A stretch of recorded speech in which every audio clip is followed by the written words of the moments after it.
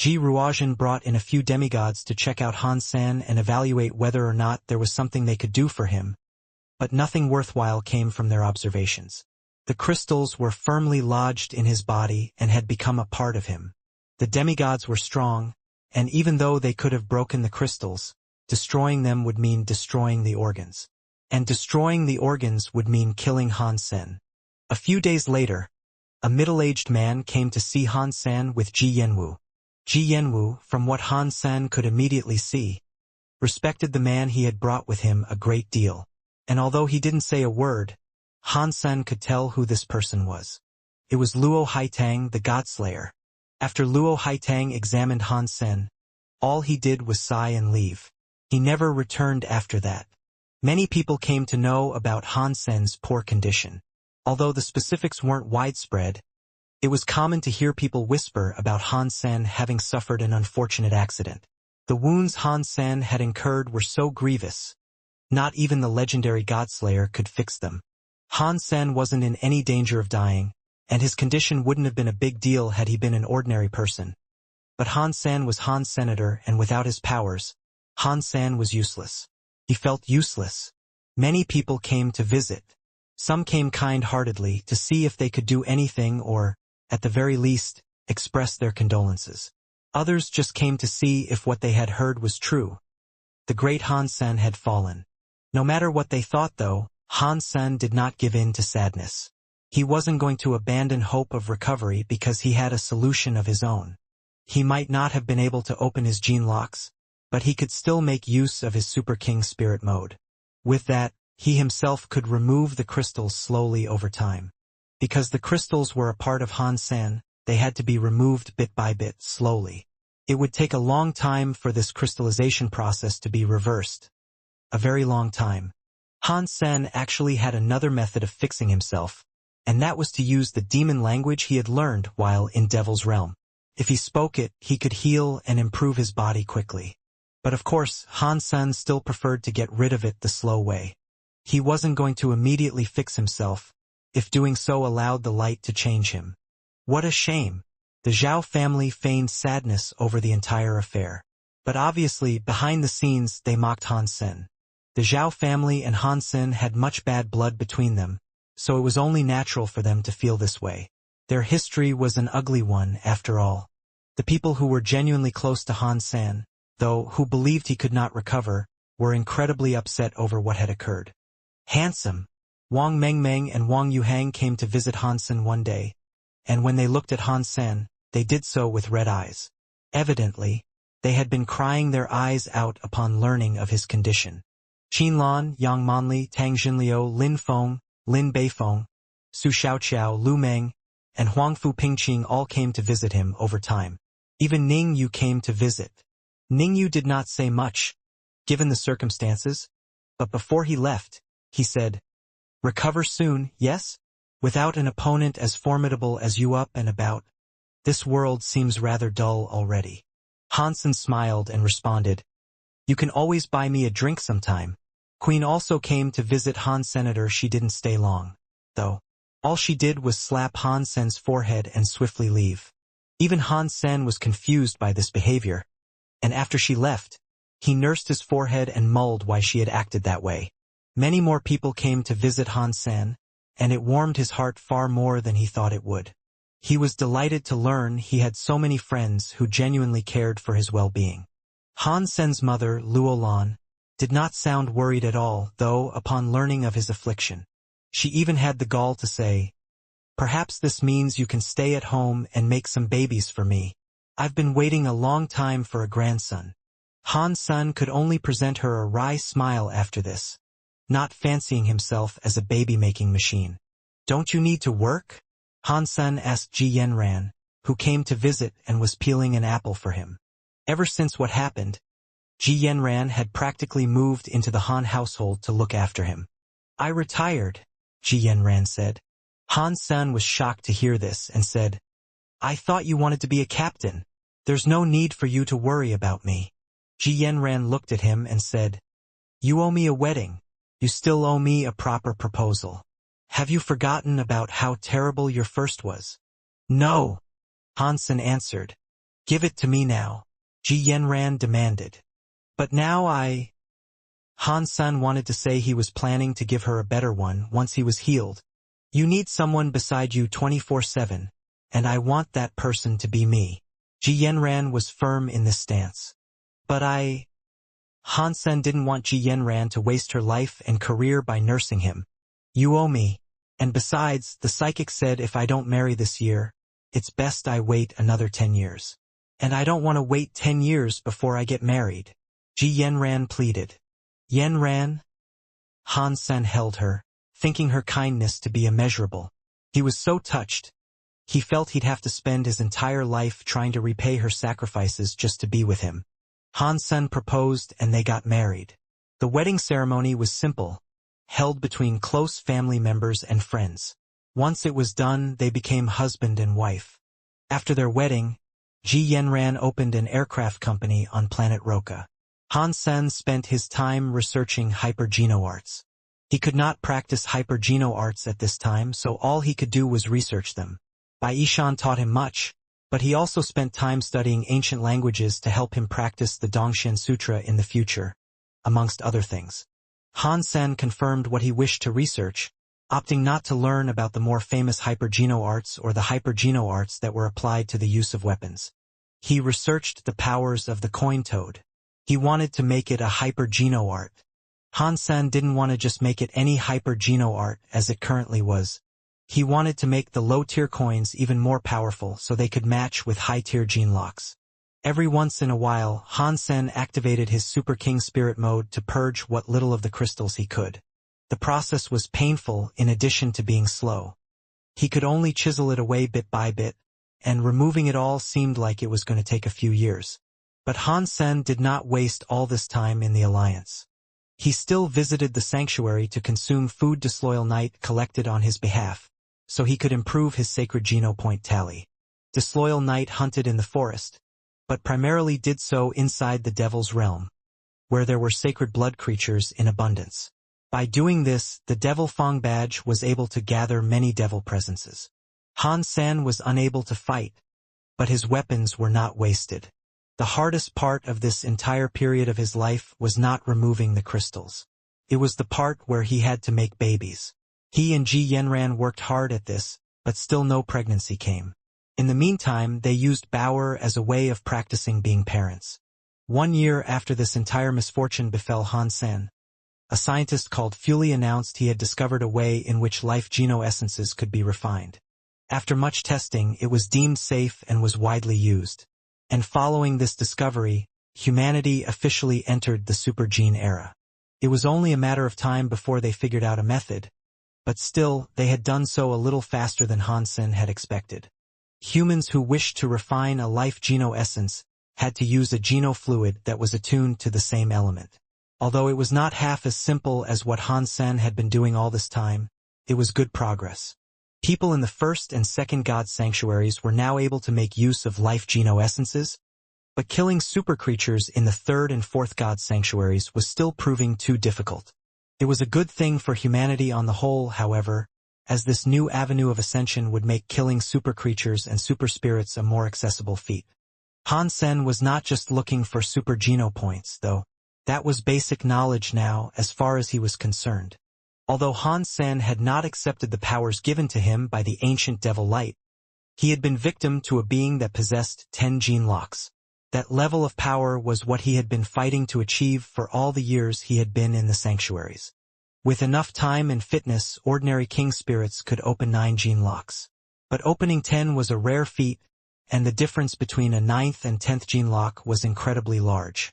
Not many king spirits and super creatures could achieve this, and for humans the chances were practically zero.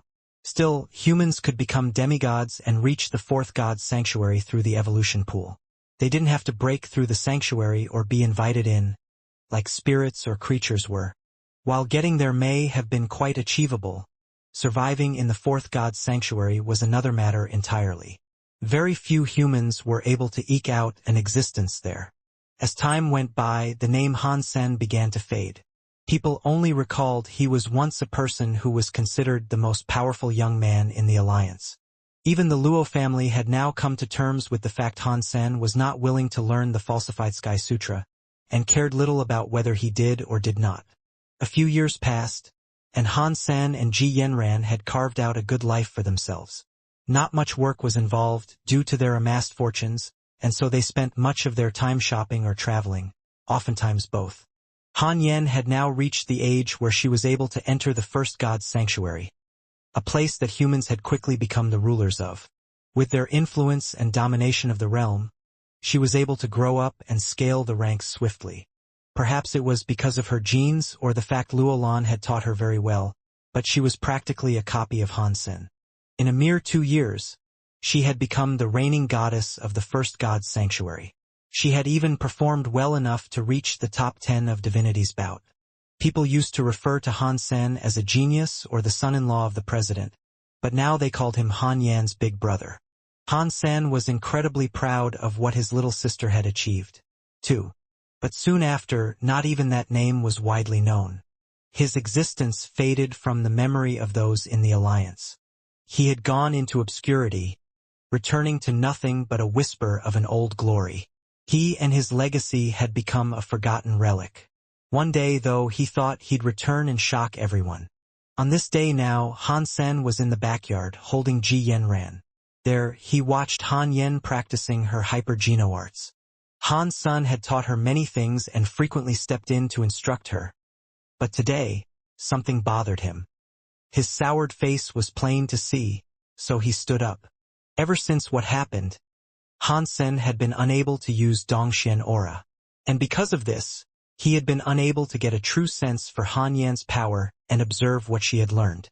But his abilities were now finally starting to return, as the remainder of the crystals were almost fully purged from his body. Today he could see her clearly. "Why are you practicing the falsified Sky Sutra?" Han Sen knew the Azura Sutra and the falsified Sky Sutra were practically the same, and he understood why his mother had not wanted him to learn it.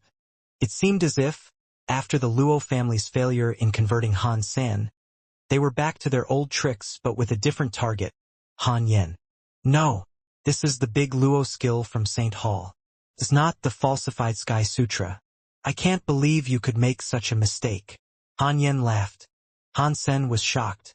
He understood now and thought, the Luo family don't give in, do they? I can't believe they're dirty enough to resort to such tricks. That night, Han Sen spoke to Luolan alone. She seemed to know already, and she said, "It's too late now.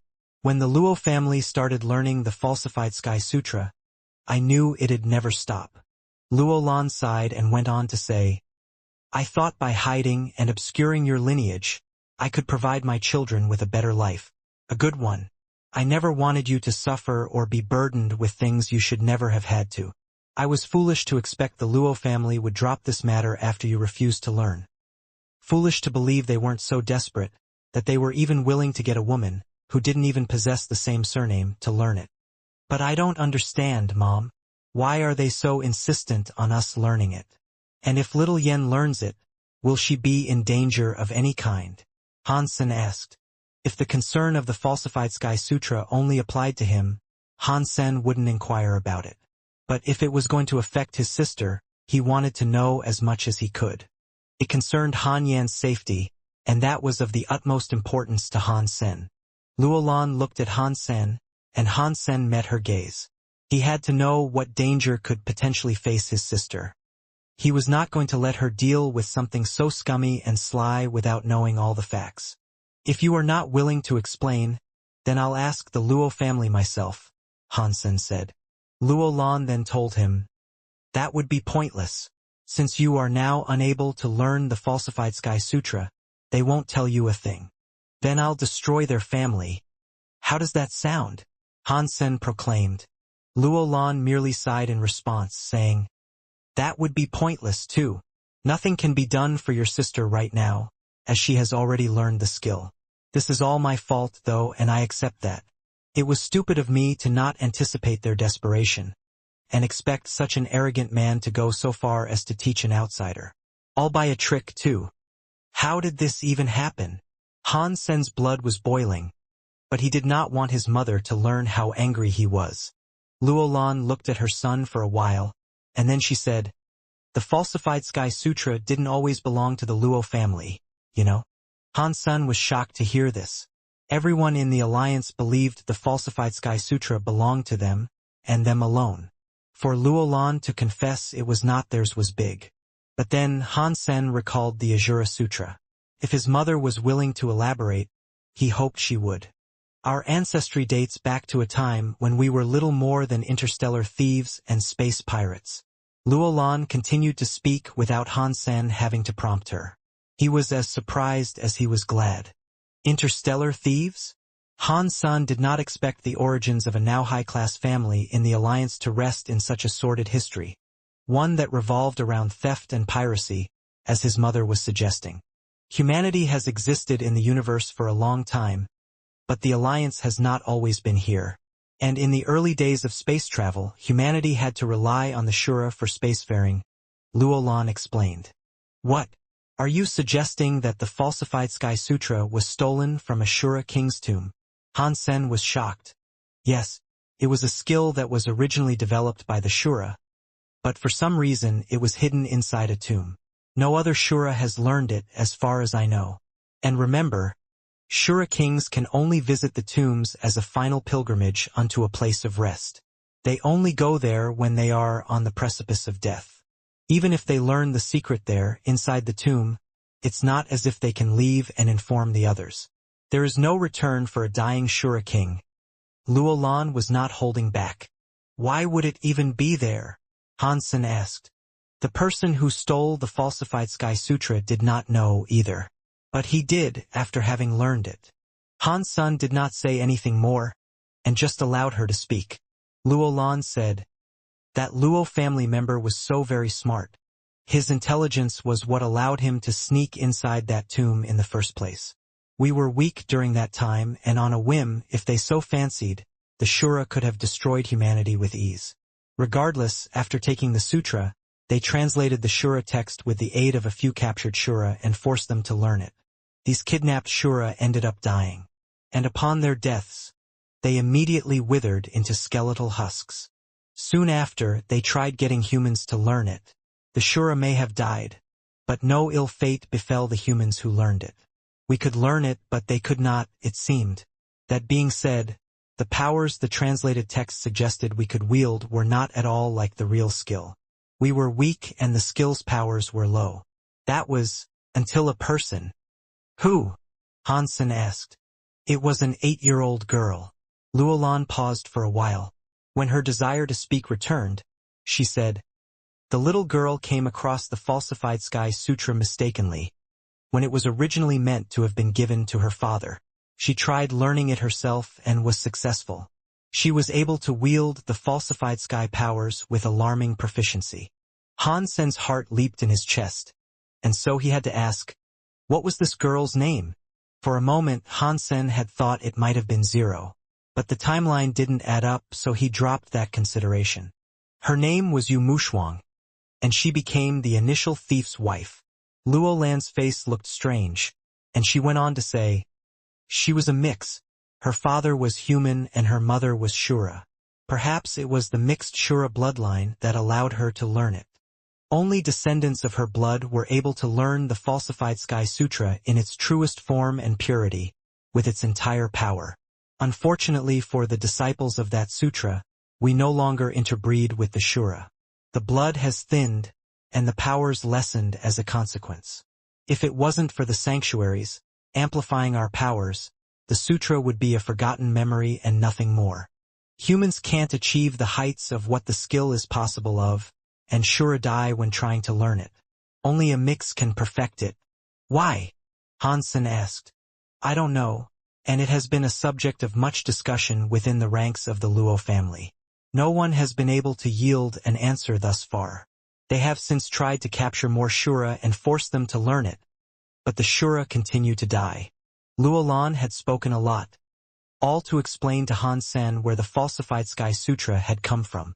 He still had many lingering questions, however, and one of those was why the family was so insistent on them learning it. Luolan continued to explain. "It is because the blood of the Shura has thinned a lot since then. There was an argument in the Luo family, suggesting they interbreed with the Shura again and revitalize their blood. Others were, of course, against the idea.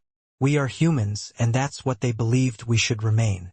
Hybrids were not necessary. It split the family in two. Those who wished to keep the family as purely human remained in the alliance. The others went off to live with the Shura. Really? Who has gone there? Hansen asked.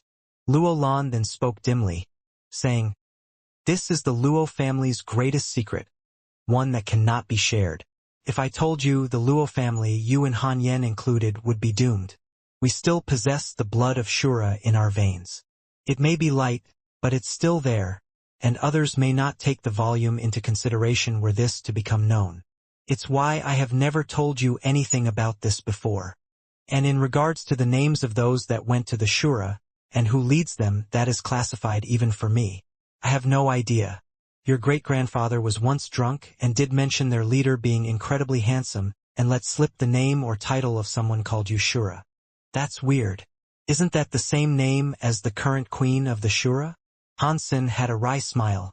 Luo Lan said, "The Luo family does not want the falsified Sky Sutra to fall back into the hands of the Shura. If it did, it could be used against humanity. So, when Yushura left, he only learned the first half of the falsified Sky Sutra. The half you have. The second half is another secret, mind you. After your great-grandfather, there was no other heir for its learning. That was why they believed it was imperative for you to learn this sutra." Han Sen was starting to understand quite a bit, and he thought these elucidations were brilliant. These revelations also explained to him why the Ajura Sutra was longer than the falsified Sky Sutra. It was the complete version. Yushura's mixed heirs were far stronger than those who decided to remain in the alliance. It wasn't until we found the sanctuaries that we could grow and accelerate our development by collecting genopoints, and later reclaim a position of greater strength than those who left. And if you're worried the mixed ones can enter the sanctuaries, you needn't be. Just like the genuine Shura themselves, the mixed cannot enter. Luolan further went on to say, "The Luo family members that left to be with the Shura, though, don't concern yourself with them. They cannot be considered relatives anymore, and beyond that, they don't even look like humans. The Luo family will never provide them the second half of the falsified Sky Sutra. As for the secret I mentioned, it is not to be mentioned to any outside the Luo family." Something occurred, and both the Yushura and Luo families agreed on not allowing anyone else to know. But every 10 years, the Luo family will send their strongest to battle against the strongest champion of Yushura's family. If the Luo family ever loses, they will be forced to hand over the second half of the falsified Sky Sutra. Your great-grandfather is the only one who has learned the falsified Sky Sutra in its entirety. So if anything ever happened to him, it'd be best if they had a replacement. If he died, the Yushura would get it. That's why the family wanted you for the longest time. Aside from me and little Yen, aren't there any other viable candidates for them to teach?" Hansen asked. Luo Lan said, "Your grandfather always desired strength. It consumed him, and he pushed and pushed until he fell in the sanctuaries. When I left the family, there weren't any geniuses like him left. Why don't I just destroy it?" Hansen said, "I have always thought that would be the best solution, so this entire matter could be just dealt with. But your great-grandfather is too arrogant to dare do such a thing."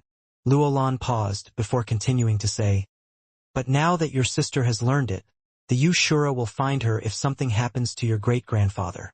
So, it is because of his foolish pride that my sister has to fight the Yushura every 10 years? Does he have no consideration for others? Is this the cost of his pride?" Hansen was appalled. "It does not matter now. It is too late." Luolan looked regretful. "Let me go to the Luo family and destroy this skill. Let pride be damned and the fighting adjourned," Hansen proclaimed. Luolan believed Hansen to be kidding at first, but she said, "She has already learned it. Doing that won't turn back the clock. Let's just hope she can become a demigod before your great-grandfather dies. I'm not waiting around, twiddling my thumbs and hoping for the best. I'll handle this. I won't let her get hurt on the account of some foolish old man." When Hansen said this, he thought to himself, Nothing is more important than my family. I'd rather give the Ajura Sutra directly to Yushura, before letting my sister fight them needlessly. Han Sen returned to the sanctuary for the first time in years. But this time he was not Han Senator now, he was Dollar. For his time there, he couldn't risk others finding out he was no longer crippled. Dragon King knew the location where they left off, and with Disloyal Knight there would be no need for him to fight much anyway. Han Sen met up with some humans who had entered that place a couple of years ago. He saved them as Dollar. In return, they gave him information regarding where they were. Han Sen then took off towards a human shelter that had developed outside of that realm. For a ride, he summoned Golden Growler. Golden Growler had only just finished evolving a few months prior, and it was as strong as any super creature of the Third God Sanctuary could be. As good as this was, however, it hadn't opened any gene locks. Over the next few months, Han Sen had managed to get the Golden Growler to open 3 gene locks. It'd still need to open another 6 to reach 9, if it wanted to really compete, though. Fortunately, Han Sen only wanted to use it for a ride right now. It was incredibly fast. When he reached the outskirts of that empty, forested land, he was not far off from the shelter he was headed towards. But all of a sudden, he started to hear screaming. Then he saw a strange light. Han Sen frowned. That area was not unlike where the shelter was supposed to reside, according to those humans. Su Xiaoqiao was feeling down in the dumps that day. He had managed to max out his sacred geno points in the Second God Sanctuary, and was sent to a royal human shelter in the Third God Sanctuary. While this may have been fortunate, it was a pleasure that was short-lived. In less than a year after his arrival, creatures had come to conquer the place. Outside of the gate, a 10-meter-tall monster stood. It had 2 heads and 6 legs, and its body was like a grossly inflated marble. When he first saw it, and the accompanying wretches, he felt terrified. He had only been in that sanctuary for less than a year, and in that time, he had only been able to consume ordinary and primitive flesh. To face creatures such as that, at his level, the chance of survival was slim. Needless to say, Trench Shelter was doing poorly. The monsters attacking had been dubbed Raging Beasts, and the one in the lead was a Sacred Blood class creature. The others it commanded were not as strong but were still fairly powerful. The weakest of the foot soldiers were primitive, whereas none exceeded mutant class. With its gene locks open, the supreme Raging Beast clobbered the walls of the shelter. With each thud, the bricks of the shelter's composure shook. Each quake was more violent than the last, and all the humans inside mournfully accepted it was only a matter of time before the entire ramparts were brought down.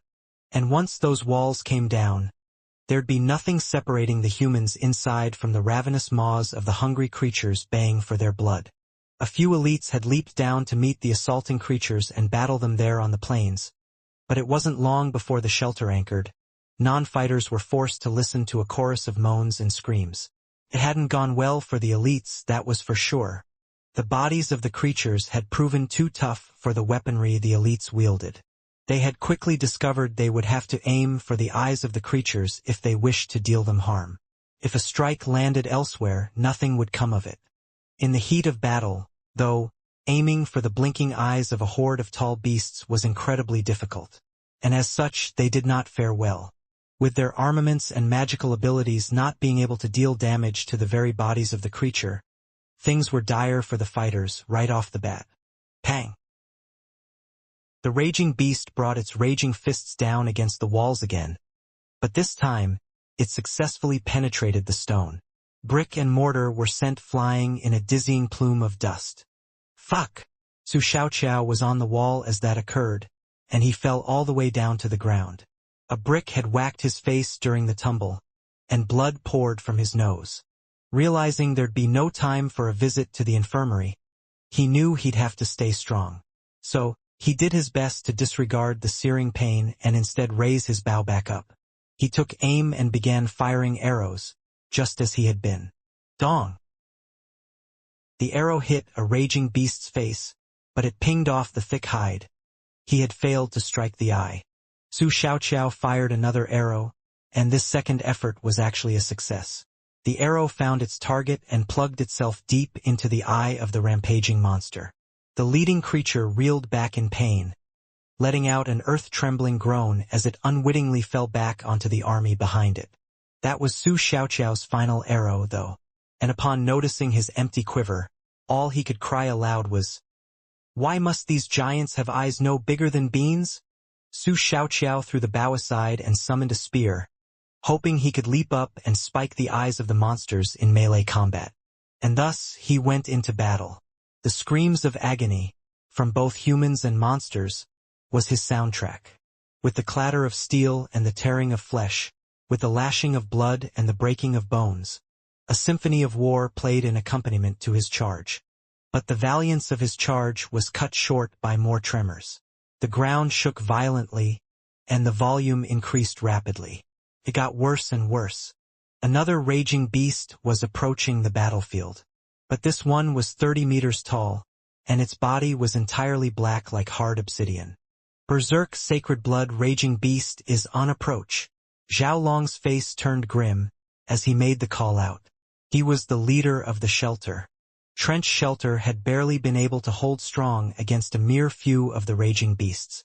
While the battle had been arduous, and the many lives had been lost, the hope of victory had never departed them. But now, with a Berserk Sacred Blood Beast on the way, things had never seemed so hopeless. The Berserk Sacred Blood Raging Beast did not heed the attack of any human, and it walked directly up to the gate of the shelter like a battering ram. Zhao Long flew up towards it, and with a spear imbued with the airborne fire of 1,000 lightning bolts, threw it towards the advancing wretch. Like a bolt of lightning itself, the flight of the spear was instant. But the Berserk Sacred Beast creature was not as lumbering as its appearance suggested, and it hastily managed to duck and avoid the spear striking its eye. It pinged off the monster's forehead and went spinning a few hundred meters away like a ricocheting bullet. Zhao Long's face turned ugly.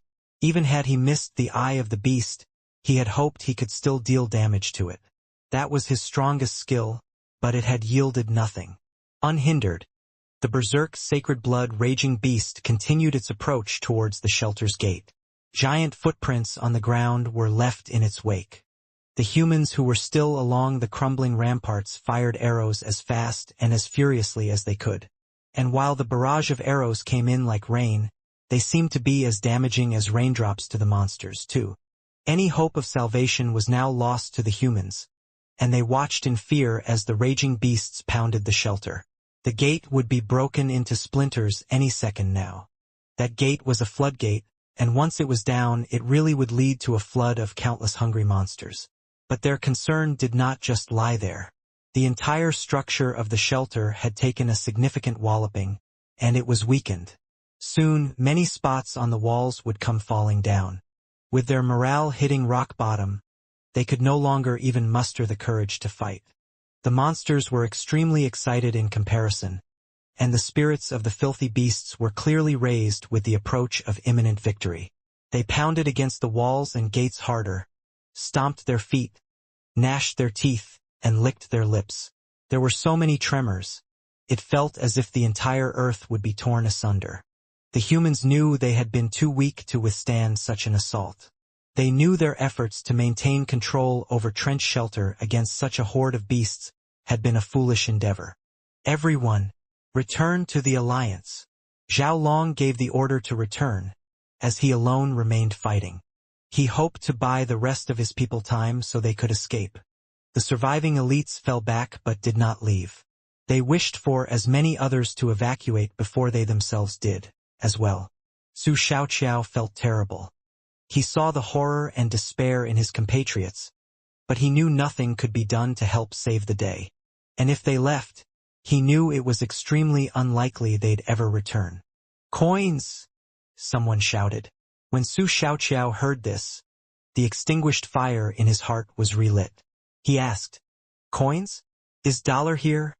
Su Xiaoqiao did not see the enigmatic figure himself, but he did see a number of coins raining down from the sky.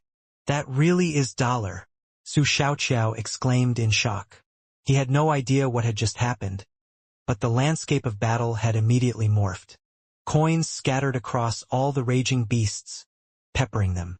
No one knew why the coins were there, though, or what they would do. But in the next second, Silence filled the shelter as everyone stared across the battlefield, with eyes wide and mouths agape. Boom! When those coins landed on the monsters, they all toppled and fell to the ground as if they had been crushed under an immense weight. It happened to every single raging beast, even the Sacred Blood class variant. They all fell down and squealed, under a phantom distress and inability to rise. What is this? What's happening? Zhao Long wasn't sure what to think right now, but the sudden turn of events had definitely left him surprised. The same could be said for all who witnessed what was occurring. They all looked at the toppled creatures in disbelief. The berserk Sacred Blood beast was the only that hadn't collapsed. It screamed to the heavens, defying the weight that sought to bring him down. But suddenly, a bright white light in the sky appeared. It was a humanoid figure with long white hair. Inside that warm glow, this person looked like an actual god. He was clad in armor, and as he drifted down towards the monster, a coin was wedged between two of his fingers. Then he fired it out at the monster. Everyone watched the coin plant itself on the beast's forehead. Immediately after this occurred, the giant crumpled and fell. At the same moment, the beast's body began to crack like an egg. As if it was suffering immense pressure, it began to break apart. From the web of cracks, blood began to ooze. Boom! The berserk sacred beast was entirely crushed by an invisible force. It was crushed down into a lumpy mound of bloody, sloppy jelly meat. For a single coin to utterly annihilate a creature in such a manner was insane, and the people of the shelter believed it to be the work of a god. "You are Dollar!" Su Xiaoqiao exclaimed to the white shadow that had appeared and saved them. He could not see his face, but he had a feeling that it was him. "Su Xiaoqiao, it is nice to see that you are here, as well." Han Sen was happy to see a friend of his had reached the third god's sanctuary. Su Xiaoqiao was delighted at the response he received, and he said, "You remember me? I've been here almost a year. It is so good to see you again." Everyone looked at Su Xiaoqiao differently, following this. It was an incredible glory, to have yourself personally recognized by someone like Dollar. "I thank you for saving us. I am Zhao Long from Angel Gene." Zhao Long interrupted the two, speaking proudly. "Dollar." Han Sen's response was short, but he then went on to say, "The rest of these creatures will remain pinned to the ground for another 12 hours. I suggest you get rid of them soon." After that, the white light that surrounded Han Sen amplified, and in a blinding flash, he disappeared again. The longer he used Super King Spirit mode, the longer it would take for him to recover. Because of this, he did not wish to linger too long. He was only there to check out the shelter. He had not expected to arrive in the midst of a massive battle and be forced to save the humans there, who were on the verge of failure. With the need for haste, he transformed and decided to make use of the coin skill he had researched and developed during his time away from the sanctuaries. Han Sen was incredibly satisfied with the performance.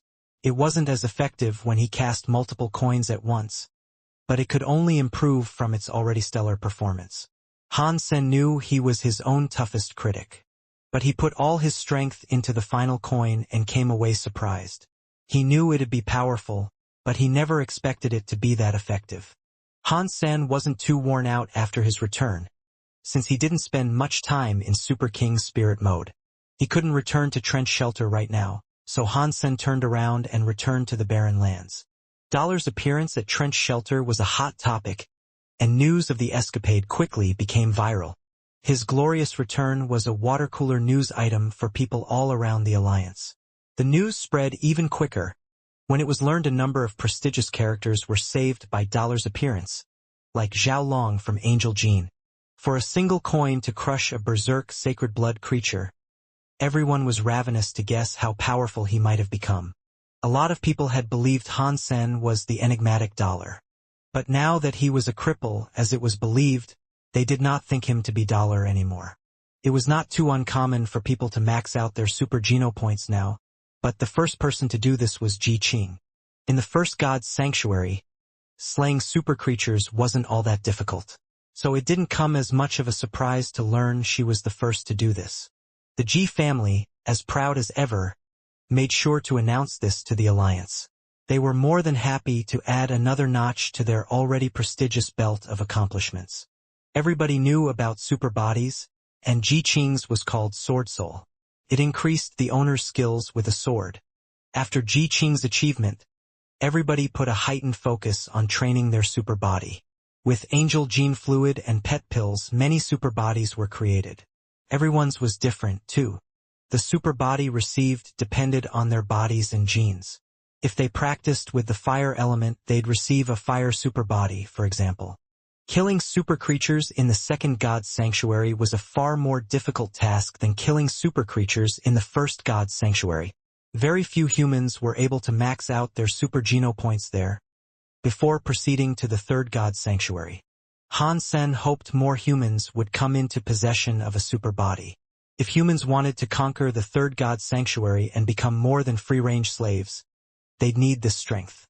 Han Sen had been fortunate his Dongxian Sutra was able to refine life geno essences.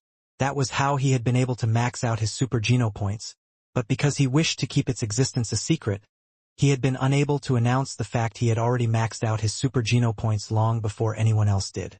He wondered whether a super body was based more on genes or fitness.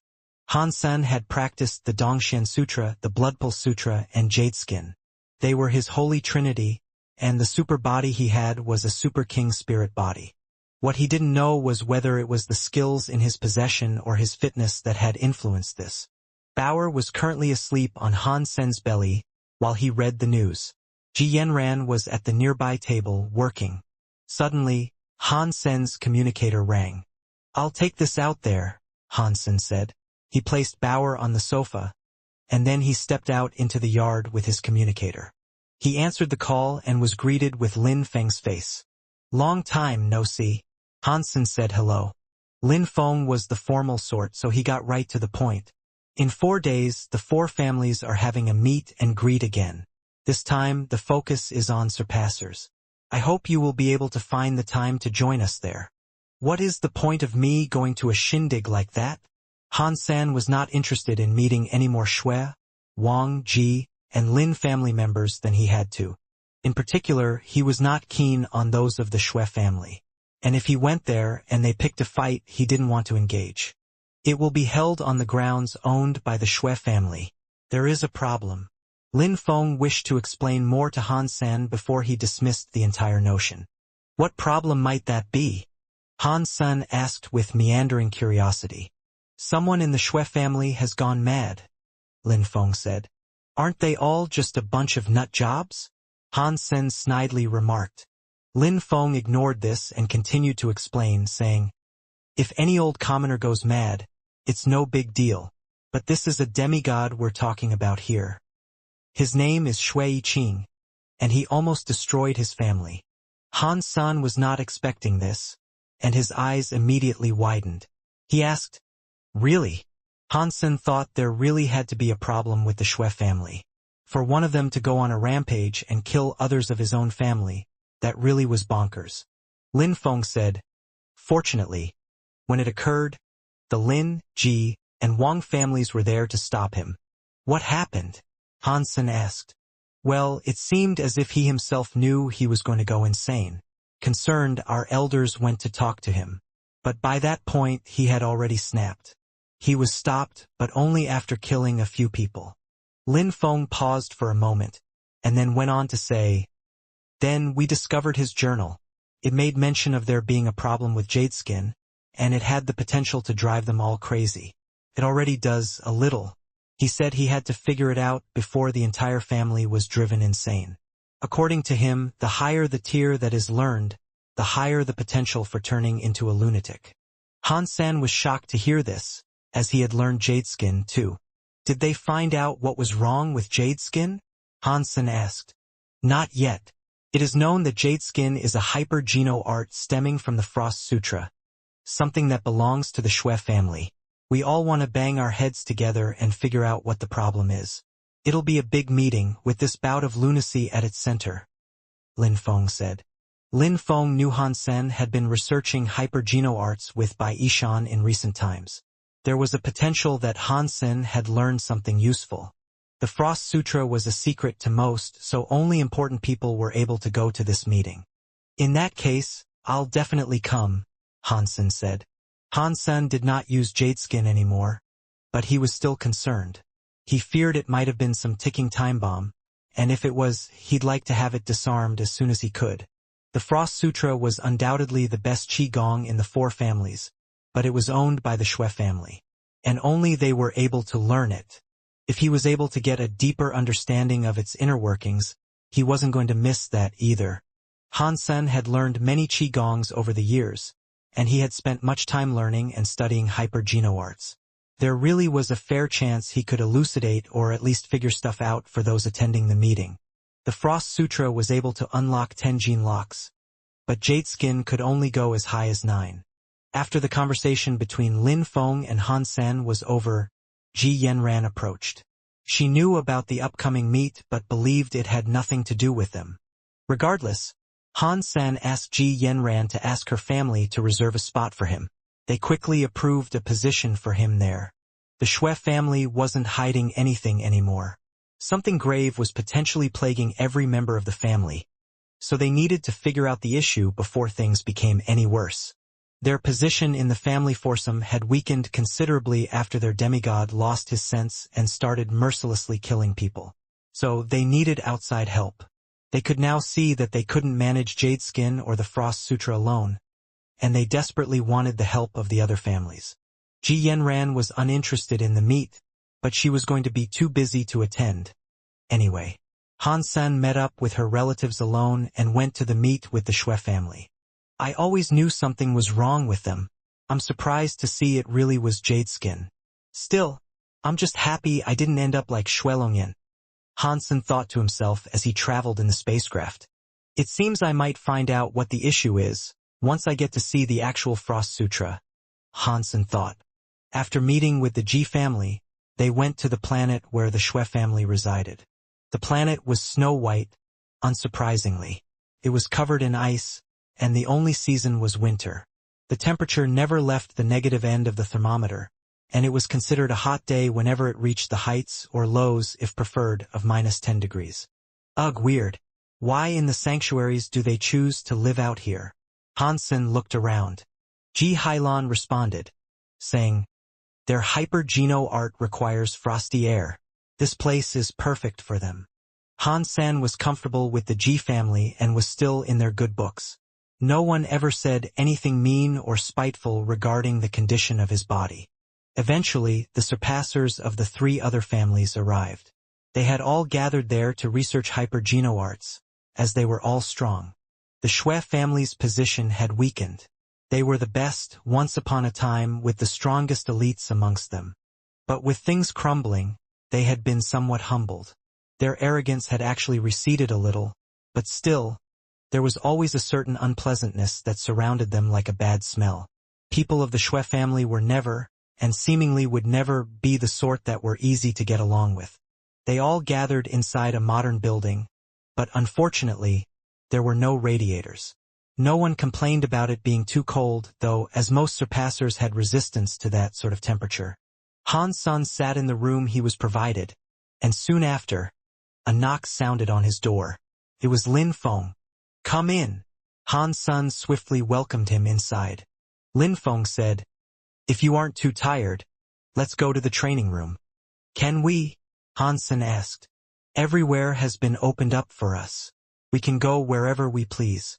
The training room has a simplified version of the Frost Sutra, too. We still need to wait until later, when everyone has arrived, to hear the complete version, though. Let's go, then. Hansen grabbed his coat. Lin Feng had been to this place once before. Hansen hadn't, so he didn't know what to expect of the training room, and he wasn't sure if he should have been surprised to find out it was an ice cave. It was -100 degrees in that cave, and Hansen found it difficult to imagine how the newbies trained there. After following down a hallway that skirted the training room, they reached a room. In there it was even colder. There were many platforms for training. In the middle stood a stone carving, and etched into the rock was a simplified version of the Frost Sutra. This was Jadeskin. A dozen people were there, looking at it. They were comprised of people from the Lin and Wang family. There were Shui family guards around, too, protecting the place. Han Sen read it a few times, and acknowledged it was the same one he had learned from Shui Longyan. If this has caused them issues, then I should expect the same, Han Sen worriedly thought to himself. Han Sen asked Lin Feng, might it be their genofluid that brings about the problems? Han Sen did not use genofluid when he learned this. So, there was a difference. Lin Feng answered, good thinking, but a few professors have already researched the genofluid used. Apparently, it isn't a harmful substance. Han Sen frowned, not being able to think of any other reasons why it could cause an issue. If you don't know anything, then keep your mouth shut and don't talk crap. We wanted to bring in elites to sort this out for us, not some useless cripple. A Shui family member arrogantly commented. Everyone there knew Han Sen was disabled, so when they heard him suggest it might have been the genofluid, one of them just had to say something. I can't fight, but I do research alongside Bai Ishan. I have researched Qigongs and hyper-geno arts intensively. It's my profession. You guys wanted the Frost Sutra to be researched, did you not? Han Sen calmly responded. Han Sen knew the people of that family were all a bit loco and volatile, so he did not wish to spur the comments into a catalyst for an argument or fight. He allowed the Shui family member to speak what he wished to. The Shui family member did not reply, though. Have you found anything out yet? Lin Feng asked Han Sen. Han Sen answered, from this thing? I don't see an issue. Perhaps I will learn what the issue is upon seeing the complete version. In that case, we'll be stuck in this ice hole for another 2 days. Everyone took the matter seriously, and if they couldn't sort out what the issue was, there'd no point in any of the families learning it. They wanted to sort it out almost as badly as the Shui family. The skill was very beneficial, so they didn't want something like that to go to waste. Back in his room, Han Sen asked, can you provide me a sample of their genofluid? That shouldn't be difficult. If they are to reveal the skill itself, I'm not sure this would be something they'd mind, either, Lin Feng said. Han Sen returned to his room and contacted the Shui family. Not long after, they delivered what he had asked for. Han Sen opened the door and saw an ice-cold woman standing outside. She looked so pretty, but also so severe. The woman looked at Han Sen with eyes that were sharp like stabbing stilettos. Han Sen was not a person who was easily intimidated, so despite her heart-chilling presence, he was able to smile and ask her, are you here to deliver the genofluid? The woman did not answer Han Senator, she only stood there silently. But just as Han Sen was going to repeat his question, she spoke. What she said surprised him. You have learned jade skin, have you not? The woman asked. Han Sen was taken aback by this, but he maintained his cool and feigned cluelessness. He told her, me? How could I have learned jade skin? The woman replied to this, saying, where you learned it does not matter to me, but if you can solve this problem that plagues our family, you will be handsomely rewarded. I haven't learned it, but that's why I'm here. I'm here to help. Han Sen would never admit it. The woman then provided Han Sen with a bottle and a few documents, telling him, this is Jadeskin's genofluid and formula. If you have any problems, feel free to give me a call. What's your name? Han Sen asked. My name is Shui Fian, she answered. Then she walked away. Shui Fian believed Han Sen had learned Jadeskin, which made him feel uneasy. He had no idea how she had managed to find this out. Before Han Sen could shut the door and retreat to the studies he wished to compose, Ji Hailan appeared. He immediately blurted, oh, have you been cheating on Yanran? You naughty devil you. Hitting on Shui Fian, are you? You must have a thing for ice caves. Tell me how you were able to seduce that woman's icy heart, or the next thing I do. I'm calling Yanran. Han Sen merely gave a wry smile, answering, I didn't even know her name, and neither did I know she was a lady of the Shui family. She was here delivering the genofluid and formula. Han Sen then showed Ji Hailan the items he had just received. Damn! The Shui families got their ladies running around like postmen? Well, if she's the one making the rounds, I'm gonna go call for some, too. Ji Hailan looked disturbingly excited. Uncle Hailan, is she a person of much renown? Han Sen asked. He was still reeling from the fact she knew he had learned Jadeskin. What? You have no idea who she is? She's the prettiest person on this ice-ridden rock. Sometimes, I find myself questioning whether or not you're actually a man. Ji Hailan had a genuine suspicion Han Sen was gay. Han Sen loved beautiful women, but he was faithful. He had a firm control of what was in his pants, and he would not dare love other women while he was with Ji Yanran. Besides, Xuefian had just exposed his ownership of Jadeskin. Han Sen's knowledge of her only covered a few shallow grounds. She was pretty, and was 20 years of age. She was the daughter of the demigod who lost his marbles, and she was a talented fighter. Xuefian, however, was still in the first god's sanctuary. She wasn't an evolver yet. Even so, this just added to Han Sen's perplexion. If she was that low in her sanctuary career, how was she able to tell Han Sen had learned Jadeskin? Back inside his room, Han Sen no longer felt safe. If the rest of the Xue family came to know that he had learned Jadeskin, things might quickly go awry. Running off now would be suspicious, though. I'll just have to keep denying it. No matter how many accusations there are, Han Sen told himself. Because he hadn't practiced Jadeskin for a long time, and the crazy demigod was locked up, he thought that none should have been able to tell he had learned it. Evidently, he was incorrect. Fortunately for him, though, the Xue family was in bad shape and might not lash out. They didn't have as much influence or room for maneuverability with their strained relationships. If the Xue family of today was the Xue family of a few years ago, and Han Sen would have been on the next flight off that planet. Han Sen then remembered he owned the black beetle. If he had to, he could use that to escape. He put his hand in his pocket to touch the insect. As he stroked the beetle, it brought him comfort. With that thing, it'd be impossible for him to lose a fight in the alliance. With his fears allayed, Han Sen got to work researching. He had no tools, so he simply looked at the ingredient list. He was now well educated in the crafts of genofluid, so he knew what he was looking at. This genofluid was primarily comprised of enforce and concentrated elemental ice ingredients. By all means, from what he could tell, consuming the genofluid would be good for you. He saw no reason why it would damage or drive individuals insane with rage. And a single consumption was all that was needed. There was nothing in it to make people addicted to repeated dosages. The next morning, Han Sen decided to have breakfast with Ji Hailan. The Xue family members that were around the cafeteria seemed oblivious to Han Sen's learning of Jadeskin, as no further mention was made of it. While Han Sen looked around in suspicion, Ji Hailan went on and on about how it wasn't Xuefian who delivered the items to him, and it was just some crotchety butler. After they finished their meals, they went to the ice cave. The Jadeskin carving was simple enough for Han Sen to read. Not that he had to. Was she messing with me? Was she only just guessing? Han Sen thought to himself. But the way she had looked at him with those cold eyes made him feel otherwise. She didn't seem like the sort to joke around like that. Xuefian kicked out everyone who was in the monitoring room and turned her attention to Han Sen. In her hands, there was a jade stone that looked like ice.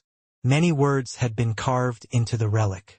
Xuefian rubbed it gently, staring at Han Sen through the camera feed. No way.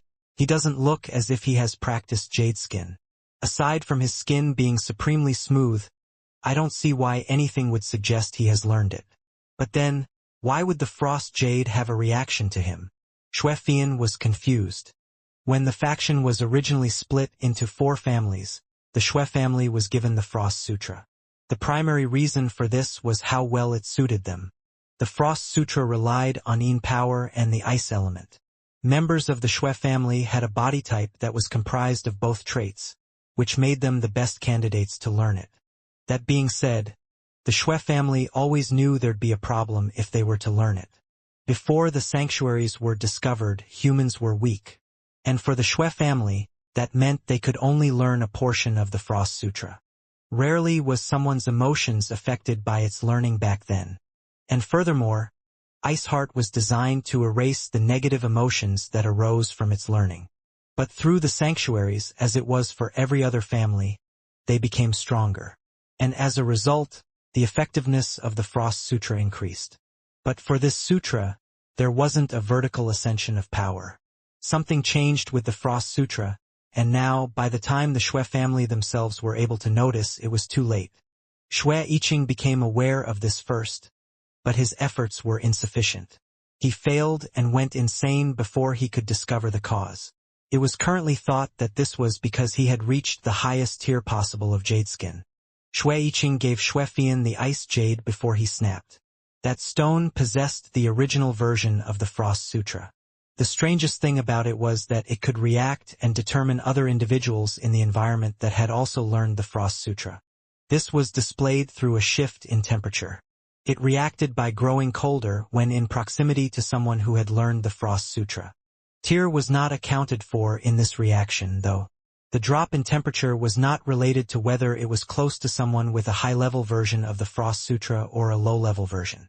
The shifts in temperature just seemed random. When the ice jade was near Shui Yiqing, it was not as cold as it was near Shui Fian, for example. Shui Fian was the one who could make the jade the coldest it could be. The Shui family did not know what this suggested, and neither did they know the benefits one could receive by clutching the jade. When Lin Feng and Han Sen visited the ice cave, Shui Fian was only 20 meters away from them. This provoked a reaction from the jade, which instigated her confusion regarding its behavior. The jade only started to react after Lin Feng and Han Sen entered. Keen to find out if it was Han Sen who had caused the reaction, she decided to deliver the items he had ordered to him herself. The results were quite shocking, in that the reaction was far stronger than she expected. She had never received such a reaction from anyone else in the Shui family. There would have been no reaction at all if someone had not practiced jadeskin. This was how she figured Han Sen had learned the Frost Sutra, despite him not giving any indication. Aside from his smooth skin, there was no frosted air surrounding his being. Those who had learned jadeskin typically possessed eyes tinted by a bluish hue. Because of this, Shui Fian was rather confused. Han Sen looked ordinary to her own eyes, but the jade was telling her otherwise. Han Sen must have at least learned the first stage of jadeskin, something which prompted the initial reaction. It remained to be seen how far he had developed, and that was why she came to watch the security feed. She wanted to study Han Sen and learn as much about him as possible, and see if she could discern whether or not he possessed any visible traits of jadeskin. Maybe this jade is simply broken. Shui Fian wondered if the ice jade had simply been mistaken and malfunctioned in some way. She exited the monitoring room none the wiser, but she still harbored a great deal of suspicion towards Han Sen. If Han Sen practiced jadeskin, and he had done so without any of the problems she and her family were suffering from, he could end up resolving the issue. He might have the potential to save the Shui family. To prevent any further tragedies, she wasn't going to let this go. She herself was determined to find a way in which this entire ordeal could be resolved. I have to fight him. If I fight him, maybe I can find out the truth, Shui Fian thought to herself. She was aware of Han Sen's condition, however. Like everyone else there, she believed he could no longer fight or make use of his energy flows. But even if this was true, that did not mean he had lost his abilities completely. So, through battle, she thought she could discover the truth. Shui Fian had to find a way, and if she was to do this, she'd have to be careful. She couldn't boldly request a match and risk inciting the ire and spite of the other three families. Wanting to battle a crippled person was not in good taste, after all. She had to devise a clever way in which she could fight him. Han Sen had no idea what manner of thoughts were running through Shui Fian's mind at that point. His mind was currently concerned with only one thing, and that was jadeskin. Long ago, when he first learned jadeskin, he had noticed a problem with it. Back then, though, he had no idea whether or not it was a problem of his own or a problem of Shui Kuang. He recalled the time he was robbed of all emotion, and his temper was spiteful towards the silver fox. To calm himself and restore his emotions, he had to use the Dongxian Sutra to regain control and flush the negative energy of jadeskin out of his body. Now that he thought about it, though, he wasn't sure how it began. It had just occurred. Whatever it was, I'm sure the Dongxian Sutra helped sort it out for me. But it's not like I can teach that sutra to the entire Shui family. Han Sen was not charitable, especially when it came to the people that had repeatedly tried to kill him. After 2 days had passed, the main event began. The meeting started in the hall where all the families convened. There, the Shui family presented the original version of the Frost Sutra and used a projector so everyone could see it. With that, all saw it clearly. Han Sen observed the Frost Sutra and tried to burn it into his memory. The rest of the onlookers examined the revealed Frost Sutra with fascination as well, but despite its grand unveiling, none were allowed to jot down the text on paper or make any form of recording. Han Sen believed the other families wouldn't want the Frost Sutra to go public either, so this was fair. The text of the Frost Sutra was in an ancient language, something Han Sen had acquired some dexterity with in his time away from the sanctuaries. He could now read most of it. The Frost Sutra was still not as good as the Dongxian Sutra, despite the fact they could both unlock 10 gene locks. It was immediately apparent how much further in-depth the Dongxian Sutra was. After forging a mental replication of what was displayed on the projector, Han Sen then started comparing it with Jadeskin. Jadeskin was developed from the Frost Sutra. It was simplified so members of the family could learn it with greater ease. That's not to say Jadeskin itself was shallow or basic, not at all. One would still require much talent and time to become proficient with it. All members of the Shui family had learned it, and they all did very well. The family was almost wholly dedicated to the sutra, and they were bona fide masters of it. While they had developed it well over the years, their work was nothing compared to what things would have been like if Bai Yishan or other top dogs had dedicated research to it. They always could have done this, but it was a part of their pride and stubbornness to keep the Frost Sutra to themselves. They could not even dream of giving it to an outsider. From what Han Sen could see now, though, there should have been no negative side effects from its learning. Han Sen focused his attention on the gene lock part, wondering if the Frost Sutra could indeed allow for 10 gene locks to be opened. It was previously established that while the Frost Sutra provided 10, Jadeskin only provided 9. Achieving the 10th tier is extremely difficult, but I do wonder why they only kept 9 for Jadeskin and did not push for a 10th. Han Sen wondered to himself.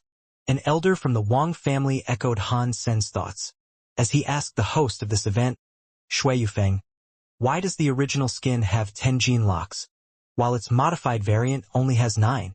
Shui Yufeng explained, it is because the person that did the modifications died. Before he passed away, he had only crafted the 9th tier. No one has been able to reach the 9th thus far anyway, so continuing its development has not been necessary. In the past, there were no super geno points, and so it was practically impossible for humans in the 3rd God Sanctuary to reach the 10th gene lock. When you reached the 4th God Sanctuary, gene locks went into a form of stasis. They calcified and solidified, rendering further advancements impossible.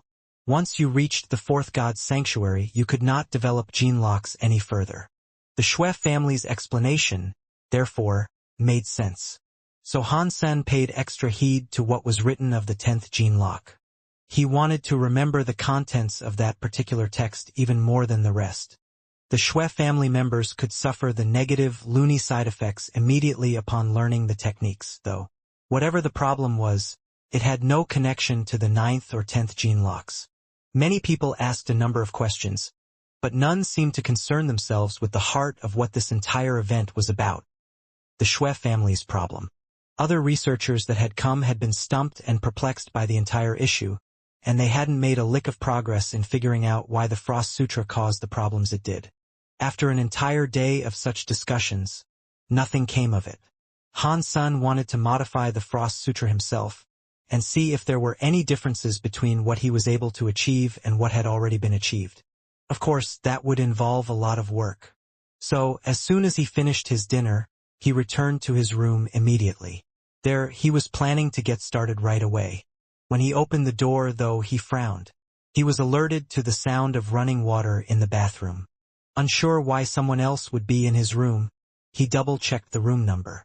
After confirming it to be his, he grimaced in confusion. Uncle Hylon? Han Sen shut the door behind him and continued talking. Hey, you have your own en-suite bathroom to make use of. What are you doing in mine? Han Sen had no idea why he would be there in his bathroom. He could have used his Dongxian aura, but he chose not to in fear of catching him in the midst of something disgusting. The sound of running water stopped, and then, someone began walking through the bathroom door. Han Sen frowned, acknowledging the footsteps as not belonging to Ji Hailan. It was a woman who opened the door. It was a beautiful woman with no clothes on. "Xue Fian," Han Sen exclaimed in utter shock. Her skin was smooth like the polished marble of an art exhibit, the natural result of one who had studied jade skin. Any woman could look pretty with skin as smooth as that, but this woman had all the right features, too. She was stunning. Her long legs ran up to meet with her juicy, bubble butt. Decorating her chest were two heaving boobs of succulent proportions.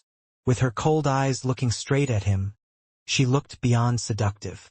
Surrounded by the steam of the bathroom, she was like a hot ice cream in the sun. Without reprieve, Han Sen would have liked to pounce upon her and eat her alive. Xue Fian, while naked, still wore a white towel. With her pose, she looked unbelievably sexy. Her boobs were almost fully exposed, with the nipples hiding just out of sight. Droplets of water ecstatically ran the length of her. "Does my room have the best shower in the house or something?" Han Sen said, smirking as he admired her fine body. Han Sen had seen many beautiful women in his time, naked or otherwise. Still, he wasn't going to lose his cool by the woman's clear attempt of seduction. When she saw Han Sen look at her like a hungry black eel, as if she was a whore, she was quickly infuriated. If she did not need to find out whether or not Han Sen had indeed learned jade skin, she would have slapped him already. She never expected him to admire her like so, after only having had a shower. No one could reasonably talk with a person suffering from a mental illness, and neither could anyone reasonably talk with a woman that was half-naked in front of them. Right now, both had been combined, though.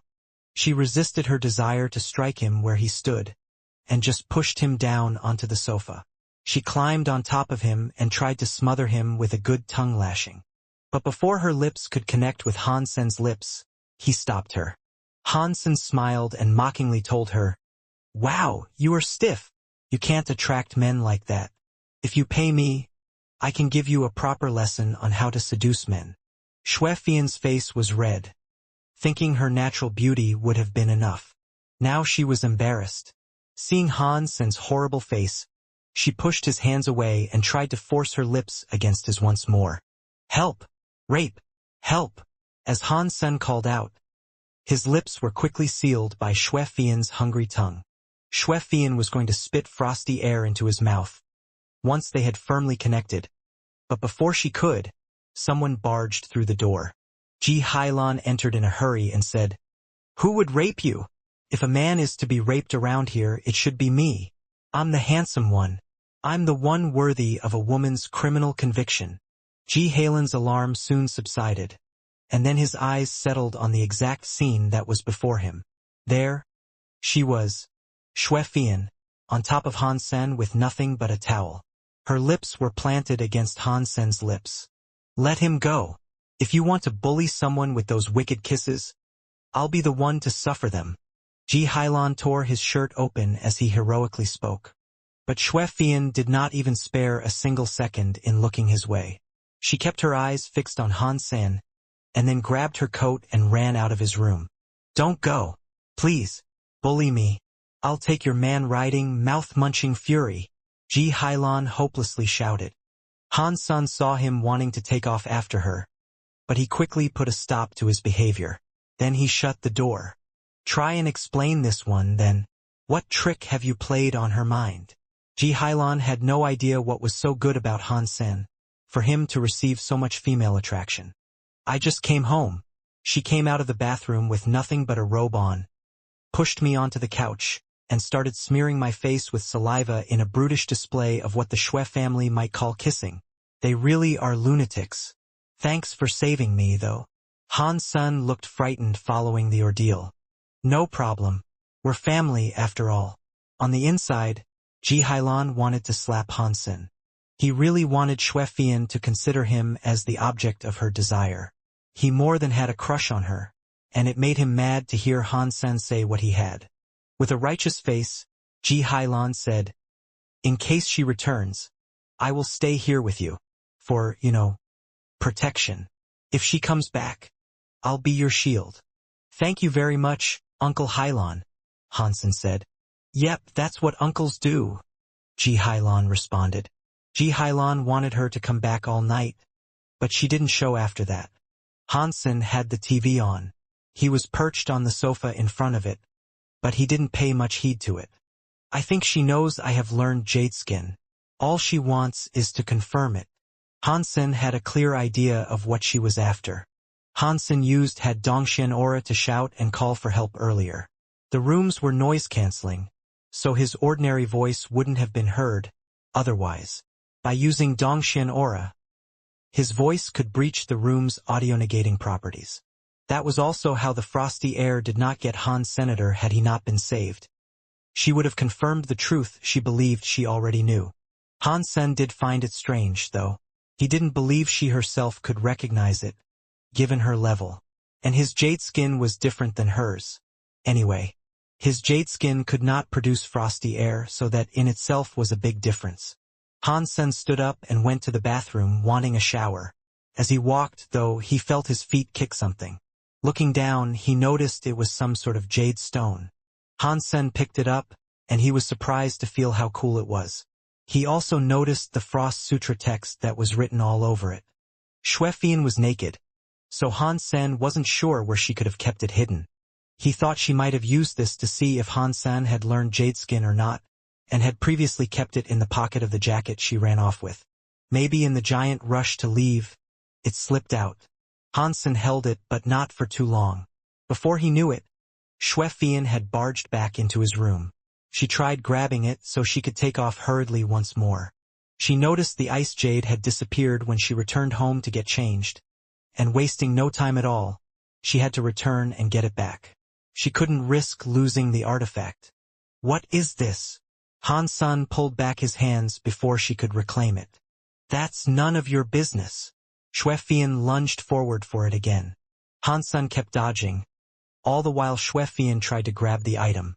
He knew she wouldn't harm him, as that would form an even greater divide between the Xue family and the others. Even if she tried, she wouldn't have stood a chance of beating Han Senator even without using half a morsel of his strength. He'd still be able to defeat her, as she hadn't even reached Evolver status yet. Xuefian hopped onto Han Sen, doing her best to recover the item. Fortunately, Han Sen's arms were both longer and faster. No matter what she did, she could not get it back.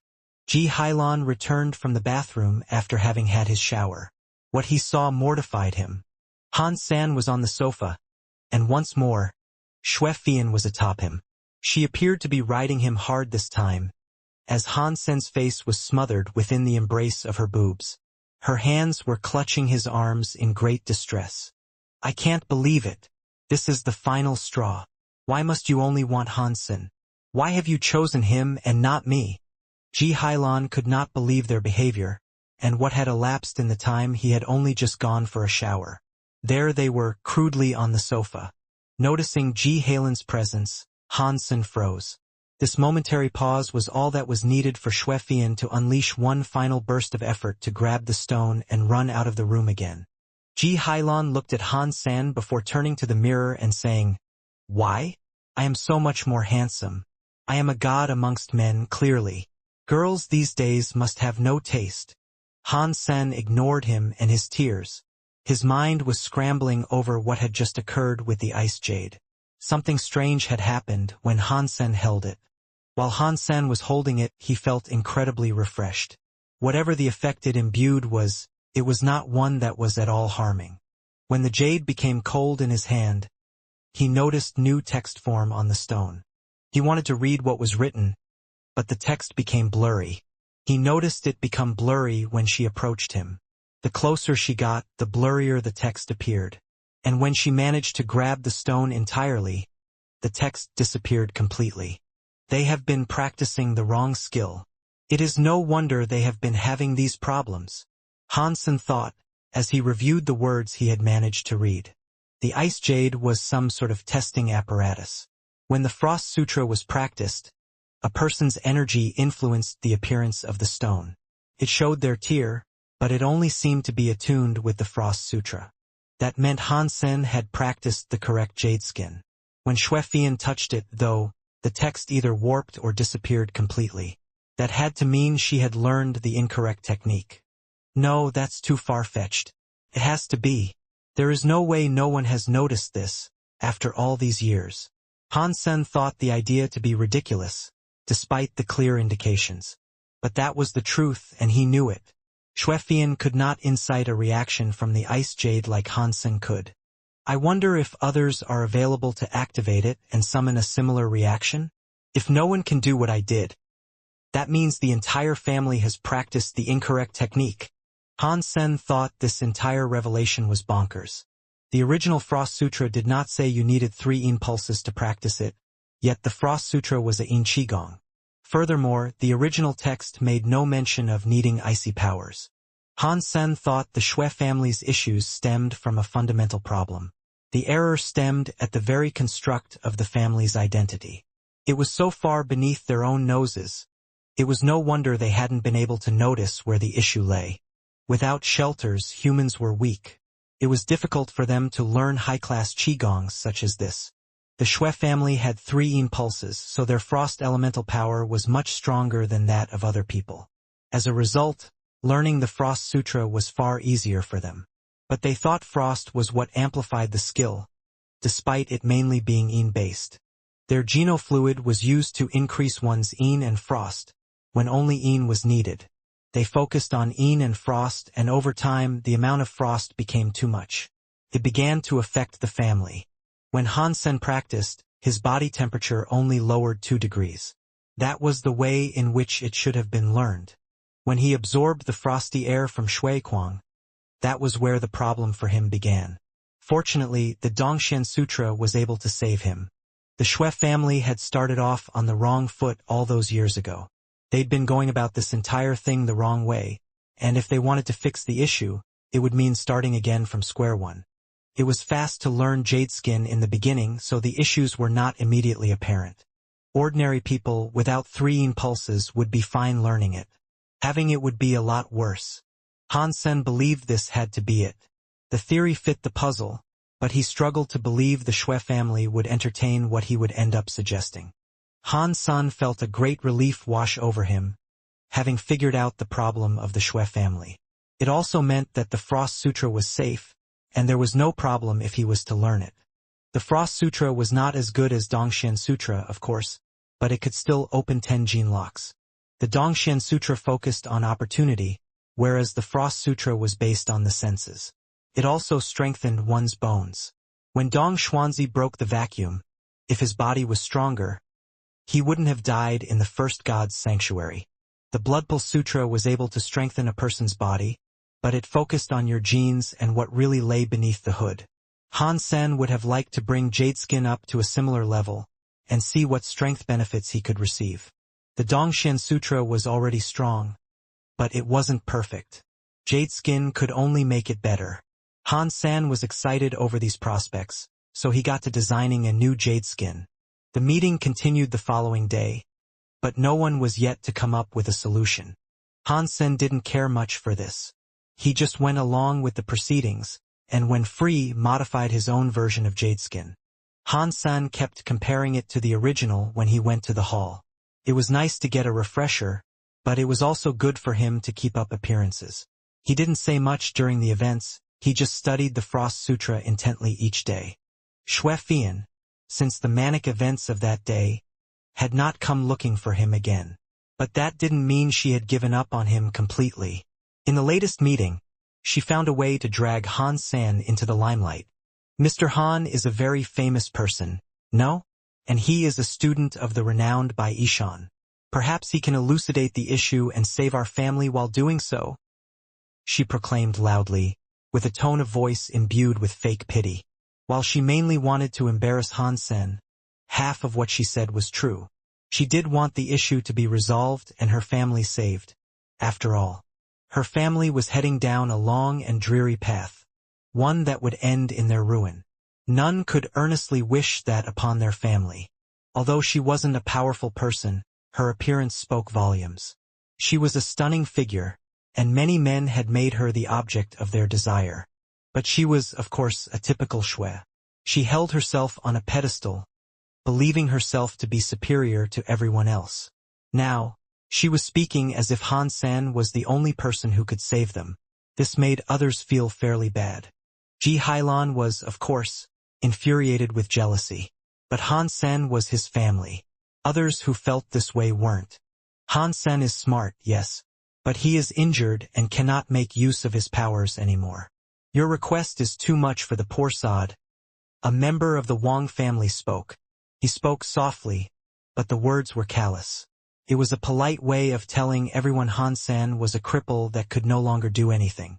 Aside from Wang Mengmeng and Wang Yuhang, Han San was not familiar with others from the Wang family. They were not surpassers, though, so they could not join in the discussions. As such, Han San did not know this person and could not be spared his cruel spite. Wang Lin, don't say that. He is injured, but he is still talented. I am sure he can help us. Xue Fian spoke again. Han San knew he had to speak up for himself. He was going to tell them about his discoveries and plans anyway in time, even with the grudge he harbored against the family. Han San wanted to prevent a lot of people becoming psychotic, as that could be catastrophic. A lot of innocents could die or get caught in the crossfire. He just wasn't sure if he could convince them to take his suggestions seriously. I have a solution, but it is likely you won't believe me, Han San finally said. Oh, you do? Please tell us. Wang Lin scoffed. Wang Lin wanted Xue Fian, but that was not why he was picking on Han San. Wang Lin was a hyper-geno-art modifier himself, and his teacher was a famous professor of a different faction than Bai Yishan. His mentor was an enemy of Bai Yishan, and thus, he held animosity towards Han San. Hating Bai Yishan's student was fairly petty, and he believed himself to be far better due to having a better teacher. He was convinced that Han San would just end up wasting everybody's time. If he couldn't come up with a solution, how could Han San? Han San had only been in this field for a few years, whereas Wang Lin had been doing this his entire life. All the families had their own modifiers, as it helped prevent their core qigongs from getting leaked. Mr. Han, please tell us. Only Han San could snare Xue Fian's interest, as he was the only person that could get her jade to react. I think the Xue family modified the Frost Sutra poorly, Han San said, swift and simple. Cut as clean and cold as the ice of their shivering planet. Everyone was shocked. Hearing this, they believed him to be crazy.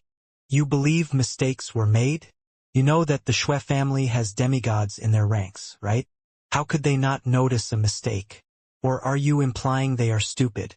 Or are you going so far as to imply an amateur modifier such as yourself is the only person in this hall, full of experienced modifiers, that is able to notice the mistake? Wang Lin looked at Han San with disdain. He himself had studied the Frost Sutra and Jadeskin, and while the modifications could have been better, he did not believe there to be anything inherently wrong with it. Wang Lin thought Han San was spouting bullshit, because the young man just wanted Xue Fian to like him. Han San understood what Wang Lin was getting at. From the perspective of an average modifier, Jadeskin was correct. It was as if translating. The general meaning of something could be translated, but much of the context and nuances of a sentence could still be lost. Their views on Jadeskin weren't flat-out wrong, just lacking substance. Han San wished to say this as an example, but he'd most likely be laughed out of the room. If Han San had not practiced Jadeskin himself, he would most likely have shared the same opinion as the others.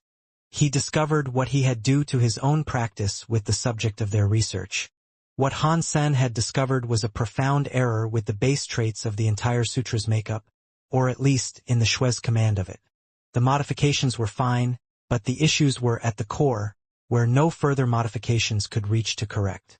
It was like in the past, when humans used to believe it was the sun that orbited the earth. It was wrong, and all the theories that were spun from this belief and ideology were then also proved wrong. Of course, until it could be proven without a shadow of a doubt, people struggled to believe it was true.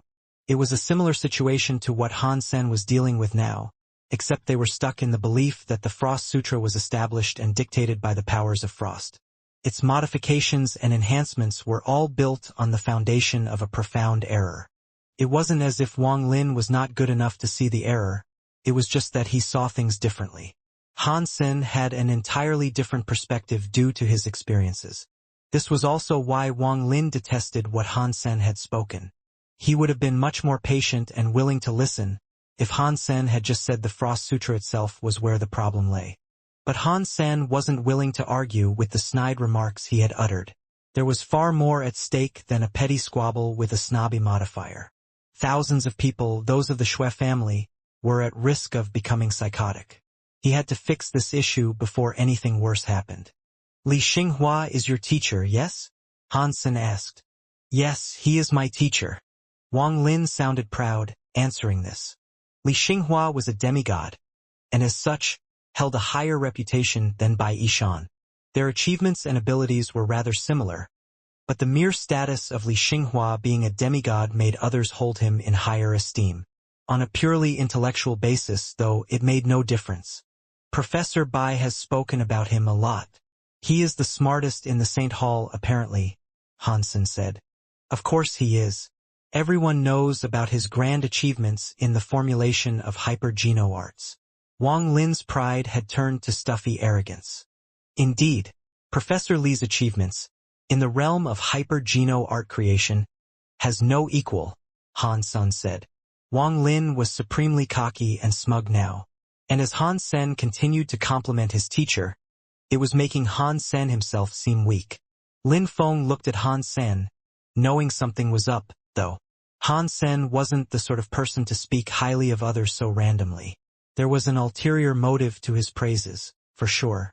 Wang Lin, feeling much better, now said, It's good that you know of your peers, and know your place. And me? I am a professional. I would know if there was a mistake. It is better to not talk at all and make yourself look like a fool, than to speak and remove all doubt. Okay. Just shut your trap and stop ruining your own teacher's reputation.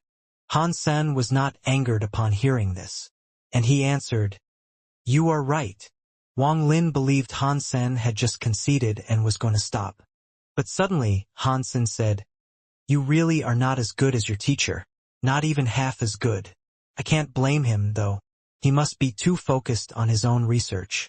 How else could he end up with such a shit student like you? All that built-up pride and arrogance was brought to a sudden stop. His mind couldn't catch up, and with such a quick turnaround he felt like he had suffered whiplash. Han Sen was quick to add, The mistake is clear to see, and yet, you were unable to catch it? Oh my, you are embarrassing Professor Li. Don't you think? Fine. If you can point out the mistake you claim we have all missed, and we all agree upon your theory, I'll happily apologize. If you are wrong, don't blame me for a triage of insults later. Wang Lin's face was turning green. You know ancient languages, don't you? Tell me. Can you read this? Han Sen pointed towards the Frost Sutra on the projector. Of course. I can even translate it, Wang Lin said. Han Sen smiled and said, Oh, really? I fail to believe that. Wang Lin then read it all out, adding his opinion as he went.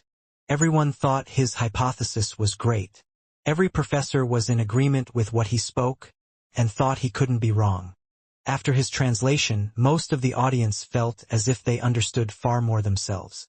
Master Han, tell me, did I misspeak? Wang Lin added upon finishing. Han Sen sighed and said, It looks like I was wrong. Professor Li has not neglected his students. Cannot be helped when his students are naturally dumb. I feel sorry for the fact he accepted such a stupid student. Han Sen considered Wang Lin an enemy now, so he wasn't going to show any mercy with his insults. Furthermore, he wanted to earn Bai Yishan a greater reputation. Explain it, then. Otherwise, don't blame me for bullying such a stuck-up cripple. Wang Lin was infuriated by Han Sen's latest comments. To this, Han Sen calmly said, If you can read this all, as well as you say you can you point out where it says this is a Frost Qigong? Wang Lin laughed and said, The Frost Sutra is based on Yin and Frost. I agree with the Yin, but tell me where it mentions Frost, Han Sen said. Piece of cake. Wang Lin turned to look at the Frost Sutra again. But as Wang Lin read, his face began to soften and change. There was indeed a mention of frost, but there was no inherent focus on the element. No way. Squinting his eyes to observe with greater focus, he noticed that the words were phrased in a way that did not support frost as a primary element. He would have been able to mention the inclusion of frost air in the text, but with so many professionals watching, they'd have been able to tell he was just trying to cover up his own mistake. Everyone was now aghast at this revelation, and they peered at the sutra in a new light. They noticed the Frost Sutra never explicitly mentioned it was a frost technique. They always believed it was based on frost due to the Shui family being who they were, and their experience in casting frosty and icy elemental powers. Frost was even included in the sutra's title. There's no need to continue. There is no mention of frost being a core component of the sutra, and yet the beginning of Jadeskin explicitly refers to a combination of Yin and frost. It's an easy mistake to make, Hansen said with a grin. The Shui family looked at Wang Lin in shock. Xuefian then asked Hansen, "So, what is the problem exactly?" Hansen told her. The Frost Sutra is a Yin and soft Qigong. The actual presence of frost has nothing to do with an expertise with the sutra. The Shui family possesses frosty powers and 3 Yin pulses. Your frosty talents made the Frost Sutra produce a frost energy. This is what led to a misunderstanding in the first place, and this is what has affected your bodies negatively. The genofluid increases your Yin and frost element. That, combined with your cold place of habitat, well, problems would have always been difficult to avoid, given the circumstances, Hansen explained. The professionals glanced over the Frost Sutra and Jadeskin again, and they too were now able to acknowledge the error. Mr. Han, how do we fix this issue? Shui Yufeng saw Wang Lin robbed of his ability to speak, so he asked Hansen. Hansen said, "You have to remove the frost element. If you practice it profoundly, you must ingest something warm to nurse your body. You should also improve ice heart. And ideally, it would be best if you didn't live somewhere this cold." Hansen provided the Shui family a solution to their woes, but he did not care if they actually listened and adhered to what they were told. Everyone was now inching closer towards Hansen in admiration of his intelligence. Wang Lin had already snuck away from the hall in shame, but no one noticed. The Shui family treated Hansen like an honored guest now, too. They asked him to help personally modify Jadeskin and the genofluid again. They also wanted him to help them improve Iceheart. The 3 other families were happy, too. If this worked, then it meant everyone could practice the Frost Sutra.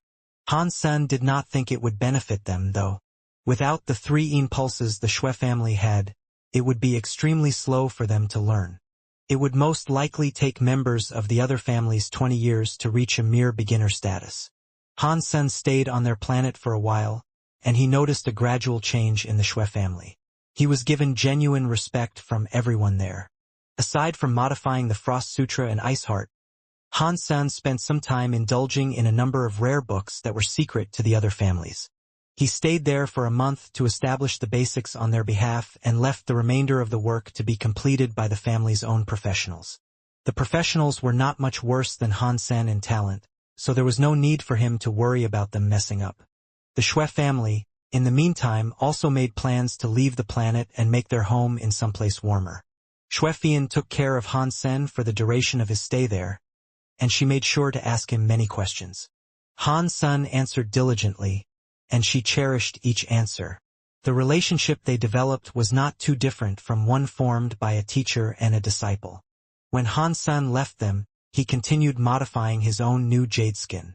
The Frost Sutra was used as a base, but he knew it had to be more than that. Hansen needed it to be much better than what it was, so it could provide support for his Dongxian Sutra. For the cons his signature sutra may have harbored, he hoped his modifications of Jadeskin could rectify them. But unfortunately, Hansen could not modify it in the way he did for the Shui family. This would take a lot of time. Back in the sanctuary, Hansen brought Disloyal Night to the Devil's Realm, so they could continue hunting creatures. His badge had almost collected 10,000 devil presences, and he was excited to find out what he might be able to trade with the Devil King. This was the reason why Hansen had not left the area for a few years. Hansen was depressed seeing Little Angel, though. He still had no clue how long it would take for her to evolve.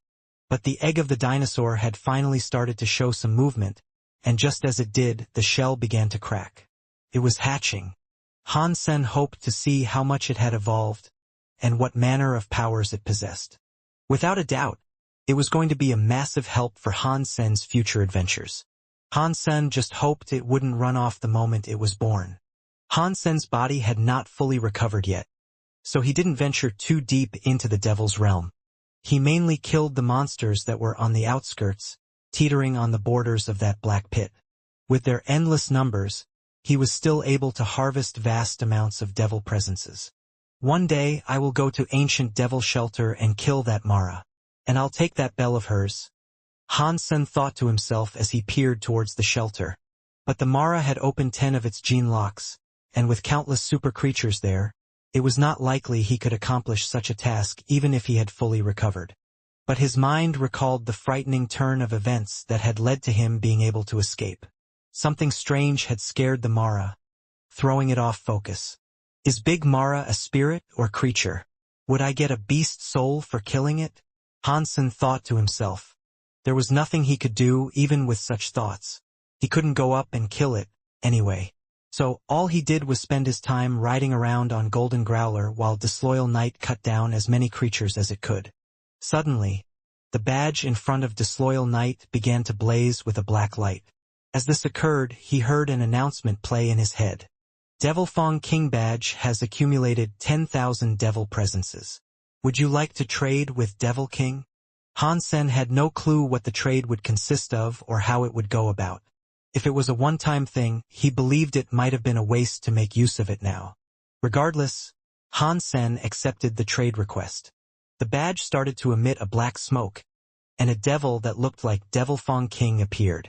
Devil Fong King spewed some devil air, and it floated in the space between them. 10,000 devil presences in exchange for one item. Choose now, Devil King said. Choose what? I don't see anything. Han Sen looked at the murky cloud of air that had been spat out. It had split into 10 different frames, but he couldn't see anything inside them. Devil King did not respond. This is like a lottery. Can I get a feel for the items first? After Han Sen spoke, he touched one of the murky clouds. But immediately after he touched it, the other 9 went straight back to Devil King. And then, the Devil King returned to the badge. This concludes the trade. Devil presence tally has returned to 0. What? That's it? Han Sen was a little confused about what had just happened. The devil presence had all disappeared in return for a single item. It was a black pill. Its color was darker than ink. Devil pill. Devil King weapon. That's a weapon. It was merely a black pill roughly the same size as an egg. It most certainly didn't look like a weapon. Han Sen put some energy into the pill but discovered he was still too weak. It'd take a while for him to recover, yet, when the energy entered the pill, the pill released a puff of smoke that enveloped Han Sen in a murky, foggy embrace. What was that for? It's not like it can kill something. Han Sen was well and truly perplexed. But just as these thoughts came, the smoke began to shrink and manifest in the shape of a dagger. Wait a minute. Can it become a sword? Han Sen then wondered. The dagger turned into smoke again, before reassembling itself as a sword. Han Sen was delighted. The smoke could turn into any weapon he desired. But weapons were the extent of what it could shape itself as. It could not embody the shape of armor or a shield. Unfortunately, it was not as tough as Taya nor as sharp as the Phoenix sword, but the versatility was great. The fact that it could take on any shape was remarkable. With this devil pill, I don't need to swap weapons when I wish to change my moveset. Han Sen liked this a lot. He imagined his enemies trying to deflect the gentle swings of a sword, and then suddenly going up against a huge hammer. He thought that'd be pretty sweet. More importantly, though, Han Sen could have it manifest as a bow. He had always wanted a superclass bow. It could also turn into an arrow, but he could not have it form the bow and arrow at the same time. Han Sen tried to flex its powers, and he believed it to be no worse than any other super beast soul he could have received. The only real downside to it, though, was the lack of any elemental powers. Also, you'd need a good deal of energy to support the devil pill. The pros and cons were obvious and plain to see, so Han Sen figured it must have been a Geno treasure. The badge could still be used if he collected another 10,000 devil presences. If he did that, he could do another trade. What's more, if he went into the devil's realm even deeper, the collection would be much faster. Seeing the numbers turn to 0, Han Sen decided to return to the shelter for the day. There were many abandoned shelters in those barren lands, and Han Sen had decided to make his temporary residence inside the confines of a derelict royal shelter. If any creatures sought to infiltrate them, disloyal Knight always remained vigilant in defending him. Han Sen figured he should return to the Alliance for a bit, too. But just as he was about to, he suddenly heard a sound. The divinity's bout has started. The martial monument has opened. Han Sen was shocked, not expecting the third sanctuary's divinity's bout to have already started. He was still injured, so there was not much he could do there. Even if he was in tip-top shape, he doubted he could do much versus the Emperor spirits there. Well, I might as well join. Han Sen signed up. He was the only person living in that shelter, so he was the first and only contestant there. He was accepted into the tournament by default. When Han Sen signed up in the martial hall, he used the name $. If you were in a populated shelter, everyone would have to compete against each other to secure a position in the tournament. Only the best of each shelter could join Divinity's bout. The real Divinity's bout, therefore, wouldn't start for another month. Now was just the time for sign-ups, pretty much. Han Sen got his hands on a good sunbathing chair, and as he reclined there in bliss to soak up the sun, he studied more about ancient languages. Bauer was playing games with the bird. She had fun throwing it up into the sky, at which point it frantically tried to course-correct with its wings and fly away. But before it could, Bauer would always catch it. Han Sen felt sorry for subjecting the bird to such a fate, but if he stopped her from tormenting it, she would only end up annoying Han Sen. Han Sen missed the white bear and the rabbit king he kept in the underground shelter. At least with those, there'd be a wider variety of creatures for Bauer to torture and treat like toys. The pain would at least be shared. But Han Sen still had no clue where Thorn Forest was, and thus, he could not reach the underground shelter and bring them to her.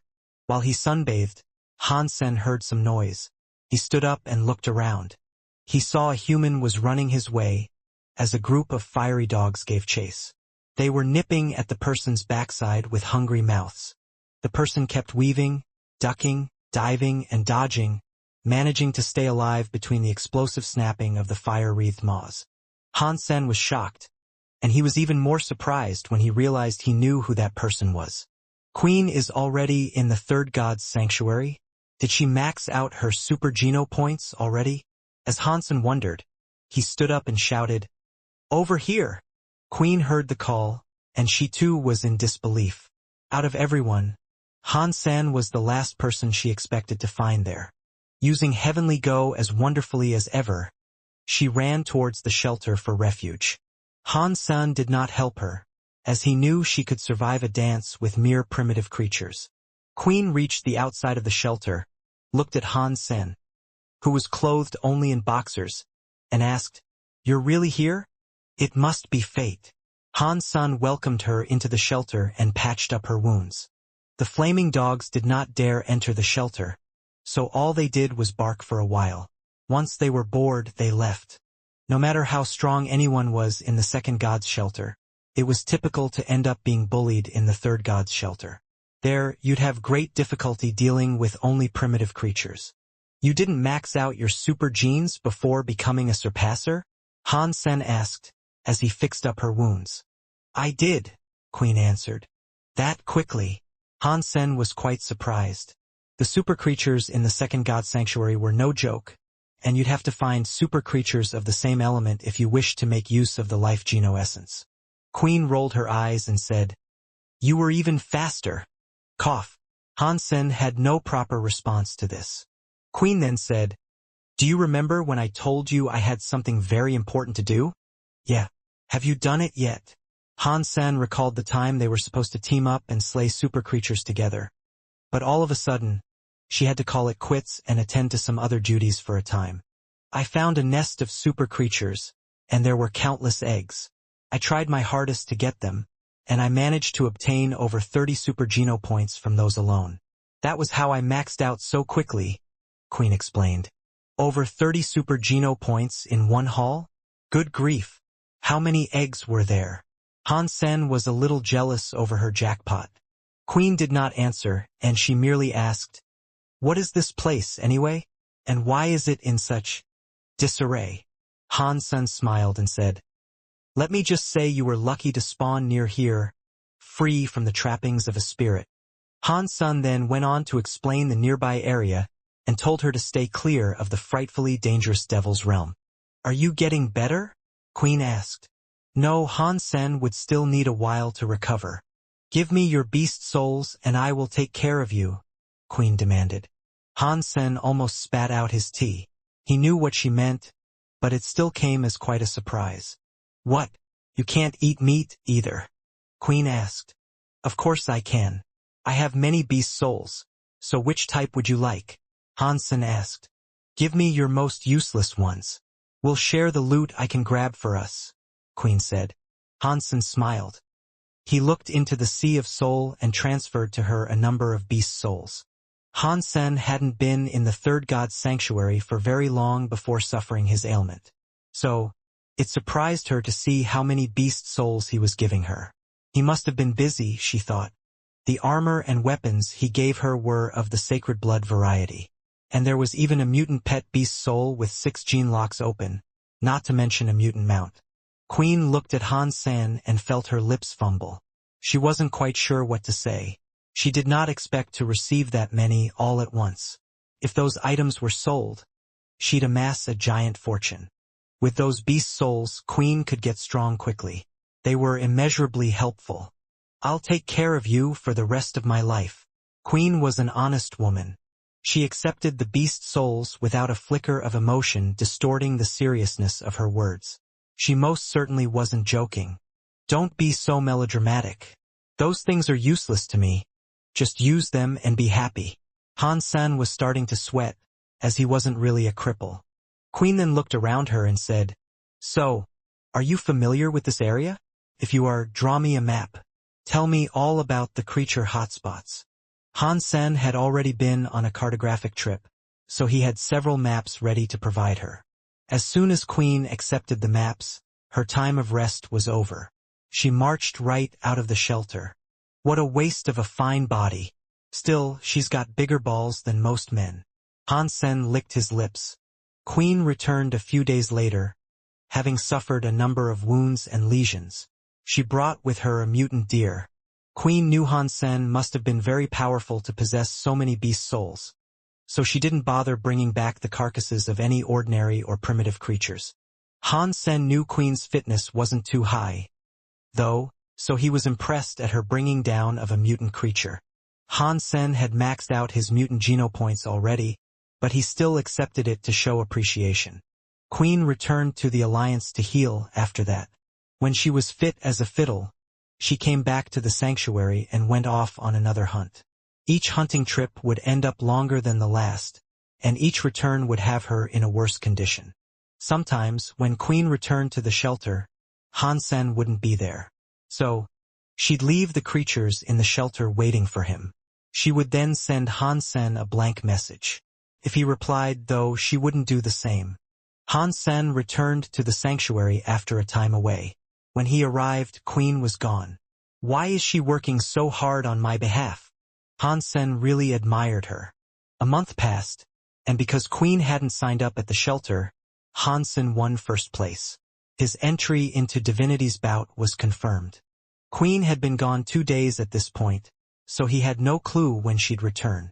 When Divinity's bout started, Han Sen donned a suit of armor and went straight to the martial hall. Then he proceeded to the battle area. Spirits were everywhere.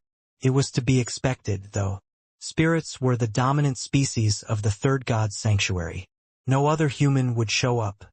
Han Sen hid his energy flow, so no one could tell whether he was a human or a spirit. Han Sen checked out the match list to see what was in store. He hadn't fully recovered yet, but if he was able to go up against a weak spirit, he wagered he'd be fine. What he saw disappointed him, though. He was first going to go up against Fei Yu King. It must have been a powerful spirit. Using Super King Spirit mode would be pointless here, as it'd render him weak. He'd most likely win the fight, but he'd be spent, and he'd be unable to take part in the next. To hit the top 10 of the Third God's Sanctuary's Divinities bout, he could not use it. Han Sen decided to not participate and planned to just sit and spectate the fights instead. Fei Yu, your opponent is called Dollar. Weird. Huh? That can't be a human, can it? Han Sen heard this while he looked for a seat. You've gotta be kidding me, Fei Yu King responded. It's probably some trolling spirit who couldn't even be bothered to spell out his title in full. You're probably right. If it was a human, it'd be a human with a death wish, the other spirit said. I wish it was a human, though. They are sad and pathetic creatures. Last weekend was wonderful. I spent some time torturing a few humans to death. Their screams were a delight. Fei Yu King spoke with no certain tone or display of emotion. He spoke as if it was just an ordinary chat and something common to say. Haha. You are a king spirit. Of course you would think they are weak. They have no principles, though I'll give you that. They're comparable to dogs and mangy as they can be, too. Put out your hand without striking them, and they'll think you're giving them a treat. Many nearby spirits joined in with their talk, all saying horrible things to put down humans. Han Sen's face turned green with their wretched speech. Learning how they treated humans, and for what pitiful reasons they'd happily kill them, Han Sen was fuming. Spirits were able to respawn, so they had no idea of the fear humans felt when it came to the possibility of death.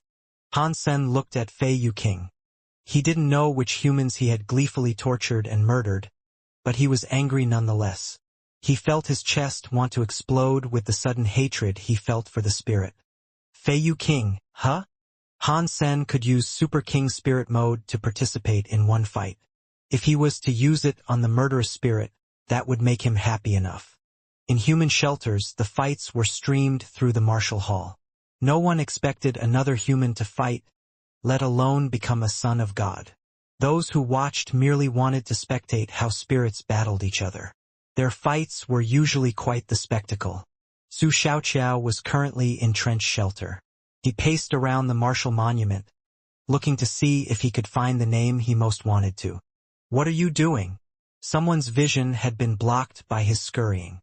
I am looking for Dollar, Su Xiaoqiao responded, as he looked. I don't think he'd join a fight like this. There are far too many king spirits there, the person said. I found it, Su Xiaoqiao exclaimed with feverish excitement. Dollar is really taking part? In the martial hall of trench shelter, many people wanted to see Dollar's name on the list. Dollar versus Fei Yu King? What? This is legit. Dollar has to be the Dollar, yes? It can't be a spirit, right? Does anyone know who Fei Yu King might be? I don't know, but if it is referred to as a king, it must be powerful. Old Lee, where are you going? I'm going to spread the news. I'll make some calls and have people come watch. I think there's a while before the fight starts, too. I'll help and make a few calls as well. I can only see spirits spectating. Where are the humans? You'll probably see a few more when it starts. When Surpassers learned Dollar was to take part, even if they had no prior interest in spectating Divinity's bout, they frantically scurried over to watch. Everyone who had heard Dollar was a participant went to the martial hall. Some humans eventually recognized who Fei Yu King was. Damn, his first opponent is Fei Yu King. Why? Is he strong?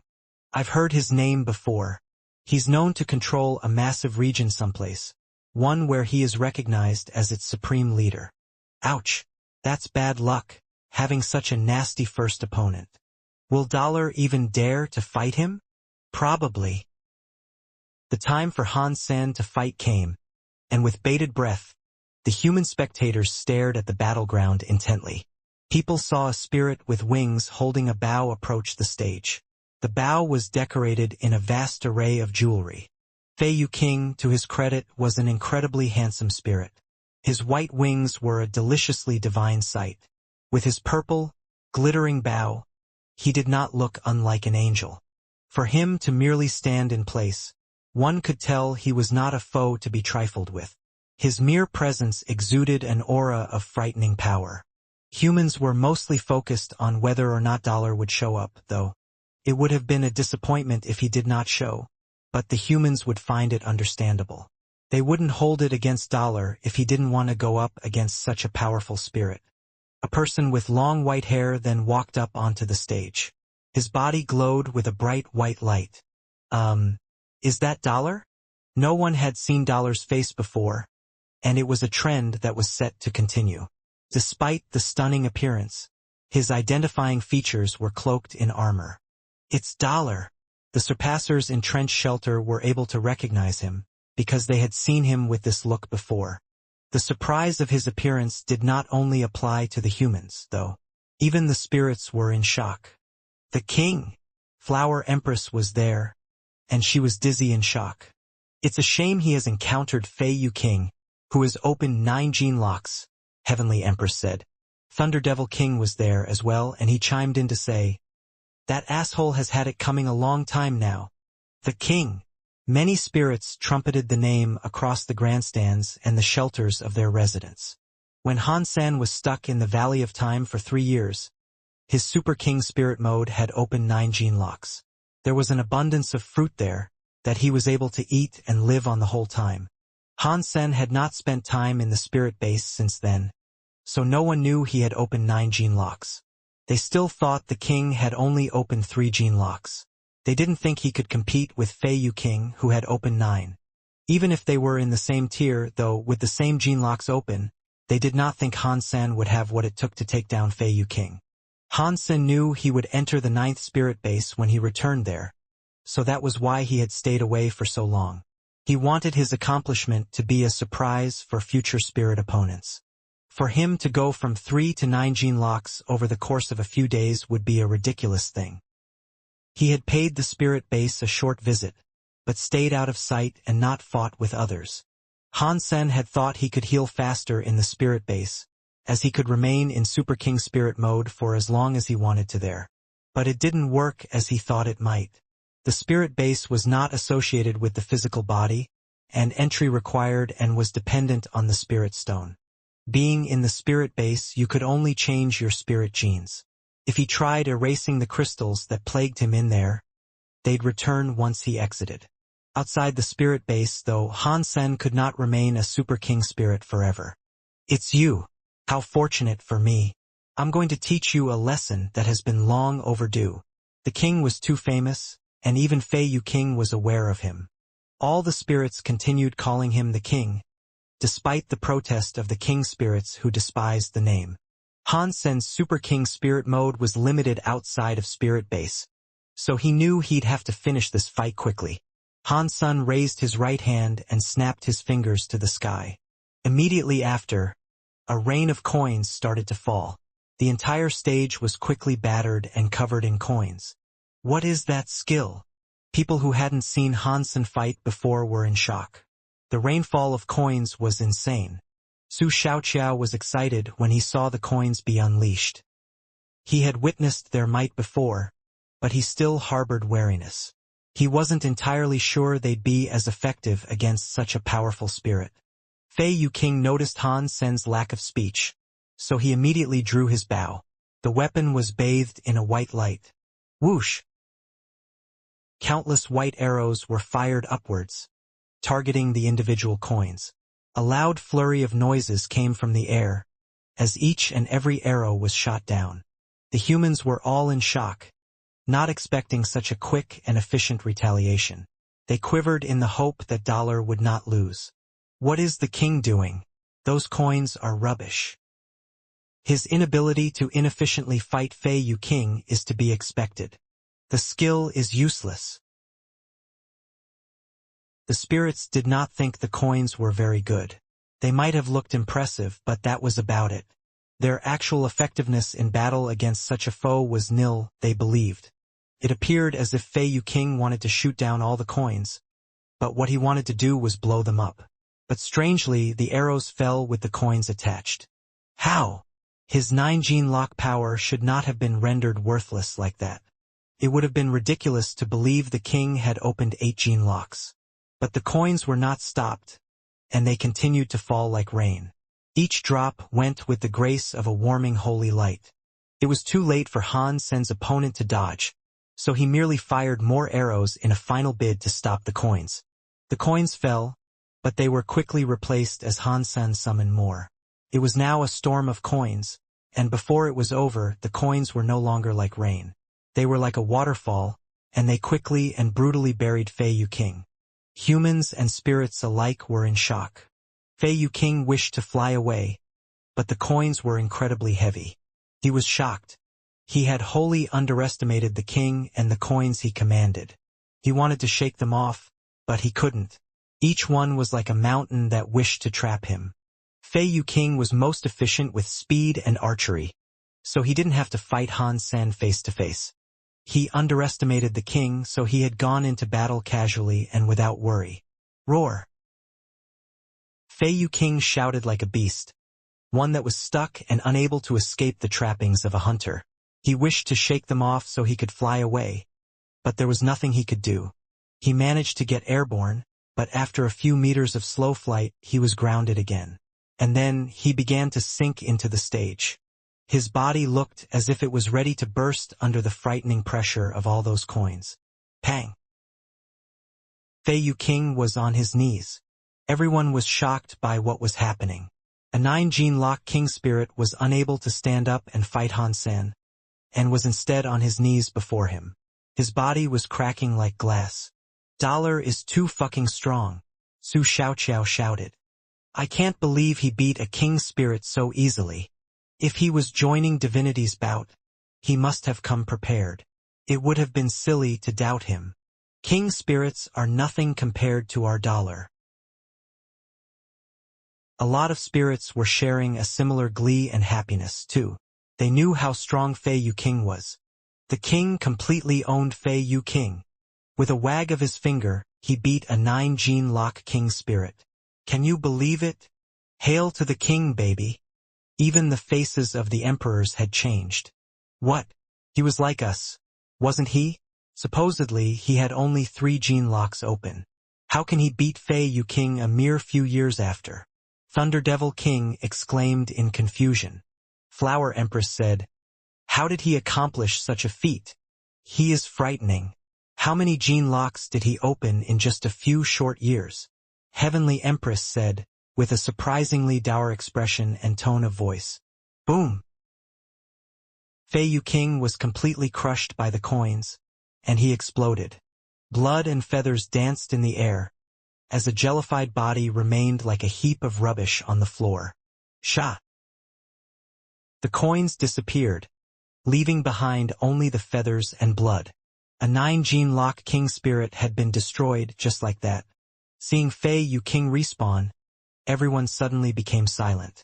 When Han Sen left the stage, the humans and spirits woke up from a daze. Dollar beat a king spirit. Is it time for humanity to grow strong in this place? Hail to the king, baby!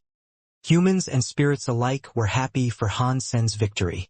They both believed him to be on their side. Back in the martial hall, exiting Super King Spirit mode, Han Sen felt a little nauseated and weak.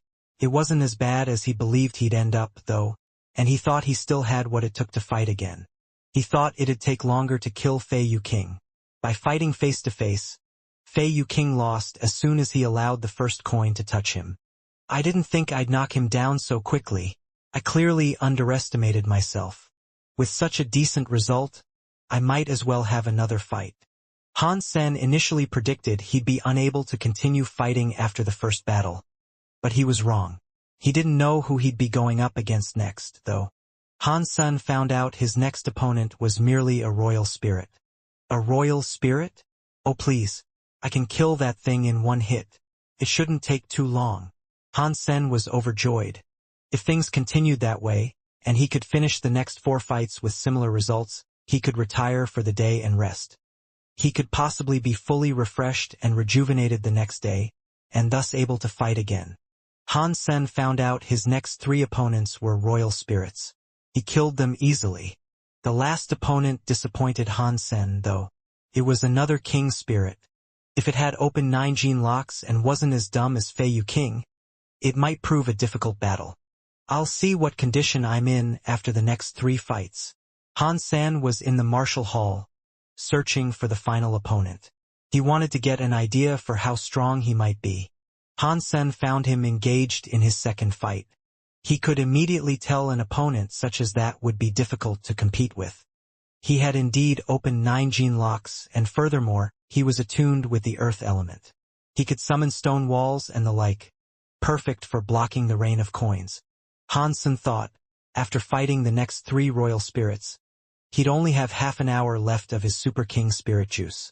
Even with his brightest estimations, he didn't think he could defeat that king spirit in half an hour. The second round for Han Sen began shortly after. His opponent was on the stage already. Not wanting to waste a single precious second, Han Sen activated his Super King Spirit mode and ran towards the stage in haste.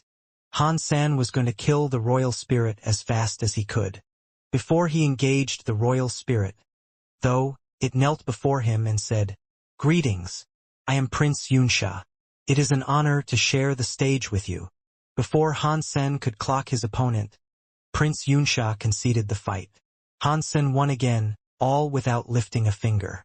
Then he returned to the martial hall. "Did you see that?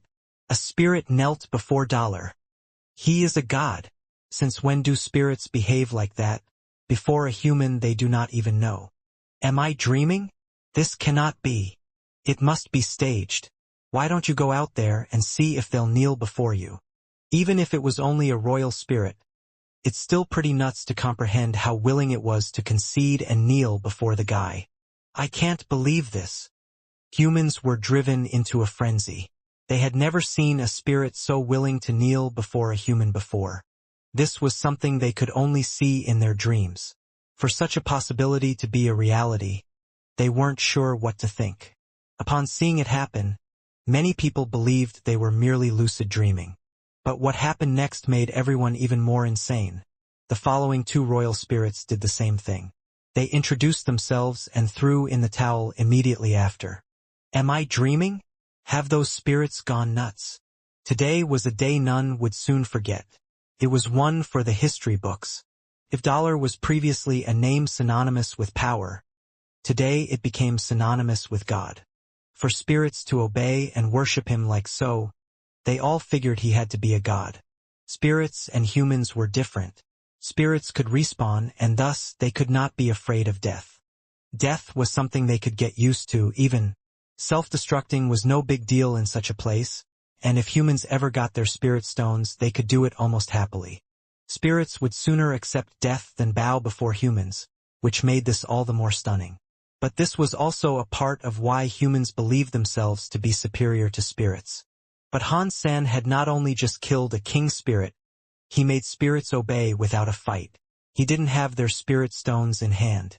There was no real risk of death for them. Han Sen had done something spectacular. The gesture of what he had done was far more impressive than killing a spirit.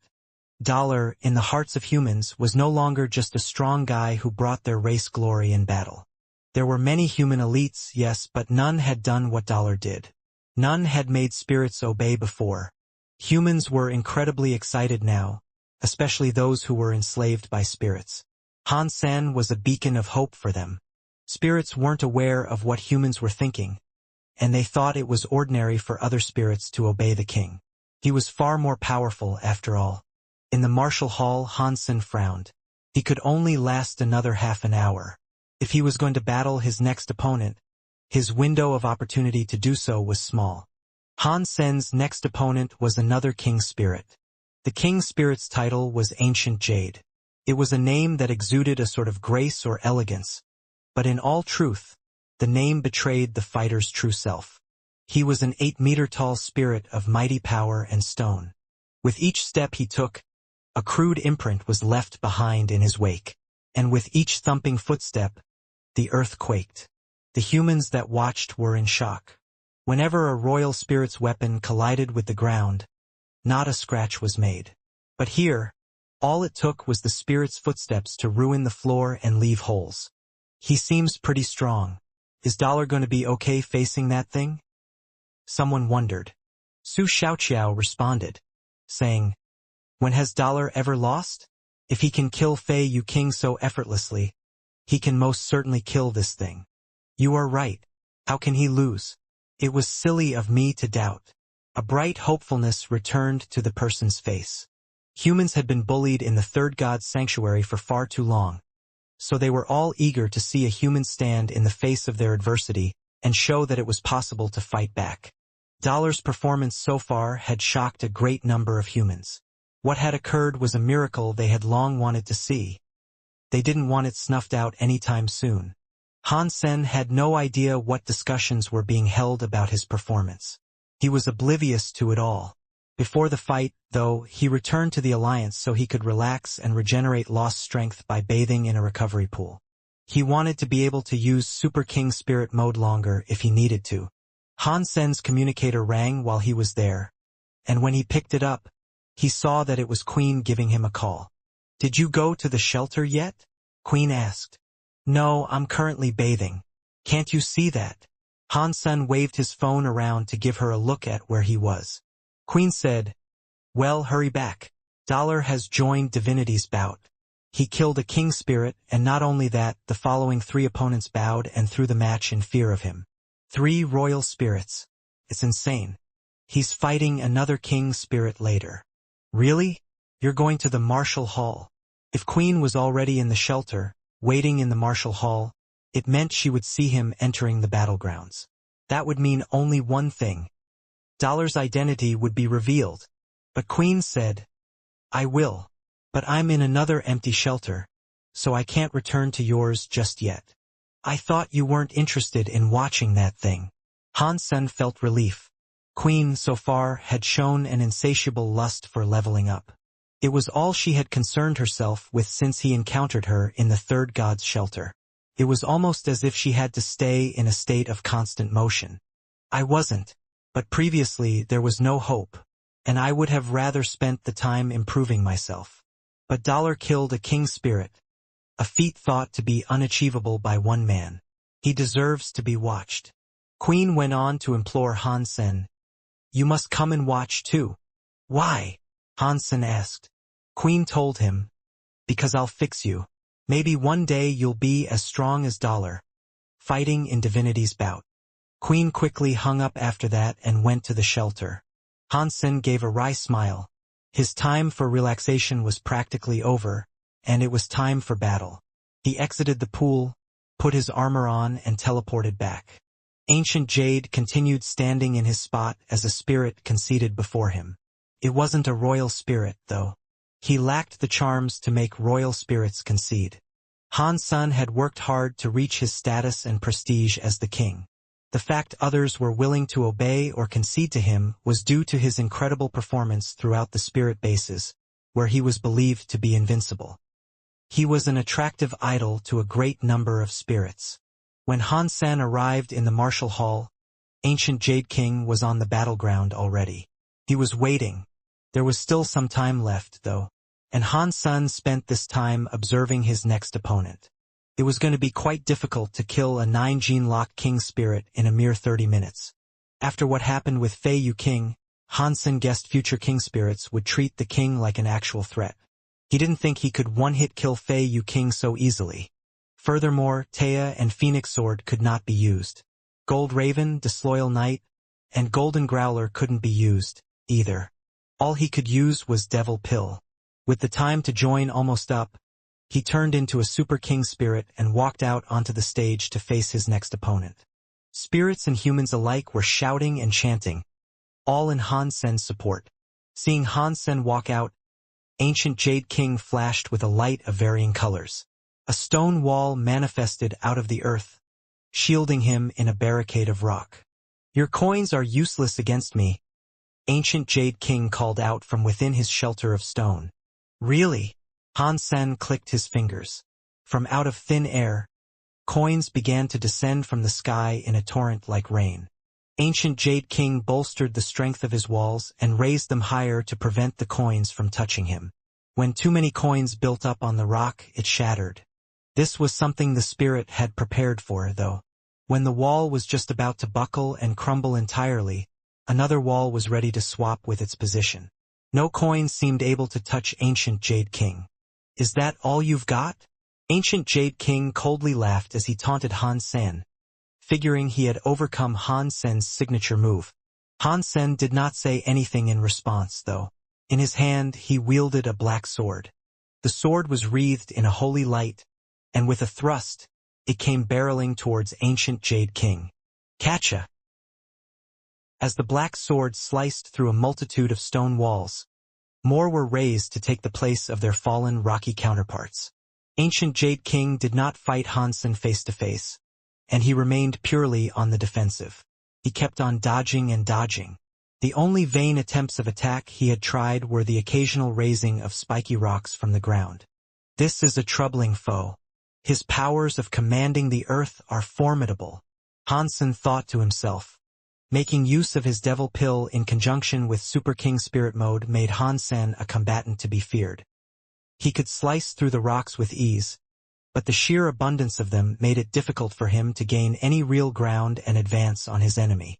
Seeing Han Sen continuing to chase Ancient Jade King in a dazzling display of cut rock and dust, the hype train was going at full speed for the spectators. Dollar is so good. The King's spirit is cowering like a beaten mutt. He is the best surpasser. Hands down. The king is invincible. I bet even those emperors would lose against the king. What if he is an emperor already? Titles can be misleading. Flower Empress and Heavenly Empress were watching this match with keen interest, as well. They were amazed by Han Sen's performance.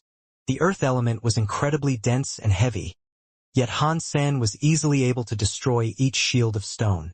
They were deployed by a foe with 9 gene locks, and yet Han Sen might as well have been dicing butter. It was incredibly likely only emperors could possess such mighty powers. Ancient Jade King was taken aback by the king, too. He had not expected to be subjected to such fierce attacks, and he knew it was only a matter of time before he lost. They had both open 9 gene locks, that much was clear. But even so, Han Sen was considerably stronger. All Ancient Jade King could do was dodge, as much as he hated doing it.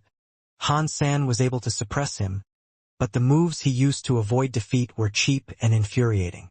He was too good at producing shields. Whenever Han Sen thought there was an opening to strike the opponent himself, he'd still end up hitting a newly produced wall of rock. This wouldn't have been an issue if Han Sen hadn't been on a timer. But being on the clock, it was stressful and concerning. 15 minutes had passed by this point, and Han Sen's mind raced in search of a method to knock down Ancient Jade King and keep him there. Han Sen was dominating, but no one knew his life was depending on it. He was in a big rush. Fuck, I have to use this. Han Sen stopped chasing Ancient Jade King and instead summoned a single coin between 2 of his fingers. The coin seemed fairly ordinary, up until it started to glow. After a moment of glowing, a number showed up on it. 1, 2, 3, 4. It was ominous to see, and the higher the number went, the spookier it felt. What is he doing? People wondered what Han Sen was going to do next, and what the result of that coin would be. If Han Sen put all his power into one coin, it'd still prove useless, they thought. Ancient Jade King was confident in his shields, and if the coin was imbued with such power, he was sure he could use his stone walls to block it while he ran elsewhere in evasion. The coin grew even brighter now, as Han Sen did indeed imbue it with a terrifying amount of his own power. The numbers continued to rise, until it hit the number 10. Han Sen felt his body become drained of all strength. The number on the coin was a display of how much of his power had been put inside and multiplied. It was incredible. If the coin was equivalent to one of Han Sen's frighteningly powerful punches, then 10 meant 10 of those. The coin quivered with the immense amount of power stored within, with the number 10 signifying it having 10 times the power it'd normally have. It was a new technique Han Sen had developed, which he called saving money. Saving money took time, and it wasn't something that could be done quickly. It had also cost a lot of power. Also, by using saving money, he couldn't go anywhere. He couldn't move. And what's more, interruptions would result in a cancellation of all progress made. While that may have been considered a significant downside, it wasn't all that bad in practice. The coin could be fired whenever at any cost of power. If it looked likely he was going to be interrupted, he could just fire it then and there. But firing it meant you'd have to start from zero again. And firing it at a lower number wasn't as effective as it would be at a higher number, either. It'd be much weaker. It was a move that had been designed to be used with a teammate. It'd have been much easier to use if there was someone else on the field, distracting enemies. Han Sen was going to use it now, though, because Ancient Jade King had only proven himself to be a wimp. He didn't even try attacking. Han Sen's coin hit the number 10. To Han Sen, he regarded this as saving $10. If it was a brave king spirit he was fighting against, he'd have most certainly been interrupted by now. But Ancient Jade King had waited for a while, giving Han Sen the space to build up power. Now, after hitting 10, Ancient Jade King decided to try an attack. Seeing Ancient Jade King shoot a stone wall at Han Sen fired an exchange. He blasted his coin towards the cowardly spirit, uttering the words, "Be tempted by the allure of money and become its thrall." The coin flew towards Ancient Jade King, emblazoned with the number 11. Over the past few years, Han Sen had studied and learned much alongside Baishan. He spent most of his time researching the powers of the coin toad's energy flow and developing saving money. Creating hyper-geno arts was not easy, and he had only managed to create one during all that time. What he often referred to as make it rain was not a proper skill, just a barrage technique he employed. Saving money was different to this, as it actually involved a warping of the powers that would be used. Humans could create and use powers that were complex in their employment. The intricate nature of human skills was why they took a long time to master, but it was also what gave them an edge against spirits. Spirits were a lot more basic, and their power was often derived from simple strength. If all battles were a direct collision of strength, spirits would almost always win. Saving money used the coins as a base. It was a combination of that and Bauer's energy flow. Saving money made use of a suction vacuum, courtesy of Bauer. Through an analysis of her profound magnetic-like abilities, Han Sen was able to work it into amplifying the crushing weight of the coins. And now, this was to be a first-time showcase of what he had developed. And Han Sen had turned the dial all the way up to 11. Pang! When the coin fired directly towards Ancient Jade King's body, the spirit's entire body was suddenly morphed into a stone pillar, and then, a brief second later, it crumbled to the ground. Ancient Jade King started to run. He knew he couldn't dodge and deflect such a powerful coin, so his ability to duplicate himself as a pillar was what would save him. He thought he had managed to get away scot-free, but he was wrong, and when he acknowledged this, his face fell. He felt a wretched suction start pulling him back towards the coin he was trying to escape. Ancient Jade King tried to fight the tide of suction, but it was futile. He ended up rolling back towards the coin. The audience only saw Han Sen's coin destroy a sudden pillar of stone, and when Ancient Jade King tried to make an escape, he was pulled back towards it. It was a 9-gene lock Super King Spirit's power multiplied by 11. The moment Ancient Jade King came into contact with the coin, his armor shattered. Ding! Ding! Nothing but blood remained, and atop it, spinning on its side, was the coin. It was completely clean. Everyone fell silent upon witnessing what had just occurred. The entire battleground had been devastated by what Han Sen had just done. It was frightening, but the silence didn't last long. Han Sen had won again, and that warranted grand applause. Screams of fanatical cheering began to erupt. Han Sen did not have the time to hang around, though. He simply waved and ran back to the shelter. When he returned, he immediately fell on the floor. He could hardly breathe, and in the aching of his muscles, he ended up flopping in a pool of his own sweat. Fortunately, he was able to exit just in time. He couldn't risk having that occur in the arena. After lying down for a while, he felt moderately better. Still, he was incredibly weak. Ugh! I'm still so far away from reaching the top 10. What's the use of continuing today and trying to win the entire competition? Han Sen thought to himself.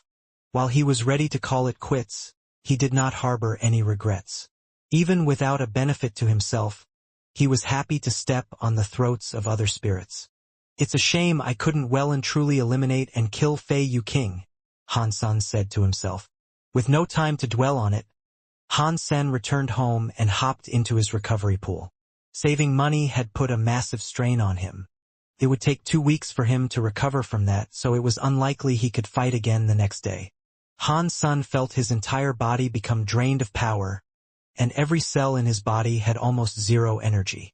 Suddenly, though, he felt a power in his heart.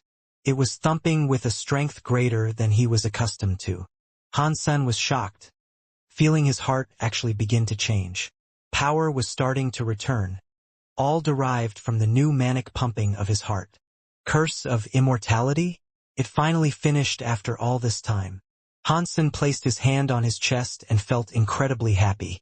Heresy mantra had 4 different tiers to it. He had learned the 3rd tier a long time ago, something which was called Long Live. The 4th tier, Curse of Immortality, had not finished yet. But on this day, after having been drained of all energy, Heresy mantra had finally become ready to evolve. Han Sen thought to himself, "What changes will Curse of Immortality bring to my body, I wonder?"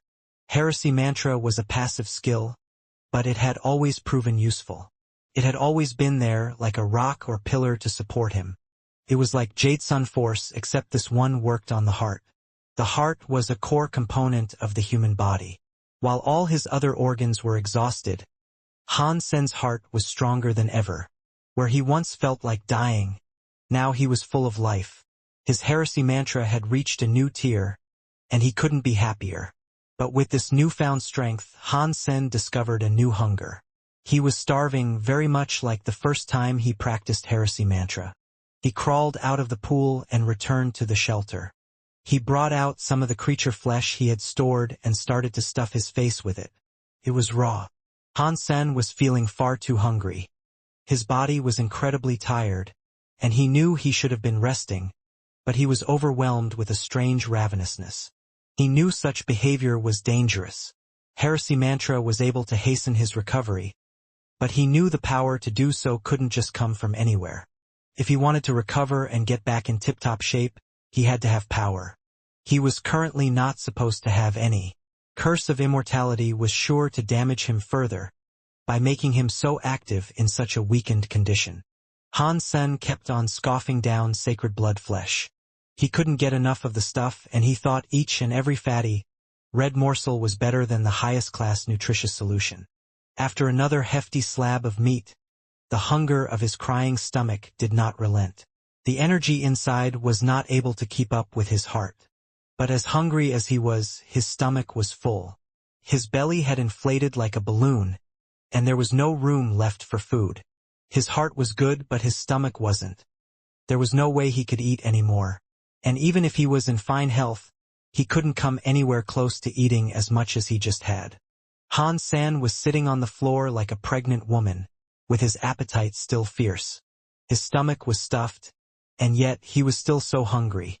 It was an annoying conundrum to deal with, as 2 contradicting pains collided. If Han Sen wasn't as strong a person as he was, he'd undoubtedly be screaming. His face was all pale, and a ghastly sweat had started to form. His clothes were all soon drenched in this sweat. Hungry, hungry, hungry. Han Sen placed his hands on his belly and tried to suppress it and fight back against its calling for more food. Jade Sun Force could barely provide him with energy.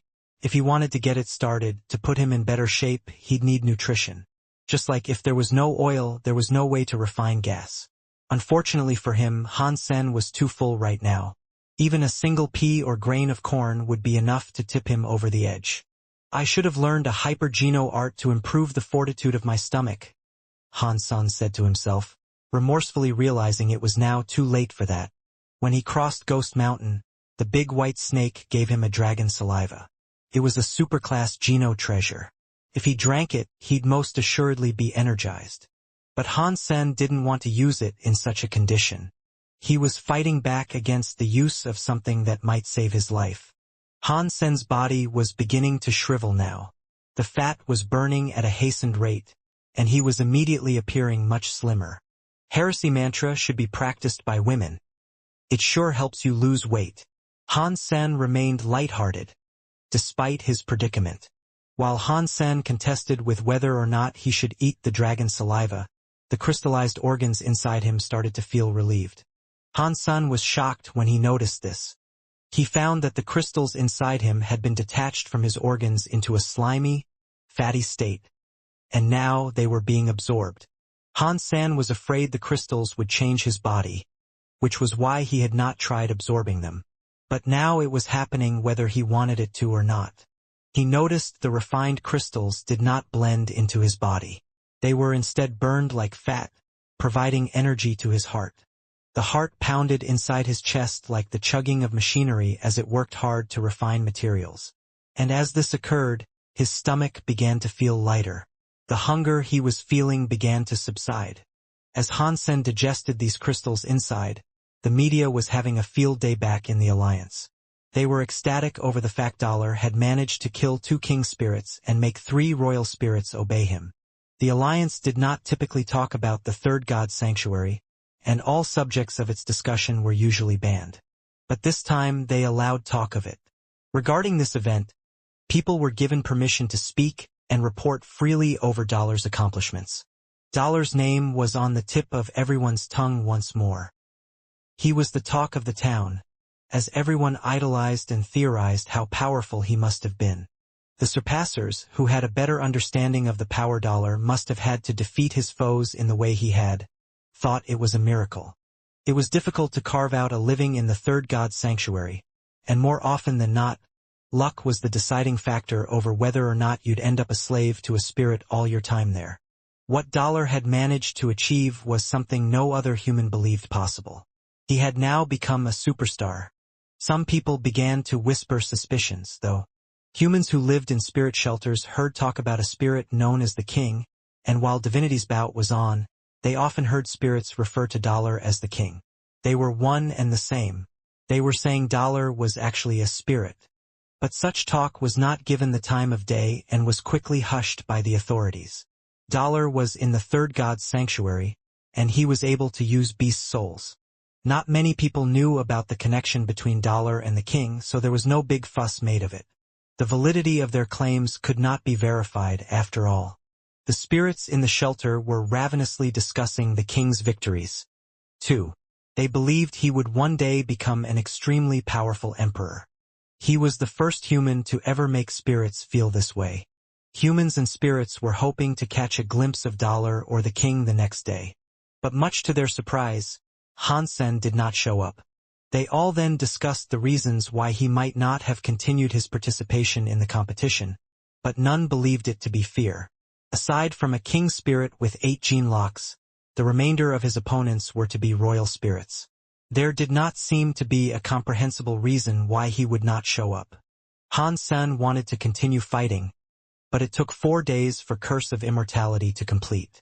If he was to fight or interrupt its process, all progress would have been reset. Not wanting to risk anything ill, he knew he had to sit the fights out. I wonder if I can still take part, somehow? Han-sen was really disappointed he could not contend. Although he was unable to be there, Han-sen still tuned in to watch the fights. As he viewed them, he mulled to himself how he could hold his own against Emperor spirits through his Super King spirit mode. They wouldn't stop him from reaching the top 10. The only thing that would prohibit him from breaching the top 10 rankings would be if he ended up going against an Emperor spirit with 10 of its gene locks opened. I have to improve my normal self. I personally need to grow stronger, so I don't always have to rely on Super King spirit mode, Han-sen resolutely told himself. Han-sen, Super Body Super King Spirit. Level, Surpasser. Lifespan, 400. Body Evolution Requirement, 100 Geno Points. Own Geno Points, Ordinary Geno Points, 100. Primitive Geno Points, 100. Mutant Geno Points, 100. Sacred Blood Geno Points, 100. Super Geno Points, 5. He had managed to max out 4 tiers of Geno Points. With the bonuses of his Hyper Geno Arts, his fitness had managed to hit 2,100. Han-sen was undoubtedly the strongest surpasser out there, no contest. But compared to super creatures and king spirits, he was still leagues away from what they were capable of. Any super creature, even the lowliest of them, would possess a fitness level of at least 3,000. But by now, at least, most of the crystallized light that plagued his body had been refined. While a few of his organs were still in a crystallized state, they didn't hinder his fighting capabilities. It's good to have my powers back, Hansen thought, using his Dongxin aura. The gene locks he had opened in ancient devil shelter had been shut down. He hadn't practiced them since that day, so no progress had been made at all. This is strange. How can an open gene lock be shut down? That ancient devil's light power could not replace my own power. That thought, at least, was something for him to feel glad about. If the power was depleted when a gene lock was opened, it could lead to major issues during real fights. Hansen was starting to suspect the open gene locks were artificial, and that his actual gene locks had not been opened. Perhaps he and all the other creatures in that shelter had been tricked into feeling as if their gene locks had been opened, but it was nothing more than an illusion. But with his crystallized light not going to be an issue very soon, Hansen did not have to worry too much about it. Hansen visited the St. Hall community, wanting a new hyper-geno-art. He wanted one to reinforce his stomach. His curse of immortality had finished, so he no longer felt it gouging his insides in a demand for food. But in the event something similar occurred further down the line, he figured it would be best for him to put some work into bolstering the strength of his stomach. Plus, if he was able to eat more than he currently could, recovery could come swifter. Hansen found a good many hyper-geno-arts that dealt with what he was looking for. In fact, there were 7 different ranks of stomach-related hyper-geno-arts. The reason so many had been developed was partly down to humanity's ravenous appetite, in that, folks often wanted to be able to digest more meat at a time. Unfortunately, the hyper-geno-arts weren't all that effective. And the cream of the crop would only allow you to eat up to 3 times more than you usually could.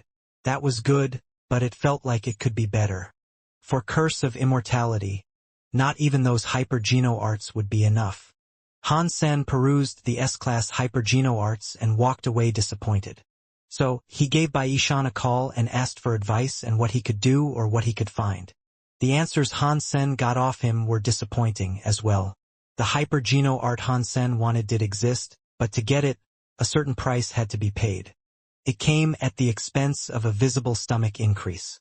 He'd be able to eat up to 10 times more than he currently could on average, but his belly would be rather big. And what's more, he'd have to fill his stomach with food every time he wanted to eat. If he didn't, he'd only feel hungry. That being said, the Alliance had no shortage of materials and food to fill up one's stomach. Being able to consume 10 times more than what he usually could would be no trouble for Hansen there. But the same could not be said for the sanctuary. You couldn't always eat food there, and thus, it'd prove troublesome. And if collecting 10 times the normal amount of food was no problem, it'd prove cumbersome to carry around each and every day. For the times where there was no food, though, it could be extra dangerous. Having learned this hyper-geno-art, you could starve to death in 3 days without the proper nourishment. Hansen wasn't planning on learning a skill with so many negatives, so he ended up going back to pick up an ordinary S-class hyper-geno-art called Nourishing Stomach. It allowed for the simple 3 times increase of what a person could eat, and it also sped up digestion. It did not match the requirements Hansen had hoped for, but it was better than nothing. And Hansen thought he might be able to find a better one in the future. Anyway, this would just do for now.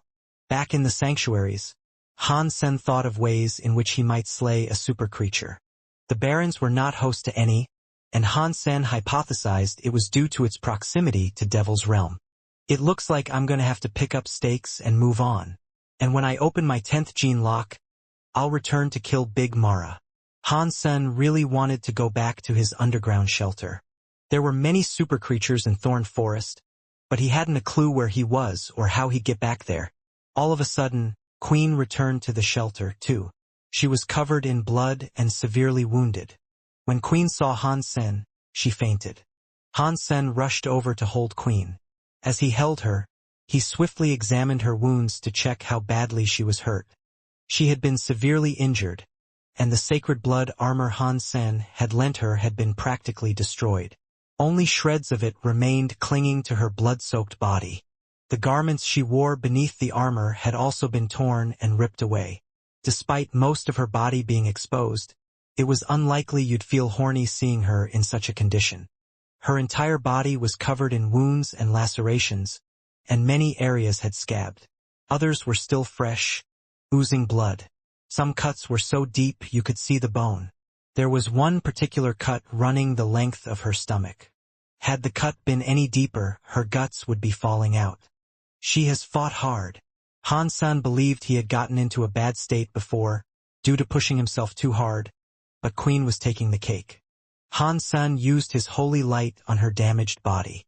It was a simulation of the holy rhino's energy flow, and while it was effective for most injuries, it did little for grave wounds. You're going to have to bear with me for this next bit. Okay? Han-san had to then simulate the silver fox's healing powers to heal her. Okay.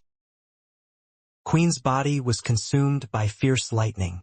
Her body twitched violently, but she did not scream under the duress of that excruciating pain. She merely clenched her teeth and held her vocal cords. This lightning heals wounds better than you might think. Han-san comforted her as he pumped the volts into her ravaged body. The armor he had given her was burned to a crisp, but the nasty wounds she had suffered were healing quick. Queen was by far the strongest woman Han-san had ever come to know. Whenever Han-san was healed by the silver fox, he'd end up screaming. Queen had only groaned low a couple of times. Most of her wounds were sorted by now, but the deep cut across her stomach was going to take a lot more of the charge to get fixed. After an hour of this lightning and pain, even Han-san was feeling guilty over the treatment he had to give her. But like a brave soldier, she did not moan or complain once. She endured it all like a champ. You should go bathe in the healing pools of the Alliance. You should be fit as a fiddle in a few days. Han-san had managed to heal the worst of her wounds, but he could not bring himself to make her suffer any longer. Keep going. Queen's teeth quivered and chattered as she spoke. There's no difference now between what I can give you and what you can get in the Alliance. All I can provide, in addition, is needless pain, Han-san said. This is faster. Queen was firm in her desire. Han-san vehemently shook his head, but eventually complied with her request. Then, he started to electrocute her with the healing charges again. Half an hour later, all her wounds had sealed and healed. All that was left was the presence of red marks where they once had been. Queen summoned a beast soul armor and said, "Have you recovered? I'm almost there." Han-san had revealed to her he could make use of his powers, so there was no use hiding it. She nodded and started to leave the shelter once more. Han-san stopped her and said, "Don't go. There's something I need to talk to you about." Queen stopped walking and turned around. "Because I'm almost healed, I will soon be leaving this place. I'm returning to my old shelter. Would you like to come with me?" Han-san asked. Queen nodded and replied, "Okay." Han-san had expected he'd have to explain, and he was surprised when she agreed so quickly. Han-san asked, "What happened to you, anyway? How did you get hurt?" Queen said, "To the west is another disheveled shelter. I had wished to make use of its teleporter, but I was attacked." She gave him further details, and following the explanation, Han-san retreated into deep thought. Although she hadn't been there long, Queen had managed to gather many genopoints. With Han-sen's beast souls, she could easily escape the clutches of a sacred blood creature. But the creatures had managed to injure her badly, and that suggested they had to be at least sacred blood creatures. She had tried to flee upon seeing them, but one in particular had managed to tackle her by surprise. It was fortunate she had been brutally hit by the sacred blood. Otherwise, she'd have waltzed into the domain of a super creature. "Take me to that shelter." If there really was a super creature, Han-san would be quite pleased. Bauer, seeing Han-san leave the shelter, swiftly followed and leaped onto his back. Han-san had been in that shelter for a very long time, and Bauer had been bored of the area for a while now. Queen guided Han-san west, and half an hour later, they stumbled across the remains of a slain creature. It was a frighteningly large mantis that was around the same size as a fully grown wolf. Its carapace was purple, and the two arms were like scythes. "This is one of the creatures that cut you up?" Han-san saw that Queen had killed it as she escaped. Queen said, "Demon blood mantis, yes. They were mostly primitive, but this one was mutant." They continued walking, and there must have been 30 of the beasts all strewn about the plains there. It had obviously been a nasty fight. With Golden Growler's speed, it only took them 2 hours to reach the shelter. Just like every other shelter in the area, it looked to be in disarray. It had been abandoned by spirits a long time ago. There were no signs of the mantises though, so it seemed like the rest of the horde had retreated back into the deeper recesses of the shelter. "Wait here. I'm going to take a closer look," Han-san told her. "I'm coming with you." Queen followed. Okay. Protesting would be of no use, so Han-san summoned Disloyal Knight and had it take the lead. "Is that a humanoid pet beast soul?" Queen asked while looking at Disloyal Knight. Han-san nodded but did not elaborate. He knew she'd get to witness its power sooner or later. Anyway, Disloyal Knight approached the entrance of the shelter, and already, purple mantises began to emerge in a bid to assault the would-be trespassers. Some of them came from beyond the gate, whereas others leaped down from the perimeter wall of the shelter. They had wings to glide, but they could not use them to properly fly. Han-san had encountered mantises before, and he knew their arms were practically blades. One of the mantises was as big as a tiger, clearly above the others that had come to attack. It jumped before Disloyal Knight. "That might be the sacred blood mantis," Queen said. The mantis that jumped in front of Disloyal Knight swiftly raised its arm blade to swipe at his neck and sever the head from his metal shoulders. Pang! Disloyal Knight punched the mantis with a fist that was as quick as lightning. The creature was sent flying into a nearby wall, as a fist-shaped hole was left in its now bleeding carapace. Disloyal Knight fired up the halo and then got to work, slaying an abundance of mantises with a single punch to each. Han-sen heard announcements continuously ring inside his head. Queen watched as Disloyal Knight brutalized the inhabitants of the shelter. It only took 2 small punches for a sacred blood creature to fall. Sacred blood creature, devil blood mantis killed. Beast soul gained. Consume its flesh to gain 0 to 10 sacred geno points randomly. Han-sen was delighted at the result. He had managed to obtain a beast soul from his first sacred blood kill. Seeing the Disloyal Knight lay waste to all the creatures outside the shelter, it then proceeded to enter. To this, Han-sen said, "Come on, let's clear the rest out. We can collect the flesh later." Queen had been in shock when Han-sen provided her all those beast souls when they first met up again. But now she had been delivered another shock. His Disloyal Knight could kill sacred blood creatures with ease. Disloyal Knight? It cannot be. Is it?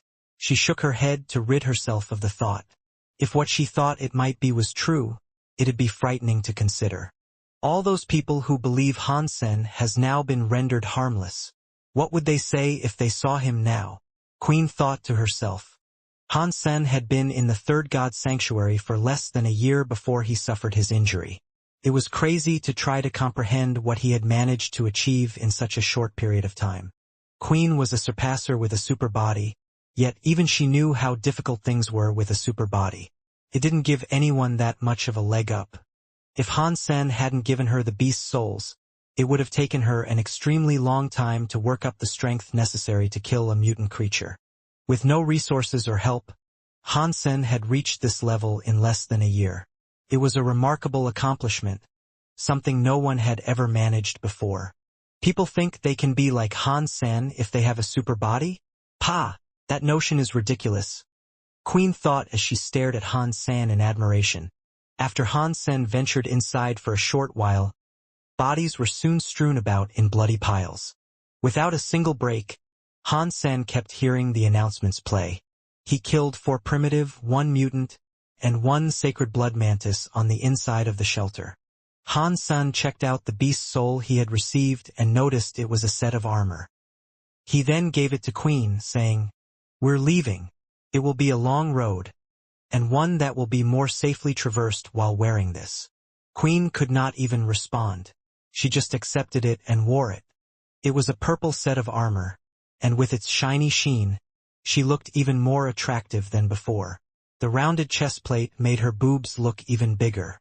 It was tight around her waist, and it helped to accentuate her each and every curve. Her beauty was head and shoulders above any other woman Han San had seen, and she was pure, riveting eye candy. The armor itself was a remarkable piece of gear, too. The gauntlets were fitted with blades like teeth, a feature that was not often seen on armor. The legs and knees were fitted with blades, too. It was a great repellent for anything that sought to get too close. "That is a perfect set of armor," Han San said. Queen moved around to get a feel for it. It was comfortable and did not stifle her agility, but she thought she looked like a monster. As Han San admired the stunning femme fatale, his gaze was cut short by the sudden sound of a wretched shriek. Came from just outside the shelter. Disloyal Knight punched a mantis that was as big as an elephant. The power that had been delivered against it was so high, it vibrated the earth and rattled the rocks that littered the ground. "Is that a super creature?" Han San had hoped to encounter one, but he hadn't really expected to see one there. Disloyal Knight continued to rapidly punch the mantis's arm. More and more shockwaves were generated, and the decayed shelter started to fall apart. "Super creature?" Queen looked at the Disloyal Knight in utter shock. She reckoned it had to be one, and this had confirmed it. When Disloyal Knight was battling another super creature one-on-one, its best weapon was its halo. This was because it had no physical armaments. If two armies were going into battle, its halo could weaken the entire enemy horde. Its debuffing capabilities were excellent, and using them was where Disloyal Knight truly shone.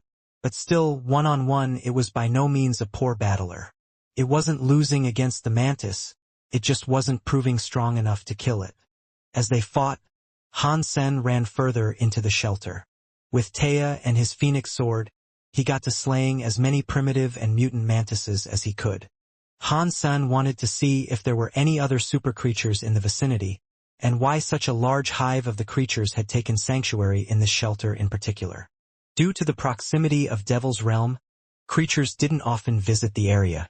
For so many of them to be at this particular location, Han San figured there had to be a specific reason. From the group of creatures Han San was doing battle with, a sacred blood variant emerged. Without fear, Han San engaged it. Queen merely stood by and watched him, eager to see just how powerful he had become. Han San made use of his phoenix techniques to fly around the mantis and slice it with both swords, forming a bloody cross upon its body. Catcha! The mantis had been diced into 4 parts. When she saw him manage to one-hit kill a sacred blood creature, Queen was gobsmacked. She imagined he absolutely had to be a top-dog surpasser. No beast soul, Han San thought to himself. Aside from the wide array of mantises that still occupied the shelter, there didn't seem to be anything particularly interesting in the area. After killing 3 more sacred blood creatures, no more could be found. In a courtyard, Han San espied the presence of a tree. It looked like a plum tree, which he had mistaken for an oversized mushroom when he first saw it in the distance. Every branch and twig was laden with fruit, ripe for the taking. The fruit were like red eggs, just hanging there. What's more, many mantises stood like sentinels around it. Many of the creatures were actually staying there, in the tree's defense. Genoplant. Han San could not mistake the energy radiating from that tree. He didn't know what benefits such fruit could yield, but seeing the mantis guard it like so, he knew it had to be something beneficial. Han San raced down to the courtyard as the mantises swiftly came to engage the intruder. With Han San and Queen's combined might, it had proven more than easy for the duo to kill primitive and mutant creatures by the boatload. Unlike Han San's feverish interest in the tree, though, Queen did not care for it. She was intensely focused in her observation of Han San's capabilities. She had only taught him a small amount of Heavenly Go a very long time ago, but now he was doing much better than her. This was her signature move, and yet Han San had far exceeded her own abilities with the technique. Queen had only practiced Heavenly Go, but Han San had integrated many different movesets and techniques into it. Queen was actually seeing a mixture of Heavenly Go, Phoenix techniques, and 7 twists. Of course, they were just additions. Han Sen still relied on Heavenly Go as the foundation for his evasive techniques. The way Queen was staring at Han Sen was as if she had just swung wide the large gates of heaven. With each step Han Sen took, it was as if she was transported to an entirely different world. TZZK. The superclass mantis let out a bone-chilling shriek as it flew over to the courtyard Han Sen and Queen were intruding upon. It had given up the fight with disloyal knight and headed straight for the tree. Clearly, the tree was important to the creature. "Careful!" Queen shouted. The mantis was already above Han Sen's head. Han Sen's eyes flashed with the presence of a red flame, and then the fire leaped out of his eyes to encircle his entire body. His body turned into a golden raven with wings outstretched. In this manner, he twirled to avoid the mantis. Pang! Queen was in utter disbelief. As she looked, she asked herself, a superclass shape-shifting beast soul? She wasn't even sure if she should be surprised anymore. Han Sen's latest dazzler had left her feeling numb. It was too amazing. Even if he had been injured and was off the playing field for another 10 years, I doubt anyone else could come close to competing with his accomplishments. Queen thought to herself. For a human to possess 2 super beast souls in the third god sanctuary was unheard of. It was extremely rare for a person to possess even one in the second god sanctuary. Disloyal Knight raced after the mantis and resumed its battle alongside Han's senator quickly. The mantis was at a disadvantage and was clearly going to be the loser in the engagement. The fire-wreathed talons of the raven slashed at the mantis's shell. The monster's blood gushed out like a cascade of fireworks. It had been severely weakened by Disloyal Knight's halo, and after realizing it was going to lose, now wanted to flap its wings and fly away. But Han Sen wasn't going to allow it to escape. He gave chase to the beast, hacking away at the insect as it went. Eventually, Han Sen's talons pierced through the mantis chest and killed it for good. Super creature Devil Blood Mantis killed. Beast soul gained. The flesh of this creature is inedible, but you may harvest its life geno essence. Consume its life geno essence to gain 0 to 10 super geno points randomly. Han Sen was overjoyed to receive a super armor beast soul in the third god sanctuary. Seeing the creature decompose, Han Sen hastily grabbed the life geno essence and put it away. The last life geno essence he had retrieved could not be refined due to his injuries, so he wasn't sure how long it would take to absorb a second. When the superclass mantis fell, all the other mantises that were left on the field scrambled and scurried away. Uncaring for the stragglers, Han Sen returned to the courtyard to examine the blood egg tree. Han Sen was not sure if the fruits it bore had matured yet, but he knew whatever he could harvest was different than what he'd usually get. He believed the fist-sized fruit would produce creatures, and weren't for proper eating. Han Sen picked one off a branch and crushed it. This was what he had done to the dragonblood fruit, and that was how he received the dragonblood snakes. The same protocol most likely applied, though he wasn't sure what manner of beast souls he might get off this tree. The blood eggs looked like real eggs, and when he crushed the shell, a red light shone. The red light formed the image of a monkey with wings, and after the brief apparition, disappeared. Blood demon fruit has not yet matured. Beast soul creation cannot be completed. Han Sen heard the announcement and thought to himself, it's a beast soul geno tree. I wonder when it'll finish maturing. Unlike the mantises, he wouldn't have to remain there and wait for it to finish maturing. All he would have to do was fertilize it with his water drops. Unfortunately, he had given most of his water drops to Zero, so she could continue growing the flying mushroom. He had been in the third god sanctuary for 3 years, and in that time the water drops would have most likely been used. Therefore, he thought he'd have to collect more sooner or later. Han Sen then gave up his plans to abandon the barrens and decided to take up residence in the shelter, so he could feed the tree with water drops every day.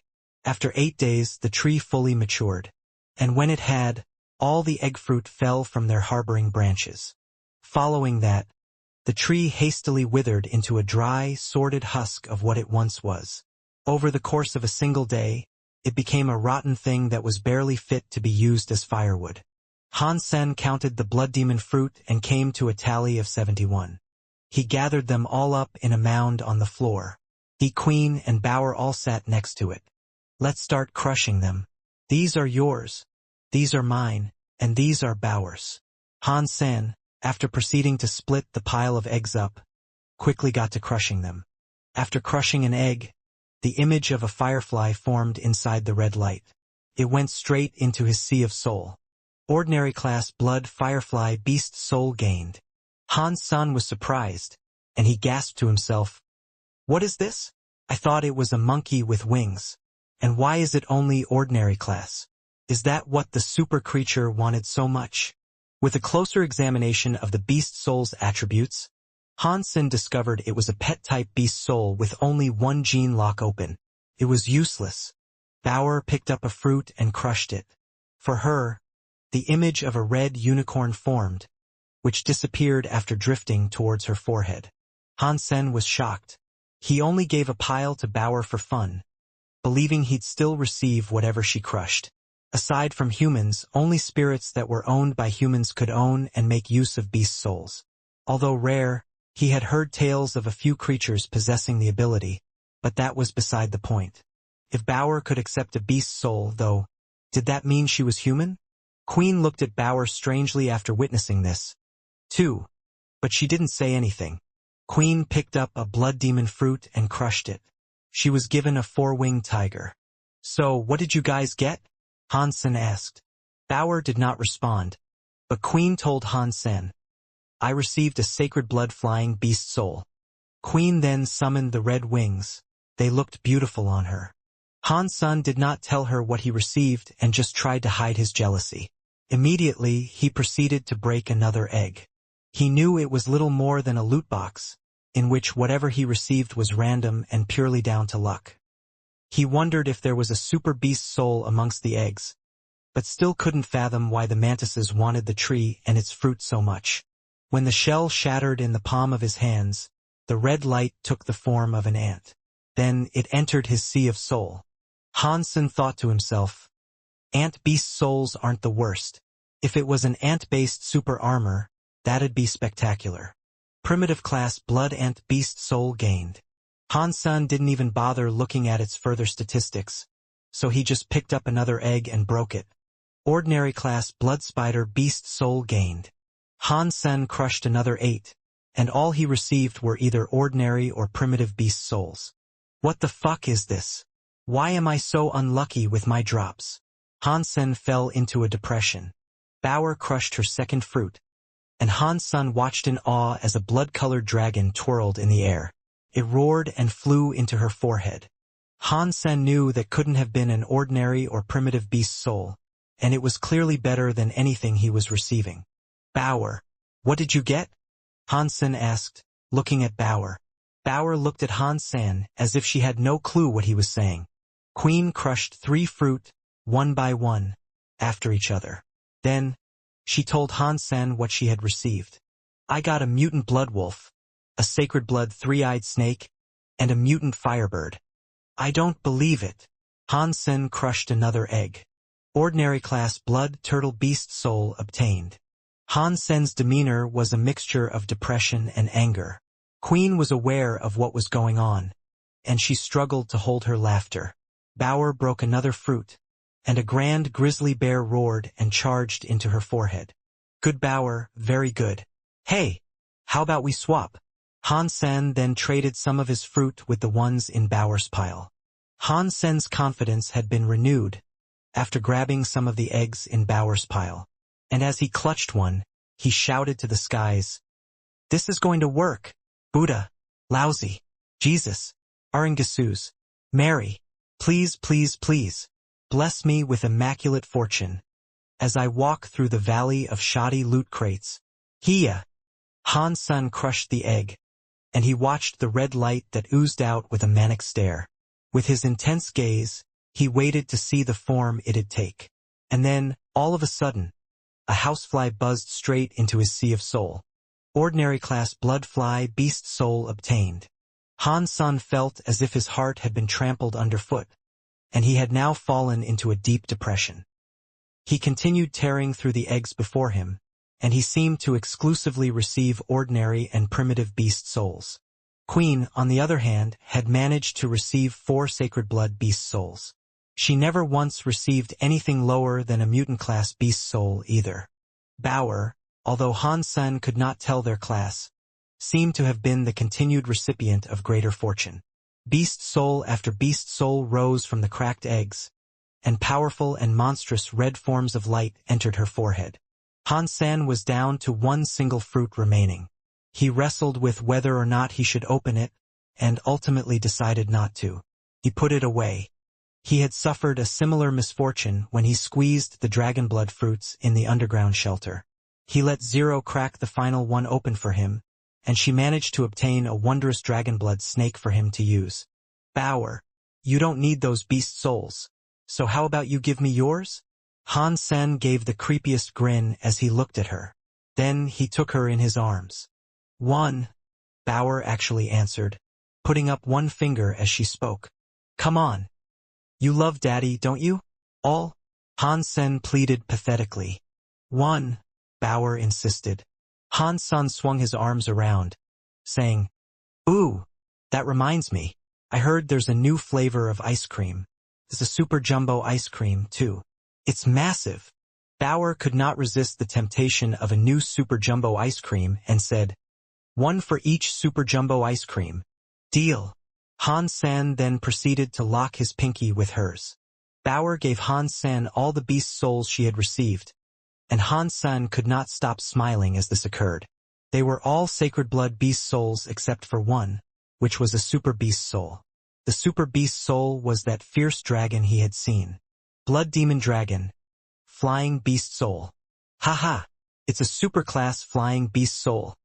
I love you, Bauer. Han Sen repeatedly kissed her cheeks.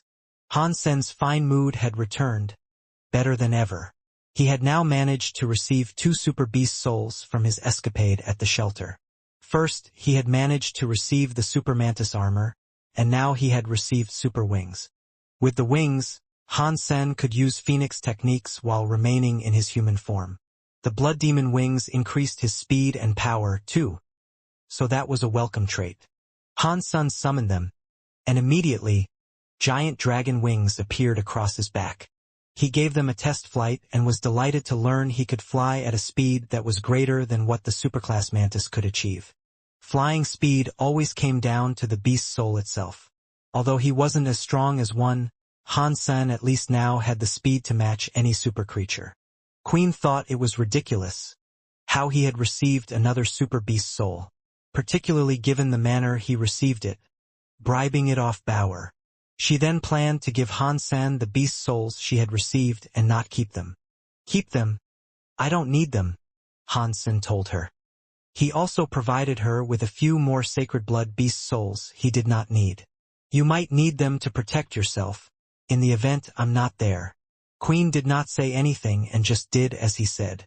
She knew she was weak, and she could not hold her own and fight side by side with Han Sen as she might have once been able to. Han Sen then had another idea. He decided to give Queen his polluted devil horn king scimitar. As he did so, he told her, Take this as well. I don't need it. Han Sen knew the creatures in the third god sanctuary were strong, and the emperors there always had super creatures and spirits in their employ. He might need her backup, as many of the trials ahead might require him not to go solo.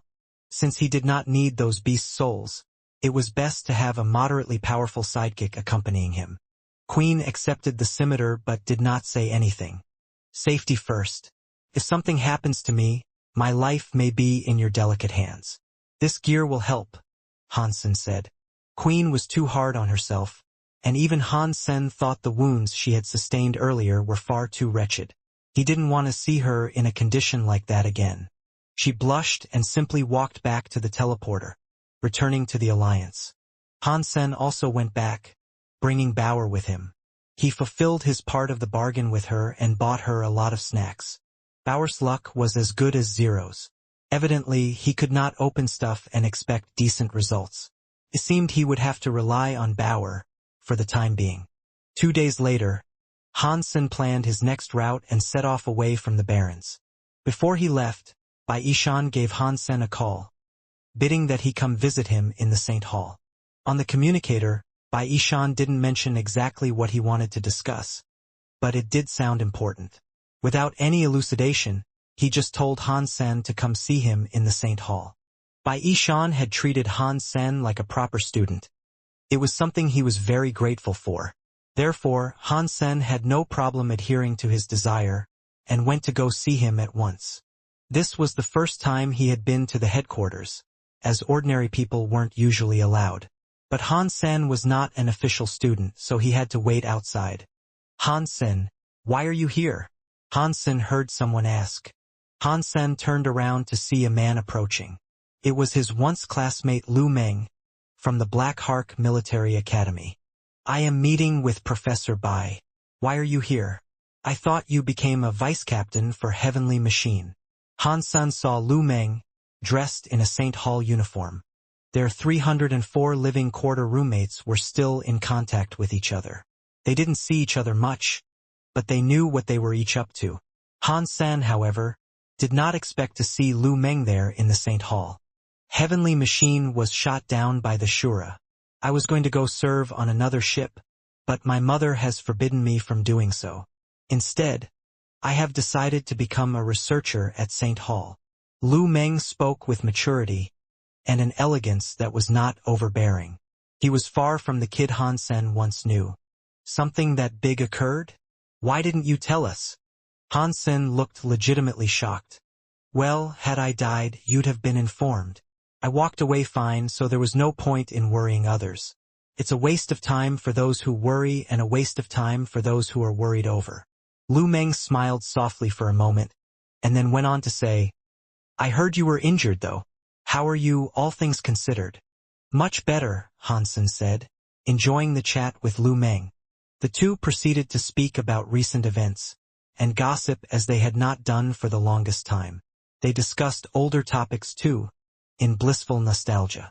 They spoke of their school lives and what was going on with Zhang Yang, Shi Zhikong, Wang Mengmeng, Fat Leader and Thin Man even. Bai Yishan reached the lobby, at which point the closure of their dialogue was abruptly delivered. Han Sen, come to my office, Bai Yishan swiftly commanded. When he recognized who Han Sen was talking with, though, he had to ask, do you two know each other? Lu Meng was my roommate once upon a time, and he is a good friend.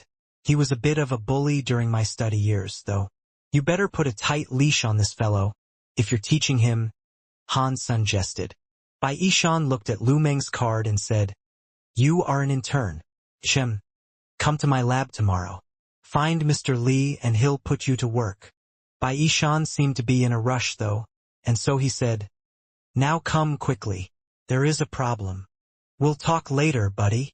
Han Sen followed after Bai Yishan, concerned what matter could be so pressing. Lu Meng winked at Han Sen and then watched him go. It was rare for someone to work alongside Bai Yishan in his lab. Even the most experienced researchers could be forbidden from entering there, if Bai Yishan had no desire for them to have access. It was an extremely fortuitous opportunity, being invited to enter the lab. But he knew that if he was to act on the invitation, he'd have to be at his best performance. If he didn't have what it took, he could be removed from the lab with a snap of the fingers. The invitation meant one thing above all else, though, and that was Bai Yishan's favor and respect for Han Senator. Usually, a rigorous testing process was required before someone could enter such a prestigious lab. His association with Han Sen seemed to suggest Lu Meng could forego that. Bai Yishan brought Han Sen into his office and presented him with a set of documents. Saint Hall has a rule. There is a program here, one we must all follow. Sign this document and you can be made counselor of this project. You know this is classified, yes? Bai Yishan said. Han Sen read the document in front of him, and then signed atop the dotted line. So what is this project? Why is there so much mystery? Han Sen asked as he signed his name. Bai Yishan sent the document before responding.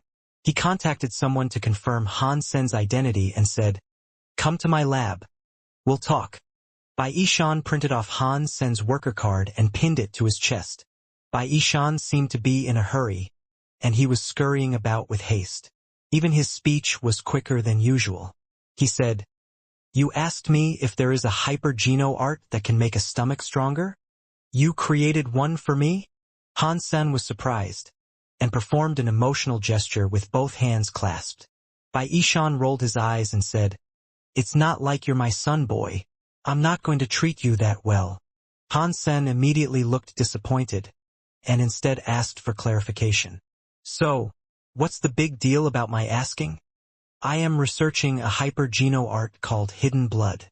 It might be something you'd have an interest in," Bai Yishan explained. "Hidden blood? To make your heart stronger." Han Sen was disappointed. He already had heresy mantra for his heart, so there was no need for any other such skills or techniques. But Bai Yishan shook his head and said, "It's not for your heart. It's for your spleen." Spleen. Han Sen knew the word but did not know much about it. The best he could recall was that it was an organ associated with the filtering of blood or something. Bai Yishan elucidated it for him, saying, "The spleen can filter blood and create blood." Han Sen listened to what Bai Yishan told him with interest as he walked alongside the man. He could understand a few words here and there. Han Sen was more interested in saving money, though. He didn't concern himself too much with hyper-geno arts that dealt with organs of the body. That being said, Han Sen was surprised to find himself interested in hidden blood, after hearing what Bai Yishan was telling him about it. If what he was saying was true, it had to be a powerful hyper-geno art. It had to be one that would be quite beneficial for Han Sen. When they finally reached the lab, Han Sen was taken aback. It had to be bigger than the size of a football stadium. Aside from a few enclosed areas, the entire lab was partitioned by glass windows, where you could observe the researchers going about their various tasks. "There is a problem with it, though. I was hoping you might be able to help us with it," Bai Yishan said as they entered a private room. "What would this help entail?" Han Sen asked dubiously, as he looked at Bai Yishan. The man's crooked smile was like that of an old, wicked fox. Bai Yishan answered, saying, "Hidden blood is just a name we have given it. But it is an ancient skill, one that was developed by a certain cult. The skill's original name was blood magic, and I can only suppose it was once regarded as being evil. These are the days of grays, though, determining what is good and what is evil, that which is black and that which is white, is a thing of the past. The roads to hell are paved with good intentions, after all. All that matters is the method and reason for which something might be used. And that is the case with hidden blood. I've been researching this particular skill for quite a few years, and I think it's time for the training wheels to come off and for it to be used properly." Han Sen was rather shocked by Yishan's vivid and detailed explanation, but he still wanted to know more. He asked, "What do you mean?" Bai Yishan said, "Hidden blood increases the strength of one's spleen. It makes the blood itself stronger, and through using it you can actually feel your bloodstream pump with greater energy. The blood itself is energized." "And what's so good about that?" Han Sen asked. "It filters the dirt in your blood and concentrates it. Think of it like fuel for an aircraft. 1 liter of fuel can allow for the flight of 1,000 miles. If aircraft could learn hidden blood, that same liter of fuel could allow for a flight of many thousands of miles. It means you can store much more power inside your body." Bai Yishan looked very excited as he explained hidden blood to Han Sen. Bai Yishan was still not done, either. With a remorseful look he said, "But we have a problem. Ordinary people cannot handle this energized blood pumping through their veins. More specifically, their hearts cannot handle it. Our bodies are designed for ordinary blood, after all." "You want me to be your guinea pig?" Han Sen guessed. Bai Yishan looked at Han Sen and said, "Well, you have heresy mantra. Your heart and vessels are considerably more powerful than those of others. With your fitness level, you should be able to make use of hidden blood without issue." "No way." Han Sen thought it to be a needless risk, one that was too dangerous. "Think about it. A good generator needs good fuel. You have a powerful heart, but your blood is average. Don't you think that is a shame?" Bai Yishan said. Han Sen told him, "You are right, yes, but being a lab rat." Bai Yishan said, "We have already conducted a plethora of tests. Blood magic cannot be controlled, though. It is addictive, to say the least. Once you have started learning it, you cannot stop. But that was the skill in its original form. We have tweaked it so that this is not an issue. You can stop practicing it whenever you want. Furthermore, we have developed pills that can revert your blood back to its ordinary, unrefined form. Han-san was starting to look excited as he considered these prospects. He asked, "This skill is going to be forbidden soon, isn't it?" With an awkward expression, Bai Ishan admitted it by saying, "The rules and restrictions of the alliance are too cruel." Han-san thought to himself, "It's not about the rules, man. You're always researching the forbidden evil arts. But don't worry, your talent is around 30% as good as mine. So again, like I said, you'll be fine. And you can stop learning it whenever you desire," Bai Ishan said. Bai Ishan then went on to say, "If you help me with this, I'll help you research a stomach hyper-geno-art. How does that sound? For the future of humanity, for the advancement of prosperity and peace across the galaxy, I, Han-sen, will submit and become your lab rat. This is a choice I will not regret," Han-sen agreed. He didn't like his current stomach hyper-geno-art, so if Bai Ishan was willing to create a better one for him, it was a worthy deal to accept. Han-sen thought Bai Ishan was right too. His heart really was strong, and it would have been best to have finer blood coursing through it. Han-sen was confident about his control over the skill, too, in that he'd be able to stop whenever he wanted. Bai Ishan gave Han-sen Hidden Blood's information and the Geno solution. He still respected Han-sen, so he wanted him to review the situation and what he was getting into first. There were risks involved with the skill, too. So, for the duration of his learning, he had to remain where he was and be monitored. Bai Ishan had arranged and done everything, even creating the classified documentation for Han-Senator. Neither of them wanted information to leak, stating Han-san had actually recovered from his crystallization blight. But Han-san was prepared for his healing to receive exposure whenever that happened. It wasn't the biggest secret, and no harm would actually come from others learning he was better. "Little Han, you are so strong. I have never seen a surpasser as strong as you, especially where your heart and vessels are concerned. Dare I say, you were born to learn this skill, boy. You were born to learn it." Bai Ishan's constant compliments were becoming sickly. Han-sen gave up on the idea of leaving the Barrens for now, deciding to stay there, practicing Hidden Blood for the time being. He felt good practicing it. He used to believe his blood was already quite pure, but this skill taught him differently. After its filtering and refining process, he felt considerably stronger. His spleen was like a clean, energy storage facility that could constantly produce energized blood. The progress of practicing Hidden Blood came smoothly. There were no hindrances, and Han-san was able to withstand the high-energy blood he was given. After 15 days, Han-san became what could be considered a beginner. The energy in his blood by this point had doubled. Han-san now had the time to enter the sanctuary and get to refining both life geno-essences. Bai Ishan had been satisfied by the results thus far, and when Han-san got even better, he would document his experiences with the skill for information data. Of course, his experience was only one of the many things required, so it wasn't enough to complete the project to a degree of satisfaction. Bai Ishan found Han-san to ask him questions and learn whether or not problems with the hyper-geno-art came from the heart. If so, they could make the necessary changes. Ordinary people could not practice heresy mantra, but there were other hyper-geno-arts out there that could strengthen the heart. These were, however, not half as efficient.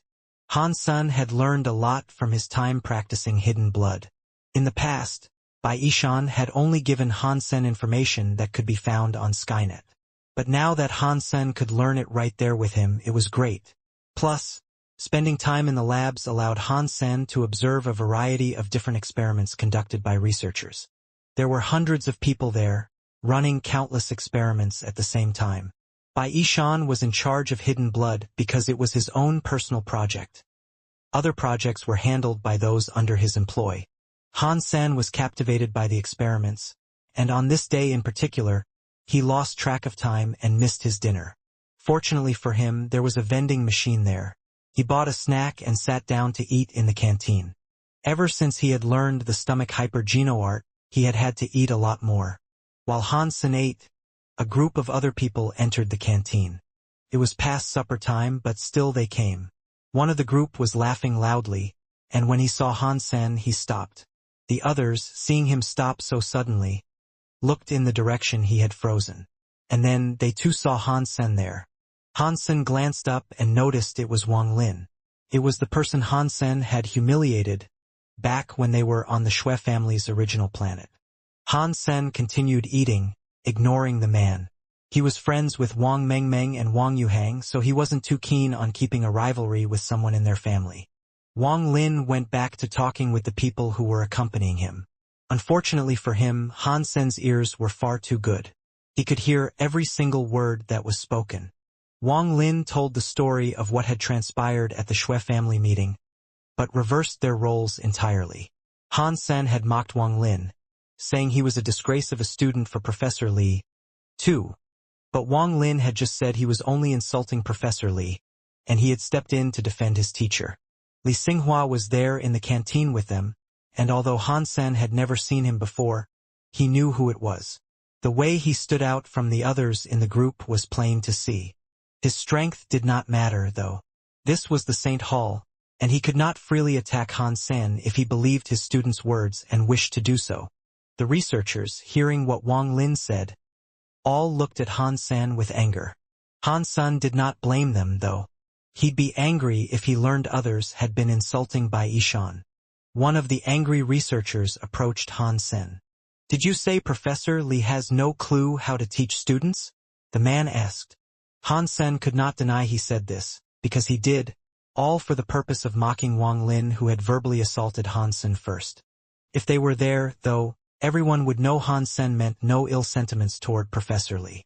After hearing what Wang Lin had told them, though, they obviously favored believing their colleague. "I did say that," Han-sen admitted. The researcher looked furious, and he said, "Apologize immediately. If you don't hold it against me for what I do next. If one of his students can beat me and prove me wrong, sure, I'll apologize," Han-sen said.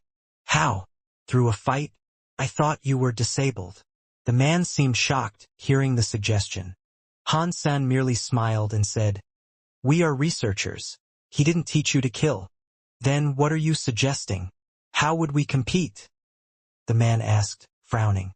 Everyone researched different subjects, so it was difficult to find common ground. It wouldn't be fair for Han-sen to suggest something he had already studied. Han-sen smiled and walked before Li Xinghua. "Han-sen, what are you doing?" the researcher said, stepping between the two. Han-sen bowed to Li Xinghua, saying, "Professor Li, why don't you suggest a research topic we can research together? I lose if they are faster, and vice versa." Everyone thought Han-sen was crazy. Different researchers were good at different things, so if Li Xinghua suggested something Han-sen didn't know squat about, he'd immediately be at a disadvantage. Li Xinghua was their teacher. If he suggested a topic his students already knew, then Han-sen would also lose. Li Xinghua smiled and said, "Bai Yishan does have a good student." The way Han-sen asked made him seem very self-confident. It also gave Wang Lin more material to attack with. Li Xinghua was famous in the Saint Hall, so if he suggested a subject to embarrass Han-sen, and Han-sen lost, it wouldn't reflect well on him. Therefore, someone like Li Xinghua wouldn't give an advantage to his students. He'd have to select a subject that was fair and square.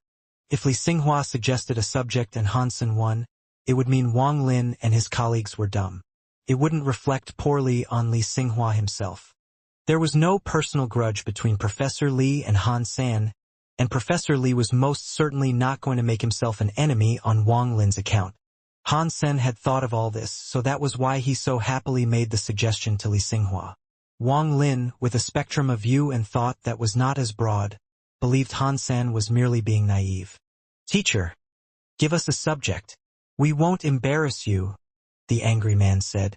Wang Lin quickly retorted, saying no. He said, "Teacher, if he loses, he will say that it was because it was a subject you have taught us before." Wang Lin was still oblivious to what was actually going on. Li Xinghua simply smiled and said, "If you want me to suggest a subject, I will." Li Xinghua pulled out his communicator and sent information to Han-sen and Wang Lin. "This is what I have been researching in my own free time. Come find me when you have the results I wish to see. After that, Li Xinghua left. Wang Lin and his friends followed. Han Sen read the information he had been given while eating. It seemed like a fairly easy subject. It was very simple as a matter of fact. The topic was on research on the energy flow cycle. Han Sen thought it was simple due to his experience with energy flows. When he uses Dongxian Sutra, he could simulate 3 or 4 different energy flows simultaneously. But the information he had been given concerned itself with something a little different. Lin Xinghua's research was about making 2 different energy flows run inside the body at the same time, but without either of them affecting the other. That meant practicing 2 hyper-geno arts without either touching. Han Sen didn't think such a thing was possible, due to the blood pulses being connected. Every qigong had to flow through the pulses, and they couldn't overlap. Li Xinghua had performed many tests with this subject. He had used many different hyper-geno arts in trying this out, but the results were always the same. They always overlapped. Han Sen knew it'd be impossible.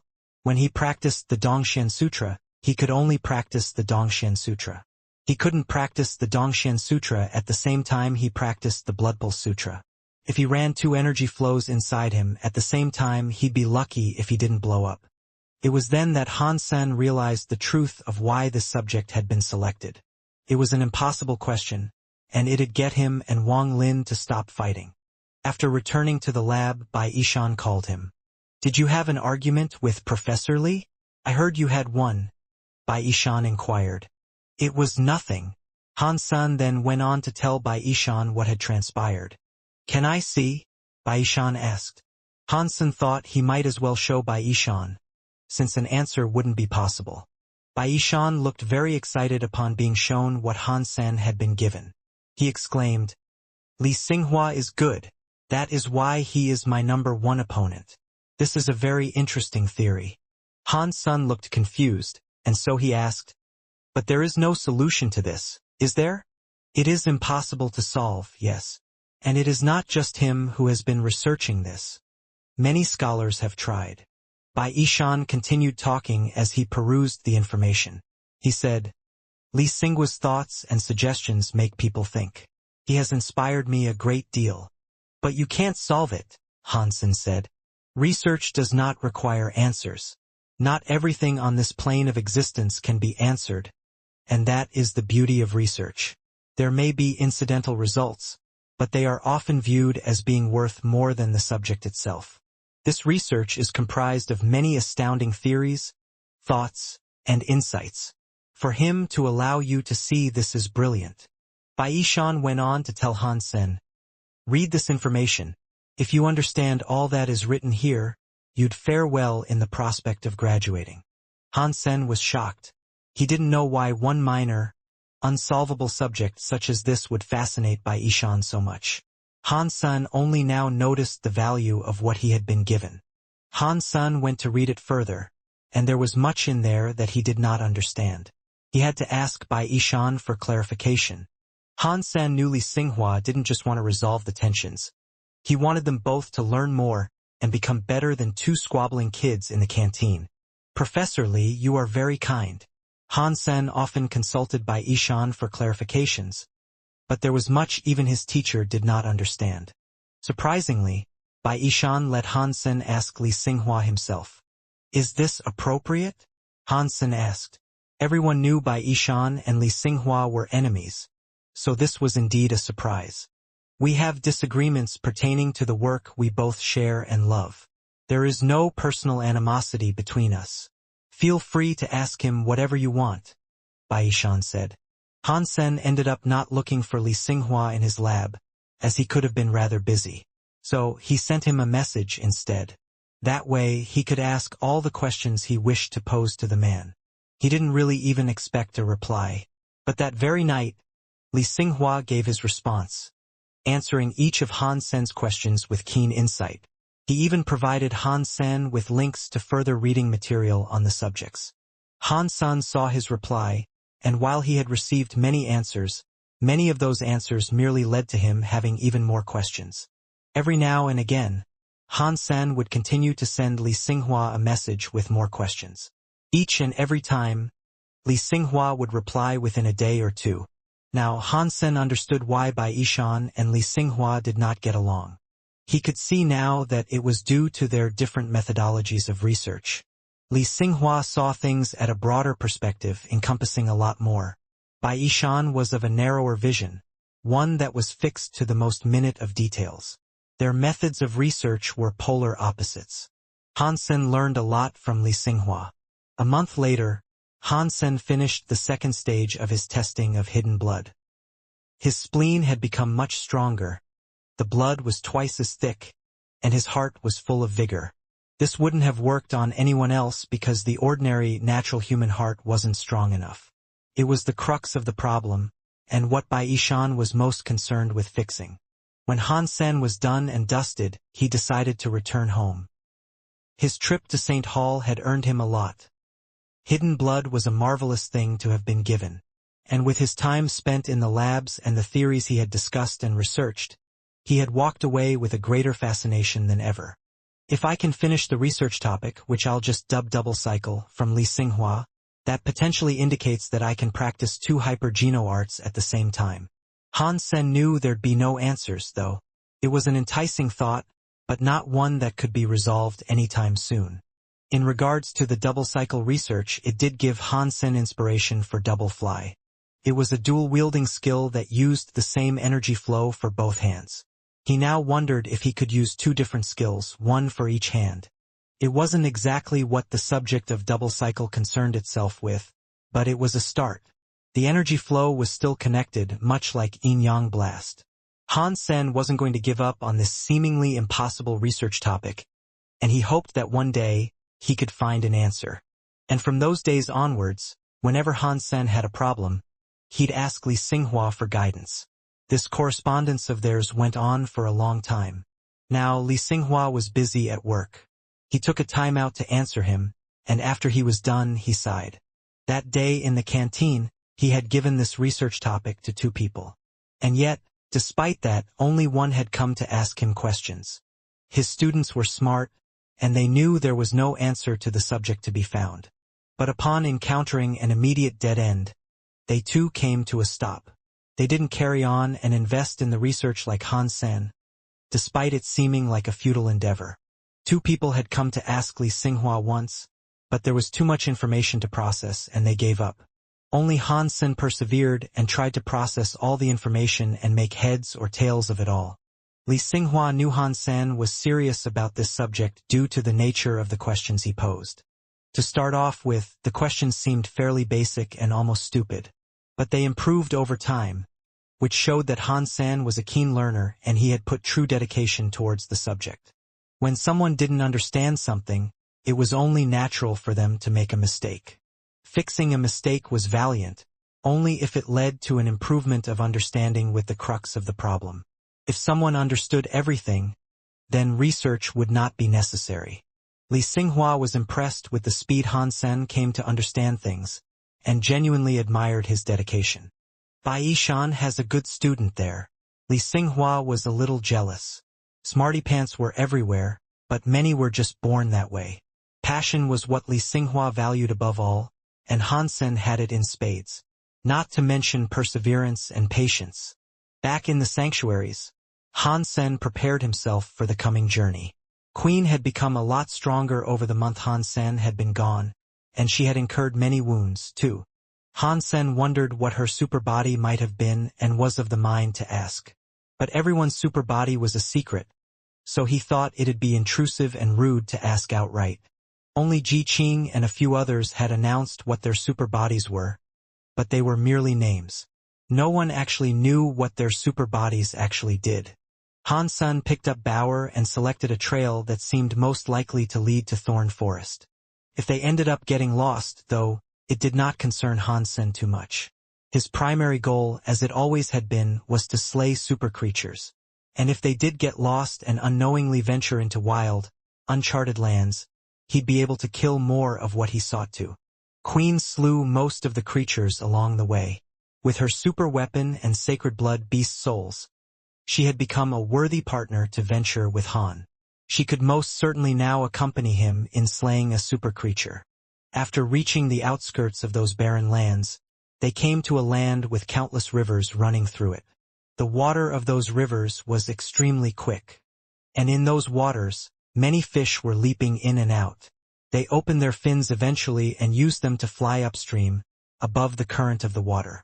The fish were red, and their fins were shaped like wings. They were a meter long on average. In this shoal of fish, one of the fish was 10 meters long. Its red scales shone brightly beneath the sunlight. The fish leaped up and down, below and above the water, as the rest of its fishy friends followed in a glide. Super creature? Han Sen felt a chill upon seeing this. He grabbed Queen and did not allow her to take one step closer. This super creature was different, which was why it made Han Sen act so cautiously. If this was any average super creature, he would never have been so careful. The life force of the big fish was extremely powerful, unlike anything Han Sen had ever seen before. He had seen much during his time in the Third God Sanctuary, but nothing was comparable to that river fiend. Han Sen grabbed Queen and did not move a muscle. The fish in front of them might have opened 10 of its gene locks, so the last thing Han Sen wanted to risk was a provocation of its ire. Furthermore, the school of fish following it were all sacred blood at the very least. Their numbers alone would be overwhelming. Queen did not know how powerful the fish were, but she knew Han Sen well enough to know he wouldn't be so alert if they were not in peril. She complied with his obvious wish and stayed absolutely still. The Fish King must not have noticed the pair, so they merrily continued upstream. Han Sen sighed. He was going to move once the fish were gone. But there were too many of them. The fish swarmed up and down every water stream they would need to cross. After a while of waiting, the bright skies succumbed to the onset of night. The river was sparkling beneath the moonlight, and the fish were all glowing and red. They illuminated the river beautifully. They were still all following where the Fish King had gone, and the vast number that passed by was almost unbelievable. Bauer was captivated by the beauty of this sight, and like always, she wanted a closer look. She climbed onto Han Sen's shoulder, and using it like a springboard, she dove directly into the river. The lanternfish were not afraid of her. Bauer grabbed a hold of one of them and rode its back. The fish was not angry or disturbed, and it just gave Bauer a merry ride. One moment it would glide through the air, the next it would be doing spins underwater. Bauer was delightfully happy while experiencing it. This isn't normal. It seems to me that something's afoot. Let's take a closer look and see what might happen. Seeing Bauer ride the fish, Han Sen wondered what the rest of the fish were all up to. He summoned Golden Growler, and with Queen, followed Bauer and the fish upstream. The river was completely red in their sparkling, ruby glow. If Han Sen had to wager a guess, he'd estimate there to be at least 1 million of the fish. None of the fish seemed aggressive, and they didn't bother any of the creatures that could be spotted in the waters of the river, either. Bauer was jumping about in great merriment, hopping along the fish as if they were stepping stones. They were all still tame, none looking as if they wanted to hurt her. Bauer became braver and braver. When they reached the Fish King, she hopped on its head repeatedly. Han Sen sweated profusely at the sight of this. Even if it was tame and not hostile, it was common sense not to disturb such a powerful creature. You could never be too careful, and doing something that might provoke the anger of such a creature was just silly. But, like the rest of the fish, it was uncaring. It just continued going upstream with the rest. The further upstream they went, the steeper the trail became. It eventually took them to mountainous highlands, and so stern were the slopes, Golden Growler could barely keep up. There was the occasional creature spotted alongside the river, but they all stayed away with the approach of the fish. They didn't seem as if they wanted to interact with them. All creatures had territory to call their own, realms they fiercely protected and reigned over, and yet all creatures were fine with allowing the fish to pass through unhindered. It was a strange occurrence that Han Sen had never seen before. Han Sen eventually stood atop the peak of a mountain. In the distance, he saw a 100-meter-long water snake leave the river, allowing the fish to go on their way. There was a 10-meter-long crocodile at one point, and even a toad that was carried by a toxic-looking cloud. They even passed a water dragon, which departed its waters politely, allowing uninterrupted passage for the fish. That fish is pretty badass. Han Sen envied the respect the fish received. Seeing the docility of the Red Lantern Fish King, even with Bauer on its head, Han Sen fancied riding one of the lesser fish. But he wasn't Bauer, so he wasn't sure if he could. Creatures enjoyed attacking Han Sen, but they never seemed to go for Bauer. If Han Sen jumped onto one of the fish, they could end up killing him. Where are these lantern fish actually going? They followed the river for days alongside the fish, and still there was no end in sight. Curiously, though, the fish were beginning to pick up the pace and start swimming a touch faster. The fish stopped playing around eventually and just keenly followed their king. When the Fish King picked up its pace, many of the smaller fish ended up getting left behind. In the end, even Golden Growler could not keep up. And that was even after going at full speed. Golden Growler was strong, but it hadn't opened many of its gene locks. As such, despite its good speed, it wasn't as fast it could have been, and compared to the Fish King it was rather slow. Han Sen requested Bauer to leave the fish and come back, but she shook her head and remained on top of the Fish King. Han Sen knew something big must have been on the verge of happening, but Golden Growler was starting to lag and get left behind just like the other fish. Han Sen told Queen, "I'll go on ahead. You follow the stream with Golden Growler." Han Sen stretched his blood demon dragon wings, and with his phoenix techniques, took off in a faster pursuit of the Fish King. This combination allowed Han Sen to follow the Fish King well, and he was no longer left behind. The Lantern Fish King was eventually going solo, for it had gone so fast, none of its brethren had been able to keep up. Only Han Sen could stick with it. Bauer was still sitting atop the Fish King, and as she sat there, she had a serious look on her face. Han Sen kept following the Fish King at this speed for 2 whole days. Fortunately, the wings were a beast soul. If he was using his own energy to fly, he would have been knackered far earlier. Eventually, though, Han Sen saw the end of the long river he had traversed. It led to a big mountain, the peak of which was high up in the clouds someplace. An accurate estimation of its height could not be guessed. There was a big waterfall on the mountain, too. It descended from someplace above the clouds, as if it were a tether to hold the sky and clouds in place. It was a gorgeous sight, and before that grand waterfall, even the Fish King looked small. The waterfall descended into a lake. When the Fish King reached this lake, it began to stream up through the waterfall into the sky. Bauer held onto the Fish King tight, flying up with it. Han Sen shouted in her direction, but Bauer ignored him. She remained fixated on the mountain they had come to. The fish was swimming against the waterfall, and as it cleaved its way upwards, many splashes were created. Han Sen had the power to do this as well, but he refrained for now. And as Han Sen was lost in thought over the place he had come to, something came down from above the clouds. Han Sen stood on the shores of the lake watching. Then, he saw a purple vine descend and try to lash the Fish King as if it were a whip. The Fish King puffed up its belly and withstood the blow like a red sun. Pang! The Fish King received that hit and bled a copious amount of blood. So much the waterfall and lake below were dyed red. The Fish King opened its mouth and did not relent in its ascension of the waterfall. Pang! The vine was still there, and it lashed the king again. Many of the fish's scales were stripped from its body. Han Sen was frozen at the scene of this terrible sight.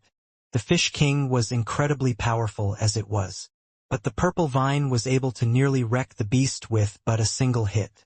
What in the sanctuaries could that thing be? Is it a plant? Is it a weapon? Is someone controlling it, or what? Han Sen wondered, aghast. His Dongshan aura was not efficient enough for him to detect what might have lurked above the clouds. What Han Sen couldn't understand the most, though, was why Bauer was acting the way she was. She was determined to remain on the Fish King, and her face was extremely serious. Han Sen had never seen her behave this way before. Does she know what is up there? Han Sen thought to himself. It did not seem possible. She had never been there before, so how could she know? Regardless, one thing was for sure. She wanted something. There had to be something up there, and she wanted it. Pang! The fish could not withstand this blow, and it could no longer continue its ascent. It fell all the way down to the lake below, creating a massive splash and tidal wave. Han Sen knew the Fish King could fly, but it must have been too weak to do so, following its third and final strike. The Fish King was not wholly defeated yet, though. It shone brightly, swimming around in circles before resuming its upwards flight. The head of the fish was now crowned with a golden horn. The moment the vine came down, the Fish King was able to skewer it with the horn. The purple vine emitted a mist following this, and it was still active. It lashed the horn. Pang! The golden horn was shattered, and the Fish King fell back down into the lake once more. The Fish King was determined not to give up, though. It shone even brighter than it had before, and it was so bright, Han Sen found it difficult to watch. Han Sen used his Dongxian aura to view the king, and he was able to see it regenerate. The scales around it healed, and its tail at the back was like a chipper cloud. The Fish King leaped out of the water and flew upwards like a rocket. The purple vine whacked the fish again, shattering more of the scales. But the Fish King did not submit to gravity this time, and it continued onwards and upwards. As it went, the obliterated scales were like golden stardust, left as a wake for its star-bound pursuit. The vine was unable to stop the Fish King this time, but the seeming victory appeared to be short-lived. The illusion of success looked likely to crumble, as another vine appeared. But the Fish King kept going, pushed on and accelerated, despite the loss of its scales. It was so fast that the second vine was actually unable to do anything. And witnessing its failure to prevent the Fish King's ascent, the vines retreated above the clouds. Bauer's face looked more dour than ever, after withstanding all that. She now held the gourd in her hands as she stared up at the clouds she was fast approaching.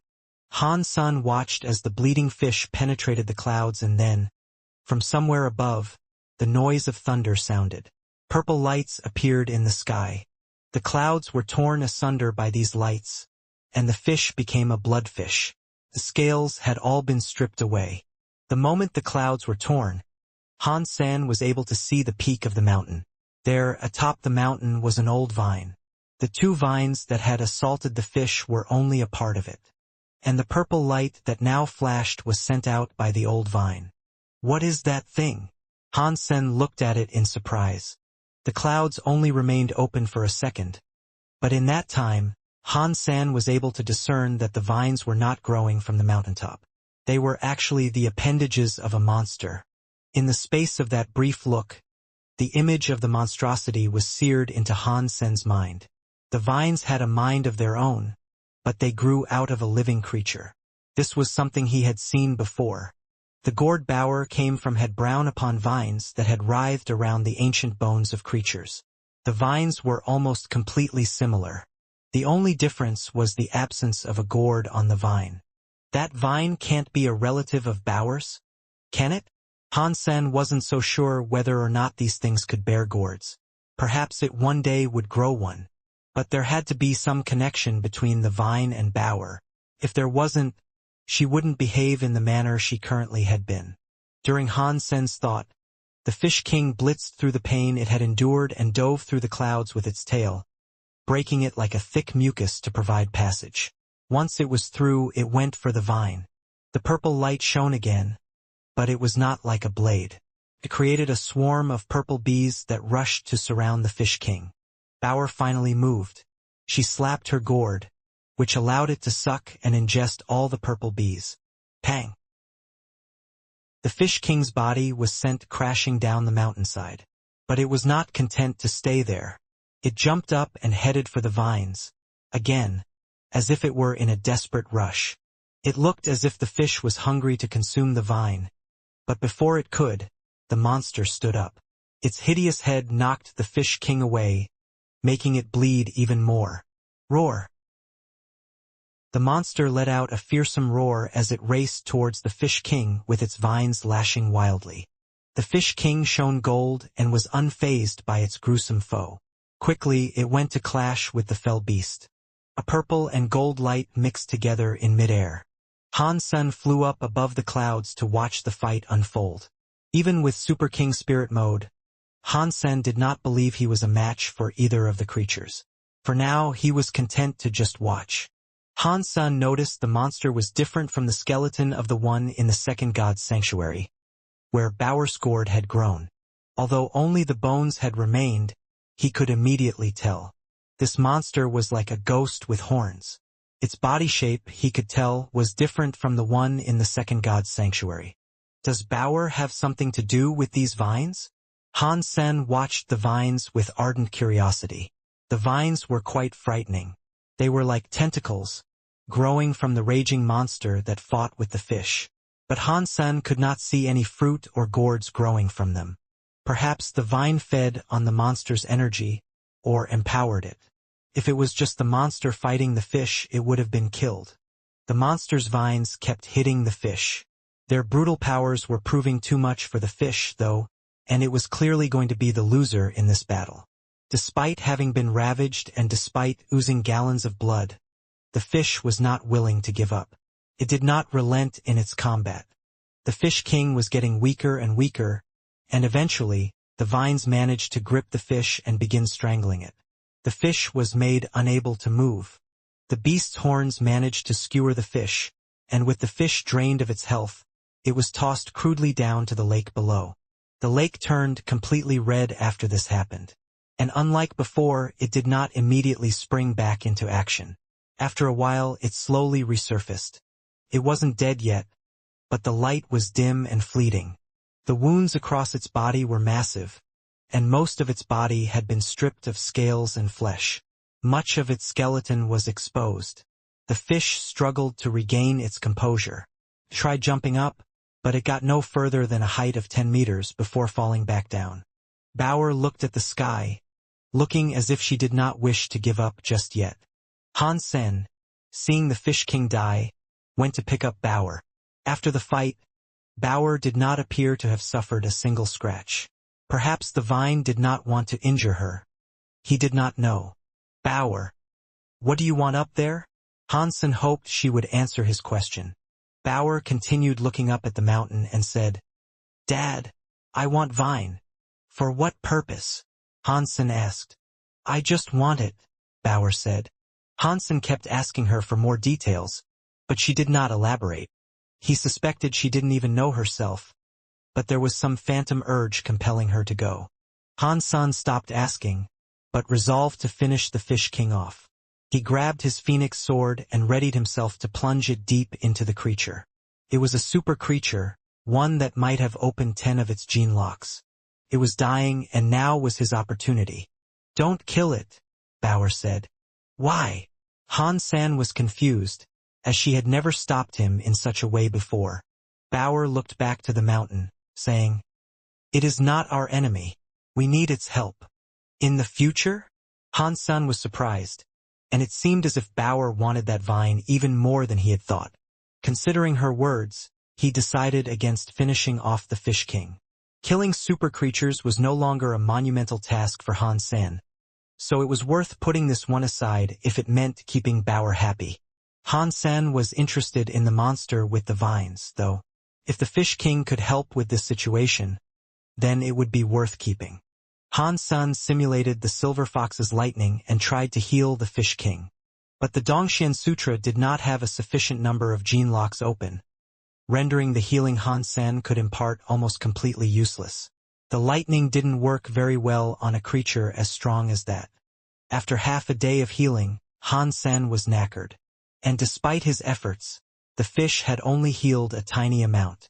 This must be a berserk super creature. Up close and personal with the fish, Han Sen could now get a real feel for how powerful the Fish King was. It being a berserk variant was likely. The Fish King was looking better, though. It was now able to move. It turned to look at the mountain, and it seemed as if it wished to return. But it couldn't, and it looked regretful for knowing that, too. Turned away from Han Sen and Baoer and swam away downstream. Baoer looked disappointed. Han Sen was standing on top of the Fish King, holding Baoer in his hands. As they were carried along, Han Sen remained deep in thought over the connection that may have existed between Baoer and the vine. The Fish King swam for another half-day, and eventually they encountered Queen. Queen was taken aback when she saw the fish, which had none of its scales left. Han-san put away Golden Growler and invited her to come sit on the fish alongside him. He told her about what had transpired in the time he had been away, but made no mention of the possible connection to Bauer. So much of what happened is mysterious and inexplicable. If the Fish King was willing to die for it, it can only mean the vine is extremely valuable, Queen said. Han-san nodded. He really wanted to find out more, but he acknowledged he was too weak to find out in his current state. He hoped he could somehow get the Fish King to return, fight, and beat the vine. After traveling for a while longer, the Fish King met up with its legion of lanternfish. When it reached them, they swarmed around to kiss its wounds. With each kiss from a lanternfish, a mote of light would depart their lips and soak into the Fish King's body. Miraculously, the Fish King's life force immediately began to replenish. More and more lanternfish offered their motes to the Fish King, and as this continued to occur, the scales began to sprout back and armor up the Fish King once again. After seeing this, Han-san was ready to hit the road and return to the mountain. But Bauer stopped him and said, "Daddy, it will take us." "Take us? Take us where?" Han-san asked. "It saw someone who looked like us," Bauer said. Han-san looked at Queen. If the fish had seen other humans, it meant they could be taken to a human shelter. If that was true, that would be great news. The fish recovered and swam quickly downstream. After just under a day of travel, the Fish King stopped and skirted a bank of the river. When Han-san looked at where they had come to, he was shocked. There were thorny vines wreathed around the ordinary forest flora. Wherever they were, they couldn't be too far from thorn forest. They disembarked the Fish King and looked back at it. It shook its tail as if to wave goodbye, and then took off swimming. "Bauer, how do we find the fish again?" Han-sen looked at the river. It was a large river, but not in the grander scheme of the land. Finding where they had come from would be difficult.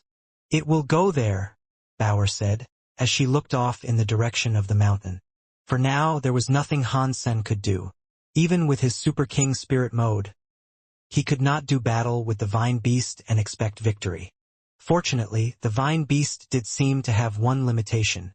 It never seemed to leave the lofty peak it resided upon. If it truly was afraid to come down, that was good for them. Han-san shuddered to think of what might have happened if it had followed them down. "When I get stronger, I'll go back for that vine," Han-san thought to himself as he walked towards the forest. Eventually, they came across human footprints that told Han-san humans had to be around someplace. After 10 miles of walking, the trio stumbled across a castle nestled between the trees. There, he could see humans fighting creatures. "Friends, where have you come from?" someone asked Han-san and Queen. "Our shelter is someplace nearby, but we are lost," Han-san answered dubiously, wanting to test their intent. "You are lucky, then. Venturing through this treacherous forest alone is no small feat. You are fortunate to be breathing," the man exclaimed with genuine surprise. Han-san was delighted to hear his words, as it meant Thorn Forest must have been around. The forest they were currently in, as Han-san later learned, was called the Forest of 1,000 Insects. It was a forest that neighbored Thorn Forest. The wide rivers bordered one length of this forest, which was nice, but what was even better was that there was only one royal shelter in the vicinity. The humans lived inside it, but Han-san could not guess why it had been empty when they found it. Thorn Forest and the rivers were said to be dangerous, but the Forest of 1,000 Insects wasn't. It was primarily populated by ordinary, primitive, and mutant creatures. The humans were fortunate to live there. After the trio entered the shelter, they were warmly welcomed. There was much joy to see, and the humans all seemed to live in harmony with each other. Everyone aided everyone else, and there seemed to be no conflict, competition, or strife. Han-san and Queen decided to remain there for a short while, and in the meantime, Han-san returned to the Alliance and pinpointed exactly where he was. Perhaps it would be possible for him to move the underground shelter. Since that location was not too far from the river, and the river led to the Vine Beast, Han-san planned to remain in that forest for quite some time. Han Sen returned to the Alliance and used what little information he had to figure out where he was in the grander scale of the third god's sanctuary. Han Sen stayed at the shelter for a while, and when he figured out where he was, he asked Moment Queen to move the shelter close to them. Unfortunately, the underground shelter could only move a certain distance with each teleportation. It would take a month for it to reach Han Sen. The shelter they were at was called Nest. There were around 40 people living there, with the population spread across a vast manner of different ages. The eldest among the people were over 100 years old. The area around it was rather safe, and any surpasser that came to be there was guaranteed a good life. The people at the shelter said only 5 people had died there in over 100 years. 2 of them died while venturing into a creature's nest, whereas the others died while trying to brave either thorn forest or the waters. Han Sen was surprised to learn there was a nest there, and Uncle Bug told him this nest was in the very center of the forest. No one dared to go there, and on the few occasions that they had snuck in, the eggs inside the nest had proven too sturdy for them to break. Uncle Bug was the leader of the shelter. He was the oldest there, and he was the founder of the shelter. As such, he had the authority of leadership. He didn't focus too much on himself, and he was always more concerned with helping others. Whenever someone new arrived, he'd make sure to provide them with beast souls to begin or aid them in their time in the third god's sanctuary. Having a leg up, and having the proper equipment to deal with creatures of that realm right from the start, was an invaluable and much appreciated boon. He was titled Uncle out of respect. His age meant nothing to the people of the shelter. He was a good man. The reason he had the name Bug was because of the beast souls he usually gave out. He loved handing out beast souls, but they were always some sort of bug. And on a day-to-day basis, he had a dozen bug beast souls all around him, too. As for what Uncle Bug's real name was, none knew. The new people who came to the shelter would always receive a bug pet beast soul as a welcome. They weren't powerful, but they were a worthy aid for newbies when fighting ordinary creatures. When Han Sen and Uncle Bug saw each other for the first time, Uncle Bug looked at him strangely. He was sensitive enough to tell that Han Sen studied both the Dongxian Sutra and Jade Skin. Han Sen initially believed Uncle Bug's peculiar reaction at their meeting was because the man had recognized him. When considering Han Sen's past glories, it wasn't too far-fetched to believe he was a recognizable face after all. He was once a household name of the Alliance. People still believed he was sick, though, so it would catch anyone off guard to see him frolicking about the forests of the third god's sanctuary.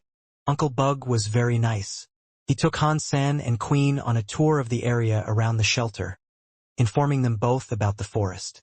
When he was done, he provided them both bugs. When Queen learned of Han Sen's intention to remain there, she decided to go out on a hunt. Han Sen, in the meantime, decided to visit the center of the Forest of 1,000 Insects. For most surpassers, such a place was deadly. For Han Sen, it was a trove of goodies he could easily plunder. If the eggs inside there were super creatures, it was sure to be a wonder. What Han Sen currently needed most were super genes. He wasn't particularly interested in anything else, so he just flew straight for the center. While traveling through the air, Han Sen caught sight of a mountain peak in the distance. It was like a blooming lotus flower, the top of which looked like an entrance. He guessed it was the entry to the nest. Han Sen flew there and saw an abundance of bugs, all possessing gold shells. Like beetles, they all had shiny gold horns. Their claws were like saws, too. There had to be at least 100 of the critters. At the most, they looked to be mutant creatures. Therefore, Han Sen was too lazy to kill them. Traveling to the center of the mountain, he found a cave. It was the entrance to the nest. Han Sen looked inside and noticed the surprising absence of creatures. He put on his super mantis armor and summoned Disloyal Knight.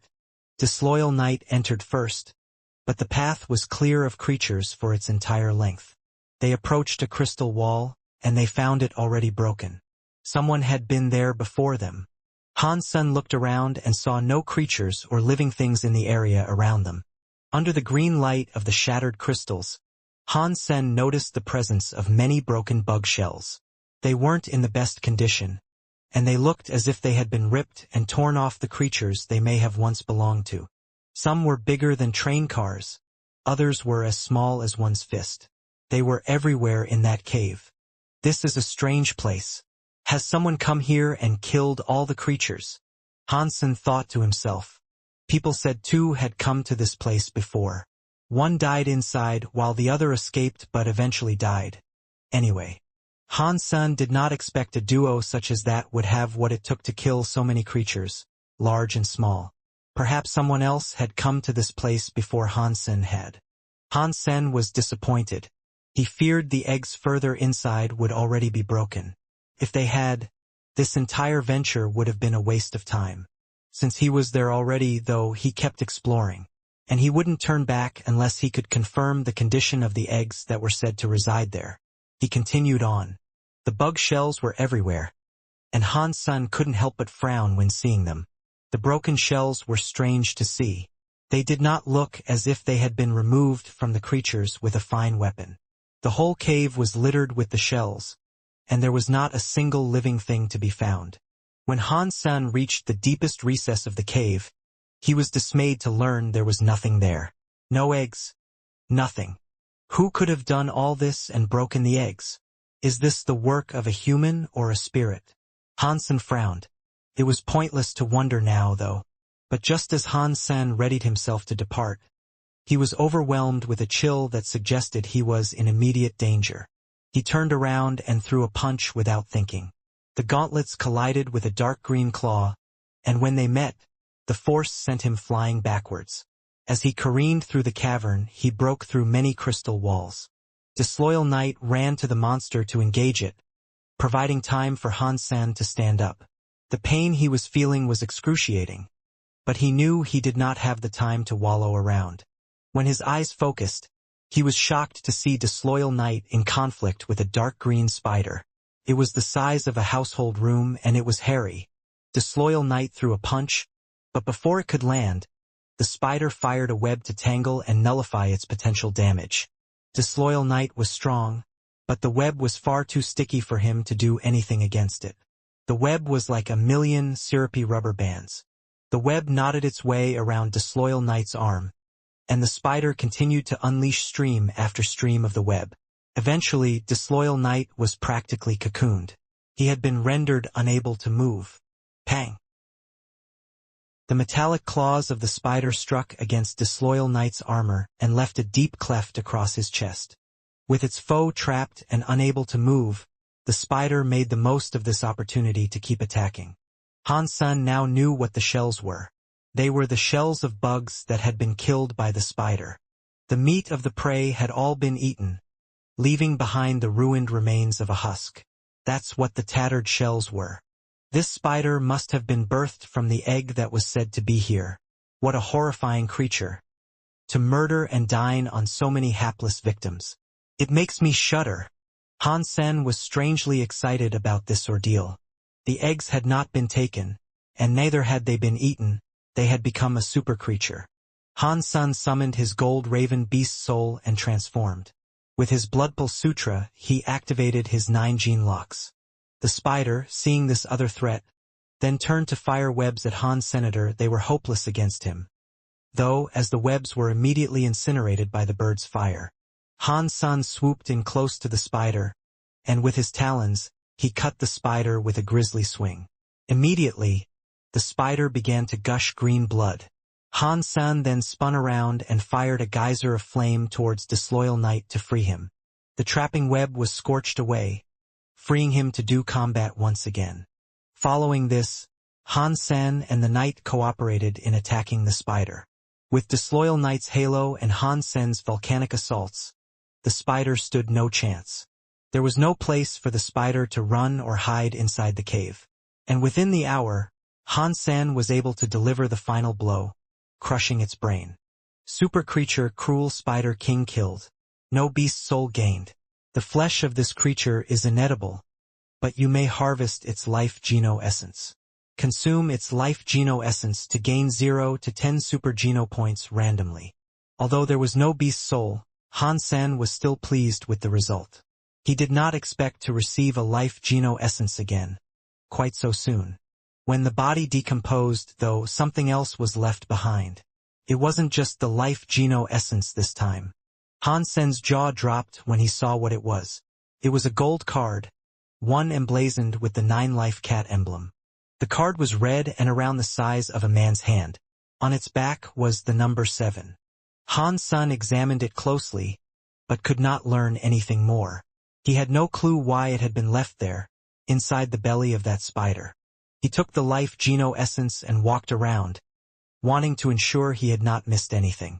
Han Sen eventually returned to Nest Shelter and asked Uncle Bug a few questions. The answers he received were disappointing. The scariest place in the region was the nest he had just been to. Aside from Thorn Forest and the water, is there anywhere else strange and treacherous I might venture? Han Sen asked. Han Sen did not want to go to the water.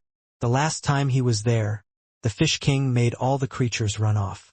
In case he needed to traverse the banks of those wide rivers again in the near future, the last thing he wanted to do was provoke the kind inhabitants that had once respectfully provided him passage. Thorn Forest was a mysterious place. It was wild and unpredictable, so without the safety net of his underground shelter, he wouldn't dare venture there. There is still one more peculiar spot, here in the Forest of 1,000 Insects, Uncle Bug said. What place would that be? Han Sen asked. Uncle Bug remained silent for a few moments, before telling Han Sen. There are 3 small hills that skirt Thorn Forest. They are around 500 meters tall, with a valley between them that is completely devoid of life. One dead spot, surrounded by the abundance of vegetation everywhere else in this land. Creatures have been known to wander in, but never wander out. And occasionally, you can hear the distant voice of a baby crying. Uncle Bug went on to say, I've been here all these years, and never once wanted to set foot in that place. What you might find there I haven't a clue. But for what it's worth, I would advise against traveling there. Han Sen feigned agreement, but secretly thought to himself, this is exactly what I wanted. Han Sen asked where that place was, so he knew where to avoid. His next trip was set. Han Sen had managed to collect 3 life geno essences by this point, but none had been fully absorbed. I need to get my ass in gear. Otherwise, I won't be able to absorb it. Han Sen thought about buying a genofluid to help synthesize and speed up the absorption process. He was tempted, but he ultimately chose not to. Firstly, it was too expensive. Secondly, he did not know whether or not there were any unwanted side effects that had yet to come to light. Before going to the strange valley that he had been told about, Han Sen decided to open his 5th gene lock first. He had opened the Dongxian Sutra's 4th gene lock a long time ago, but he had held off on opening more due to his injury. One had been opened by Big Mara, but he had managed to shut it down and close it. So, for now, Han Sen focused on his Dongxian Sutra. His fitness was sufficient to support the 5th gene lock being open, and since it had been opened once before, it was an easy and smooth process to open it again properly. The moment he opened the 5th gene lock, his head felt as if something inside it had snapped. The radius of his Dongxian aura had not increased, but he felt different with it. Han Sen could sense a lot of things inside that aura with his 7th sense. But that was before. Now, his sensitivities had widely increased. He had the 8th sense. Now, when he was scanning someone, he could get a feel for what they were thinking. He used his Dongxian aura and scanned the area around him. There was a guy called Wang Lin there, and he was currently busy slicing up the carcass of a creature. He wasn't speaking at all, but Han Sen could sense what he was saying to himself with his mind voice. After I eat this mutant flesh, my genopoint tally will reach 76. Han Sen didn't think it was possible to do this, but he knew it was impossible for him to guess something so detailed. He thought his Dongxian aura was somehow lifting the signals of their brain. Han Sen scanned the others and realized he was correct. Xiao Mei is a slut. I almost broke my back last night. I'll have to remedy it with some oil later for round 2 tonight. I'm going to fuck her to death. Where should I go to kill creatures? Killing worms is too dangerous, but killing bugs is too simple and lame. Fuck, that asshole Li tricked me. I'm gonna fuck him up the next time I see him. When he focused on a person inside the aura, Han Sen could read their minds in real time. He could also get a perfect sense of how someone was feeling inside. Can I hear the thoughts of creatures? Han Sen focused on Bauer, who was currently scarfing down some grub. Unfortunately, Han Sen was unable to hear a single thing. Instead, he turned his attention to the bird that was sitting on Bauer's shoulder. Much to his surprise, he was able to discern its thoughts. She never shares any food with me. What a bitch. Han Sen was incredibly excited over this new ability, and he was giddy to try it out on everything he could. He ran straight into the forest to hear the thoughts of all the creatures he could find. Eat, eat, eat, hungry, hungry, hungry. Han Sen noticed most other creatures were simple-minded. Han Sen now had a better understanding of what the fifth gene lock provided. He could hear the thoughts of others, but only if their feelings were strong and at the forefront of their minds. The stronger their thoughts, the clearer Han Sen could hear them. Han Sen thought about the long-term viability and usefulness of the power, as most super creatures had the eighth sense. That meant there was no use trying to hide from their seventh sense. This skill didn't have a clear purpose, so Han Sen was unsure what to make of it. It enabled Han Sen to simulate energy flows with greater efficiency, though, so at least the refinement of life geno-essences was faster. If I have 9 tiers, does that mean I'll be able to read anyone's mind with crystal clarity? Han Sen wondered to himself. The Dongxian Sutra meant you could see through things, even that which was in heaven. The thoughts of all humans could definitely be read. Han Sen would have liked to open the 9th tier then and there, but there were no shortcuts available. Han Sen went back to the shelter, walking right past Uncle Bug. Han Sen focused on him, and he heard a shouting voice boom inside his head. No way is he Han Jingji's heir. But why does he claim that his grandpa is Han Jingji? And why does he have the 9-life cat on him? Han Sen heard this and felt a shiver run down his spine. Uncle Bug knew about his family. If Uncle Bug had run a background check on Han Sen in the Alliance, it might have been normal for him to have learned about Han Sen's father and grandfather. But there was no way Uncle Bug should have known Han Sen had the 9-life cat. Han Sen recalled his first meeting with Uncle Bug, and how Uncle Bug acted strangely and gave him an odd look. He might have seen Han Sen's necklace. But Han Sen was wearing armor, so the man shouldn't have been able to sense or see it. This guy must have some connection to Blood Legion and Han Jingji. Han Sen would have loved to open his brain and get a proper look at what had been running through his mind. Uncle Bug, where are you off to? Han Sen asked, looking at Uncle Bug. I am going to Redbug Lake to collect some more meat, Uncle Bug answered. You are strong and you're around the same age as my great-grandfather. Perhaps you met him at some point? It's a shame he is dead now, though. His name is Han Jingji. Have you heard about him? Han Sen asked coyly. Uncle Bug gave a strange look at first, but then he smiled, saying, That name eludes me, sorry. Han Sen wished to say something more, but Uncle Bug quickly waved his hand and said, I need to go to Redbug Lake now. We can talk later. Watching Uncle Bug leave, Han Sen knew he had caught the man off guard. Uncle Bug was a little nervous in his response. Han Sen wished to find out what had happened in the past, but no one ever wished to talk about it. Not even Sunset could tell him. It was incredibly unlikely but fortunate for him to have met Uncle Bug, and Han Sen was fond of the area around the shelter. He knew he couldn't push the old man too hard for information. Not yet, anyway. How can I get Uncle Bug to reveal more? Han Sen wrestled with a number of different methods he could try, but none seemed viable. So, he decided to find out more about who Uncle Bug actually was. People only knew him by the queer nickname, so he fancied trying to dig a little deeper beyond the name Uncle Bug. Han Sen even asked someone to compose an image of the man. With this portrait in hand, Han Sen perused Skynet to learn more about Uncle Bug's true identity. Unfortunately, he couldn't find a trace of the man. Uncle Bug gave Han Sen an uneasy feeling in his stomach, and his mere presence was different than what Han Sen received off others.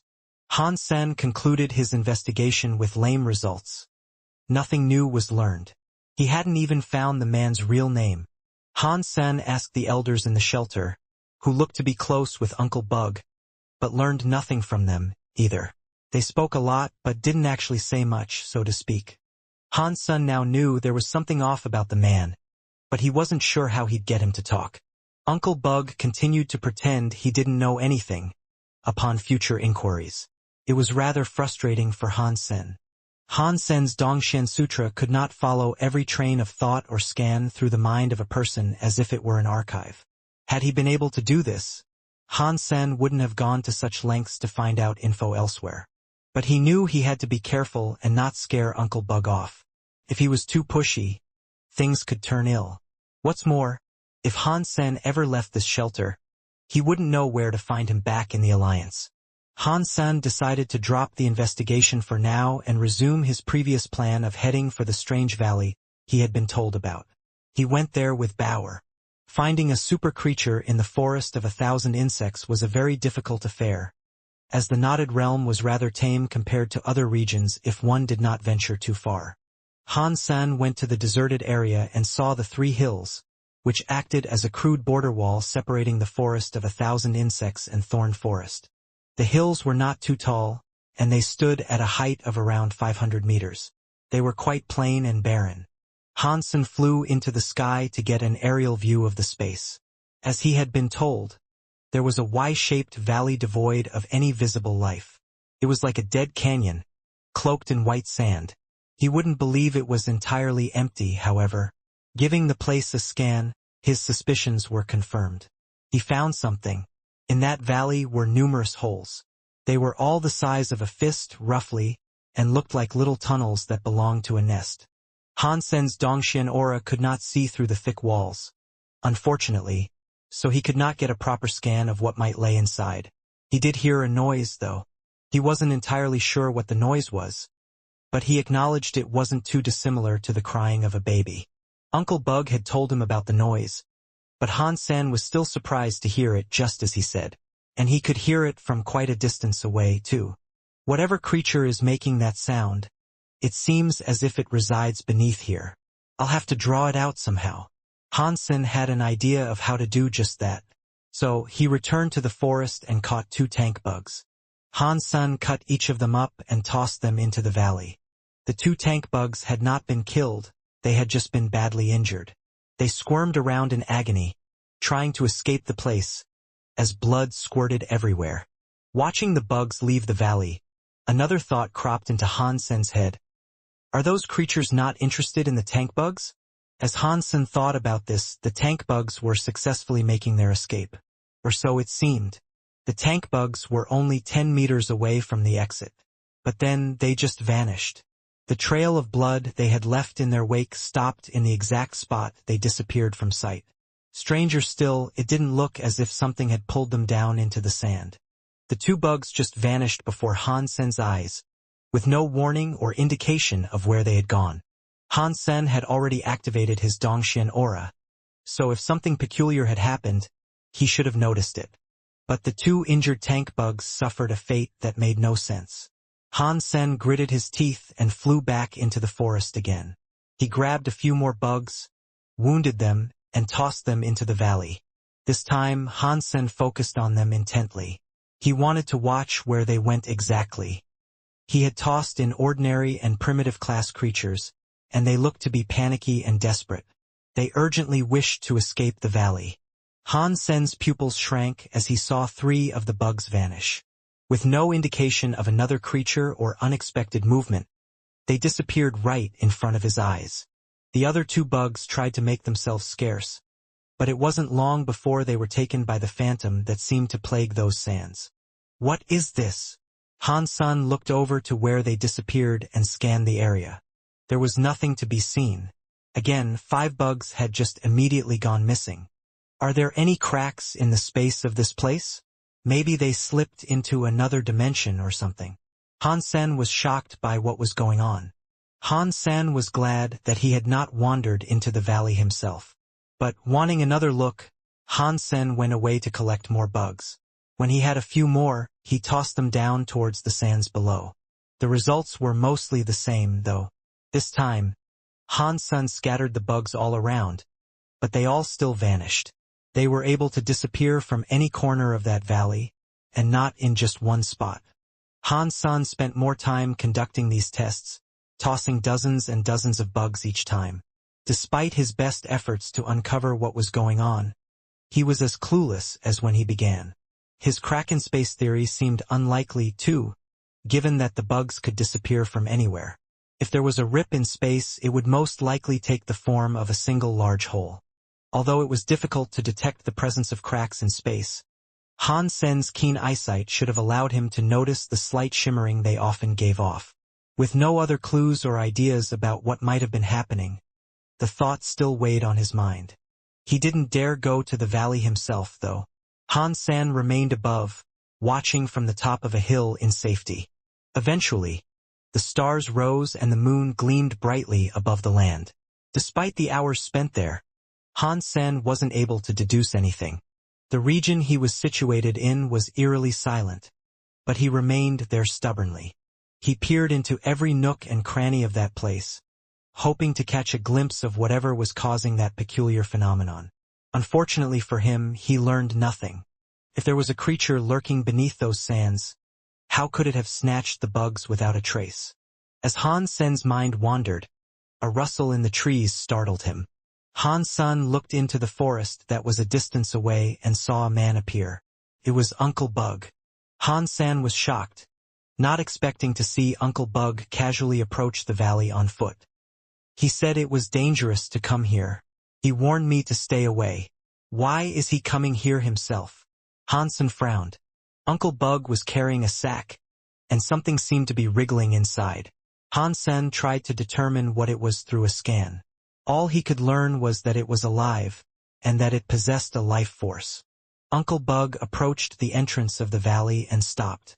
He peered across the sands of that place and tossed the bag onto the sands below. Uncle Bug was strong, clearly. The sack was large, the size of a human.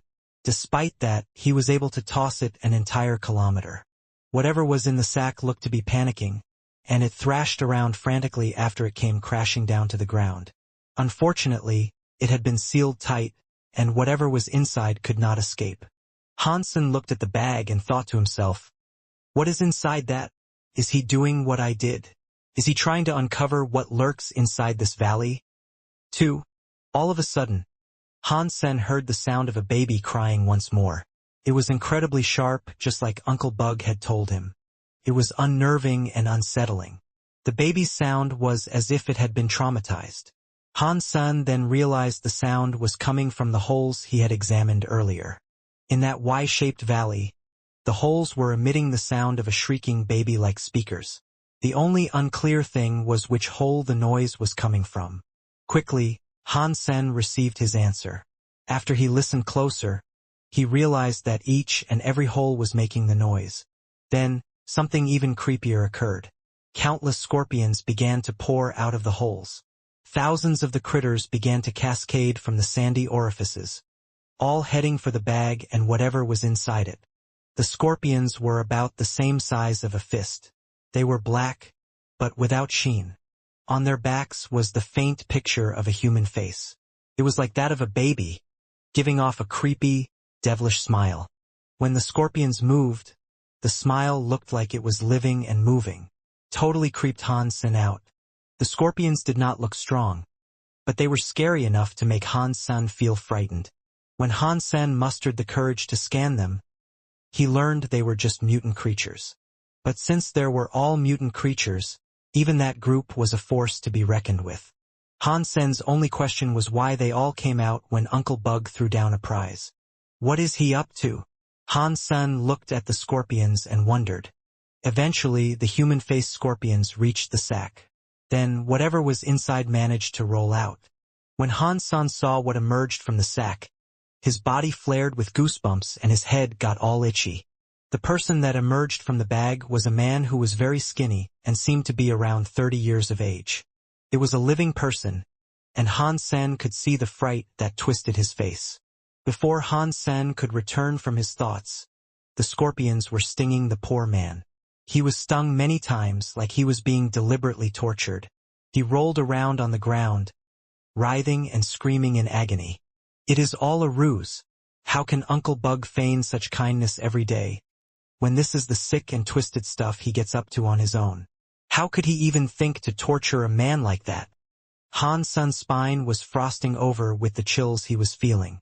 When Han Sen next looked at Uncle Bug, he froze. Uncle Bug was crying. As he watched the man get stung all over, he himself looked as if he was in pain. Amidst the tears, he prayed over the man down below. It was then that Han Sen realized the man being tortured looked familiar, like someone he had seen in the shelter. Uncle Bug was being very emotional. Han Sen used Dongxian aura to get a read of the man's feelings and see what he could hear of the man's thoughts. But all he could hear was screaming. There was one word he was able to discern, though. Son? Did he say son? That can't be his son. Han Sen exclaimed in his head as he turned to look at the naked man. He couldn't even begin to fathom why Uncle Bug would treat his son in such a manner. But people wouldn't lie to themselves in such a situation. He had heard Uncle Bug scream it was his son. Han Sen could not have been mistaken. Now, the body of the person on the ground was all swollen. The natural assumption would be to presume he was dead, or was going to be in such a state. He had been a rather skinny man when Han Sen first saw him. Now he was swollen like a fat man. The man could no longer scream, but his muscles still twitched with the pain he was continuing to endure. Uncle Bug continued to pray as tears drenched his face. As he did so, his teeth chattered in what had to be fear. Han Sen had never seen anything as remotely curious, horrific, and upsetting as this. He had no idea how he should feel about what was going on. Just as Han Sen thought the man was about to be dined on, he heard the baby cry again. It wasn't sharp like before. The sound of the baby was rough and coarse. When the noise echoed across the valley, all the scorpions returned to their holes. Soon enough, all that remained was a man who looked much like a bloated pig. Uncle Bug looked at the dying man in the valley. Han Sen was keen to know what had happened, why this was happening, and what was to happen. He was sweating with nervousness. This entire scenario seemed bizarre. When Han Sen looked at the man, he noticed his shadow appeared to be strangely large. The man was like a pig, but there was no way his shadow was 3 meters tall. The shadow was very weird. Half of it looked like a man, and the other half looked like a scorpion. The shadow came to life and moved. A person with long black hair and eyes that were as black as coal emerged. His muscles were thick and ripped beneath the black armor he was clad in. The man's lower body was a scorpion, and the transition from man to scorpion was seamless. Han Sen looked at the scorpion man, feeling his life force to be even greater than disloyal knights. Why would this guy's shadow be a super creature? Han Sen wondered as he looked at the scorpion man. The scorpion man then waved his tail and plunged it into the chest of the corpse on the ground. Then, the body quickly became slimmer. The man's body returned to normal, as all the stinging fluids went into the tail of the scorpion man. Then, after that, the man stood up. He looked very energized. When the man stood up, he walked towards the scorpion man angrily. When he was in front of the scorpion man became that man's shadow. The man fell to the ground, throwing his fists against his own shadow. It looked like he was just punching the sand. The man's hands bled as they beat against the ground, but he did not seem as if he wanted to stop. Little Yen. Uncle Bug ran towards the man, wanting to hug him. When the man turned around, though, Uncle Bug stopped his approach. I will hate you forever. The man looked furious. The man stood up, picked up a rock, and tried to slam it into his own head. But before he could do that, a shadow touched the rock, causing it to explode. He couldn't kill himself. The man tried his hardest to kill himself, repeatedly, but each and every time the shadow stopped him. Uncle Bug was crying again, with a face that was full of regret and pain. The man had been savagely injured, but he couldn't be free and allow himself to die. Little Yen, stop this. Uncle Bug guiltily pleaded. What did you expect? Is this what you wanted me to become? The man angrily responded. In continued tears, Uncle Bug exclaimed, I didn't want to. But you were sick. Said it would fix you. I didn't expect. Uncle Bug's tears did not relent. He fixed me and I am not dead. The man was laughing, but it was a laughter of hysteria. This was worse than him crying. I am sorry, Uncle Bug said. The man, who was laughing like a madman, responded, "You are not. You made me suffer something that was worse than being killed." Uncle Bug grabbed his own hair, all the while crying. "If I knew this was going to happen, I wouldn't have." Uncle Bug's dialogue disintegrated into incoherent mumbling and babbling. The man looked at Uncle Bug, saying, "This is my life." His words were coaxed with desperation and sadness. After a while, the sun began to rise, and as it did, the man said, "If you continue to believe I am your son, find someone to kill me. I would rather be dead." "Little Yen." Uncle Bug looked at the man in profound sadness, but as he did, the man fell to the ground. Han Sen was surprised at the sudden turn of events. He was still alive, just unconscious. Uncle Bug used a bag to pick the man up, and then turned to leave the area. If Han Sen described what had happened to someone who hadn't seen it with their own eyes, they'd think he was off his rocker. Han Sen quickly followed after Uncle Bug to see where he was off to. Han Sen thought it might have something to do with the god that Sunset had mentioned. Perhaps by following, he could learn more and uncover the mystery at long last. Uncle Bug took the man back through the forest to nest shelter, though. Then he took the man to his room. Han Sen waited outside the room. It wasn't until the next day that Uncle Bug emerged, acting as if nothing had occurred. He issued commands and went back to his usual duties, telling others to hunt and so on. "Uncle Bug, there is something I need to ask you. Privately, if I may." Han Sen asked Uncle Bug. "There is no need for privacy.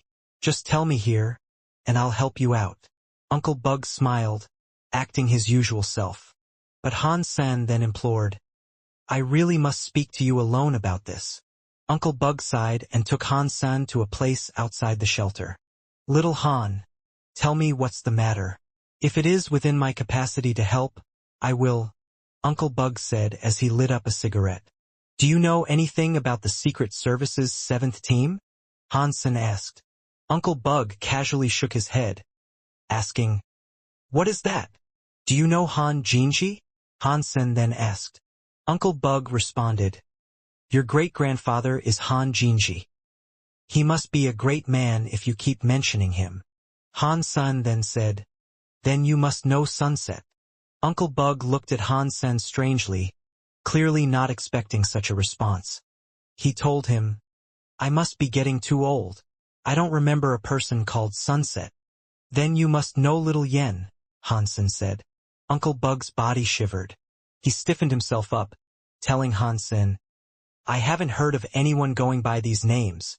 You forgot what you wished for?" Han Sen said mockingly. After that, Uncle Bug's composure changed. He suddenly looked like an angry lion, and he exclaimed, "Who are you?" Han Sen could feel Uncle Bug's life force, and he could tell the man was the greatest and most powerful surpasser he had ever known. Surpassers these days never came close to the heights of Uncle Bug. At his age, it was a surprise to see him have such a high fitness. Humans did not max out their genes back when Uncle Bug had been in his prime, so it was quite the surprise to see how powerful the old man had become. "Do you really not know who I am? I told you the name of my great-grandfather." Han Sen looked at Uncle Bug. "That is impossible. He cannot have had an heir," Uncle Bug said. "Why not? Everyone can make babies," Han Sen casually responded. "But he—" Uncle Bug suddenly stopped. His rage returned before he spoke again, and he blurted out, "How dare you try and trick me? I asked you a question first. Who are you? If you don't tell me, you'll have to excuse my ruthless actions." Seeing Uncle Bug's murderous look, Han Sen could now see how cruel of a person he must have really been. Han Sen sighed, unsure whether or not he'd be able to pluck more information from him. Thinking this, he decided to tell him, "Uncle Bug, I was in that valley the other night." Uncle Bug's grimace turned to visible shock as he stared at Han Sen. "That was your son, wasn't it? I think I can help." This was Han Sen's one and only trump card. If he wanted the information he sought, this was the only way. Uncle Bug still looked to be fuming with anger, but he asked, "How do you know Sunset?" "I met her." Han Sen proceeded to tell Uncle Bug about his encounter with her inside the crystallizer ruins. "Uncle Bug, after hearing what he was told, had a complex look fall across his face. He said, "She still decided on living forever young. So, were you really a member of the 7th team? What happened?" Hansen asked. Uncle Bug said, "It is none of your business. If you pursue this matter any further, it'll only lead to ruin. Don't get yourself killed over all this. If that is so, do you need me to remind you about your son? Do you want him to remain in such a condition? I can help him." Han-san knew the man would still be a little too stubborn to elucidate. Uncle Bug shook his head, saying, "Just go, and don't breathe a word about this to anyone else. If you do, you're dead." Hansen didn't move, though. He remained and told Uncle Bug, "You are very strong, but even you cannot deal with the creature in the shadow." "No one can deal with it," Uncle Bug said with a wry smile. "I can," Hansen said. Hansen knew it was a powerful super creature, but he still believed he could defeat it with the aid of Disloyal Knight. The only thing Hansen did not know was the relationship between the man and the creature. He had to learn more about that. With another wry smile, Uncle Bug said, "You have no idea what that thing is. It is only a super creature. It is not some elaborate secret," Hansen dourly said. Uncle Bug responded, "No single human can beat super creatures in the third god's sanctuary." "I'm not just anyone," Hansen said. Uncle Bug wished to say something more, but suddenly, Hansen's back was blazing with a bright fire. Wings were outstretched, transforming him into a big fiery bird. "Is that a super shape-shifting beast soul?" Uncle Bug gasped with surprise. Hansen returned to his human form and said, "So, what do you think? Do I have what it takes?" Uncle Bug looked at Hansen and said, "You are special. I'll give you that. But shape-shifting beast souls can be draining, and you don't have an infinite amount of time to use it." "Well, what about with this guy by my side?" Hansen then summoned Disloyal Knight. "A super pet beast soul with battle mode?" Uncle Bug was incredibly shocked by this. "Even if I was unable to defeat the creature, I could bring your son everlasting peace," Hansen said, peering into Uncle Bug's emotional reaction. Uncle Bug bore a complicated look, one that was a mixture of excitement and confusion. His lips trembled when he asked, "What do you want from me?" "I want to know what transpired in that other dimension, the one spoken of by Sunset. And I want to know why everyone keeps saying Han Jinji could not have had an heir." Hansen gave his terms. To this, Uncle Bug said, "If you can help little Yen, I will tell you everything. Then it is settled. But it would be best if you tell me what happened to your son first, and tell me exactly what I'm dealing with here. I will do my best to kill the creature without harming your son, if such a thing is possible," Hansen kindly said. Uncle Bug looked touched upon hearing this, and he said, "Little Yan's mother bore the same sickness. He has what she had. There was no cure, and his mother passed away. The same fate was to soon befall little Yan." Uncle Bug told him most of the story. Hansen was able to fill in the blank spots himself. Uncle Bug said that he had learned of a way in which he could save his son. It was a method in which you could sign a contract and bind your life to that of a creature. They could live together, sharing energy. Uncle Bug convinced his son to sign such a contract, and his son did indeed live. But unfortunately, his son was too weak to share his life with the creature, and now he was being entirely controlled by it. Little Yen was in a vegetative state, only waking up once a month. What Hansen had witnessed was him traveling to the valley to absorb scorpion poison and feed the super creature that lived inside him. If Uncle Bug did not take him to the valley, he'd be in even more agony than that which he suffered at the stings of the scorpions. His fate truly was worse than death. Although he had avoided death, he was most certainly not living. He was hardly human, and he had suffered this fate for 100 years. Han-san felt a shiver run down his spine when he imagined what it must have felt like to exist in such a state. Hansen had never heard of such a method being employed before, though, and he believed it might have had some connection to the 7th team accessing the dimension that Sunset had told him about. He had been able to come to the third god's sanctuary and sign a contract with a super creature. No ordinary human could do such a thing, not through ordinary means. But these were just guesses and thoughts Hansen had, and he wasn't sure if they were correct. Qin Huaizhen, Sunset, and Uncle Bug all claimed to have seen a figure that proclaimed itself to be God in that dimension. Perhaps that God was a being that said it could fulfill their wishes. Qin Huaizhen may have wished to live forever, so he was frozen in place. But still that only led to death and did not make him immortal. Perhaps Sunset wanted to be young forever, so she was placed inside that vase to remain like so.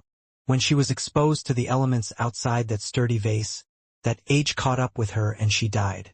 Uncle Bug's wish may not have applied to himself. Could have been to save his son, but even those results turned sour. If Hansen's hypothesis was correct, and that really was God, Hansen thought he was an asshole. "Don't worry. I'll do my best to take down that super creature," Hansen said. Killing the super creature he had proposed to slay would not be easy. Uncle Bug told him the shadow of the creature was what possessed his son, but the actual body he would have to defeat was someplace in the valley. Hansen thought about the bugs he had thrown down into the valley, the ones that disappeared, and wondered whether or not they were related to the creature he was preparing to defeat. Hansen returned to the valley, bringing many bugs with him. He perched himself atop the hill like he had before and tossed a few bugs down into the valley every now and again. Just like before, the bugs would try to scurry away but then get snatched by some unseen force. They'd just vanish into thin air. Hansen kept chucking the bugs into the same spot and noticed the bugs only disappeared when they reached a certain point. That proved there were no space cracks, as space cracks could not move. If there are no space cracks, then that means it must be a super creature. But if so, how can it make these bugs disappear so easily? Hansen thought hard about what may have been the crux of the issue. Whatever was going on, his Dongxian aura was not able to detect any creatures down there. Being unable to determine the nature of the threat made Hansen far more cautious than usual. Hansen remained on the hill for a few days, watching and waiting to see what he could. If there was a creature lurking beneath the sands, he wanted to see it. Hansen watched the shadows of the bugs intently, wanting to see if there were any disruption before they disappeared. It was a fine idea, but did not provide him the answers he sought. Nothing was assaulting the bugs from within their own shadows. In the midst of all these uncertainties, one thing was for sure. It was a scary super creature, and Hansen had yet to gauge how powerful it might have been. A lack of intel was one of the most dangerous things when attempting to fight a foe. But whatever the case may have been, it looked to Hansen that there were two possibilities. First, the creature itself was invisible. Or second, the powers of the super creature were invisible. If it's the second possibility, I should have no problems dealing with it. If it's the first possibility, I'll need to watch myself. That'd be tough, Hansen thought to himself.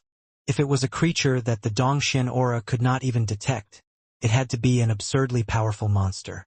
Due to Hansen's desire for caution, he remained there for another 15 days. Unfortunately, despite all the time that had elapsed, he still had zero concrete intel on the creature he would have to face.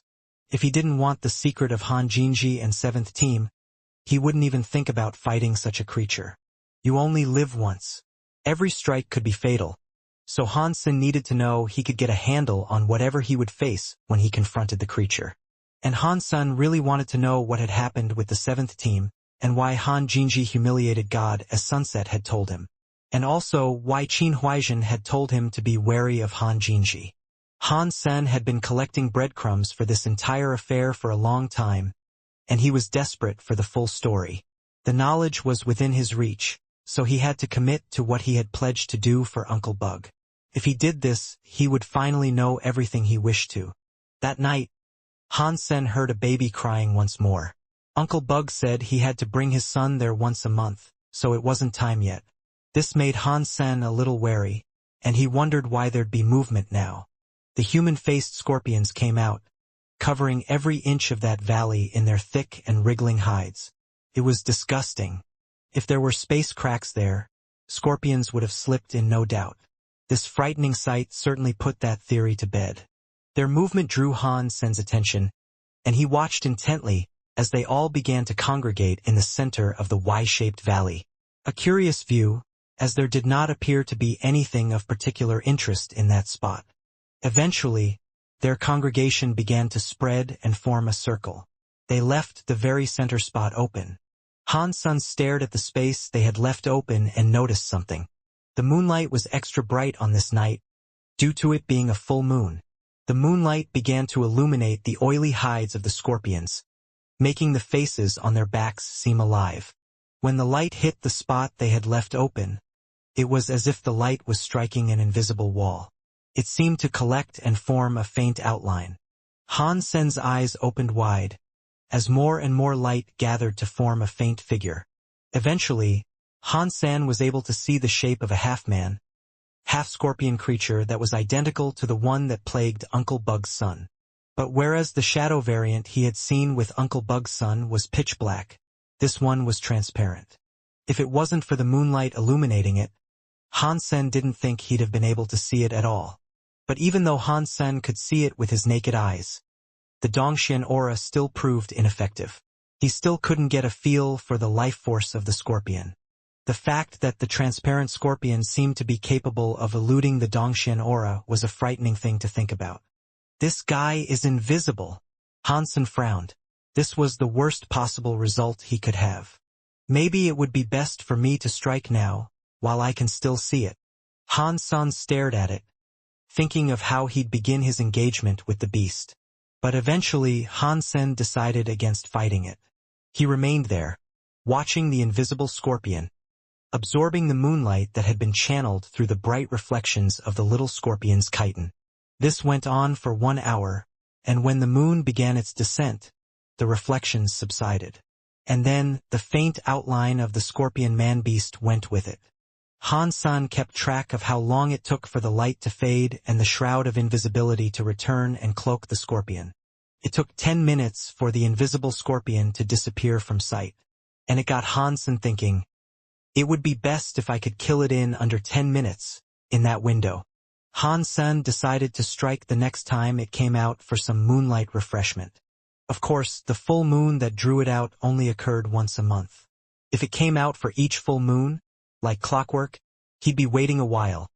But Han Sen decided to remain and see if there were any other events that would compel the scorpion out of its lair. He stayed there for a few days. With time to kill, he focused on refining his life geno essences while he observed the valley. Now, he had 11 super geno points. During this month-long wait, Uncle Bug came to the valley to subject his son to the once-a-month torture. Although Han Sen had seen this play out once before, it still frightened him to see it all unfold again. It was rather sad, too. The full moon finally rose, and with its coming, the face-shaped scorpions emerged from their creepy tunnels. They used the faces on their back to help the transparent scorpion collect moonlight. Han Sen waited until it absorbed as much as it could and then began his assault. He activated Super King Spirit Mode and ran into battle alongside Disloyal Knight. Disloyal Knight's halo was brighter than ever, and it shone across the entire valley as Han Sen rained coins in unbridled oppression. The transparent scorpion noticed this quickly occur, and the light-carrying baby faces all seemed to turn to look at the duo. As a coin was about to land atop the transparent scorpion, the beast threw a punch to deflect it. Pang! The moonlight acted like superfuel for the creature, and the power of its hit connected with the coin and turned it to dust. Needless to say, Han Sen was shocked. The scorpion was a far more terrible beast than he imagined it to be. The powers were far beyond any other super creature he had fought thus far. Disloyal Knight marched forward to clobber the scorpion, but the scorpion's tail managed to sting its arm and knock it back. Berserk super creature? Han Sen was quite surprised. Disloyal Knight's halo was already working to weaken the foe, and yet its power was still of such heights. Han Sen grabbed his phoenix sword and Taya. Clad in his mantis armor, with dragon wings decorating his back, he charged. The scorpion raised its arms to defend against Han Sen's barrage of sword strikes. Dong! Dong! Dong! The fighting sounds echoed throughout the valley, as curtains of sand were kicked up in the haze of battle. The area was in chaos, as rocks were broken into chips. Despite Han Sen using Super King Spirit Mode and all those beast souls, it still didn't provide the advantage he needed to beat the scorpion. Any damage he dealt was not enough to slay the monster. Disloyal Knight cooperated with Han Sen, who was using a combination of double fly and his phoenix techniques to attack. The scorpion swung its fists and its tail to batter Han Sen, but he did not fall back. But as time went on, the scorpion's body began to dim as the light inside it faded. It was becoming harder and harder to see, the more time elapsed. Go! Han Sen knew he wasn't going to be able to kill the scorpion that day, and there was no doubt that he had gotten into a fray with a berserk-class super creature. But as much as Han Sen thought it would be best to flee, the scorpion was enraged. It was not keen to let the man who had the gall to disrupt its monthly ceremony go free. The pincers of the scorpion grabbed him, and they rendered Han Sen immobile. And just as this occurred, the scorpion entirely disappeared from Han Sen's vision. Pang! Disloyal Knight's body was suddenly open.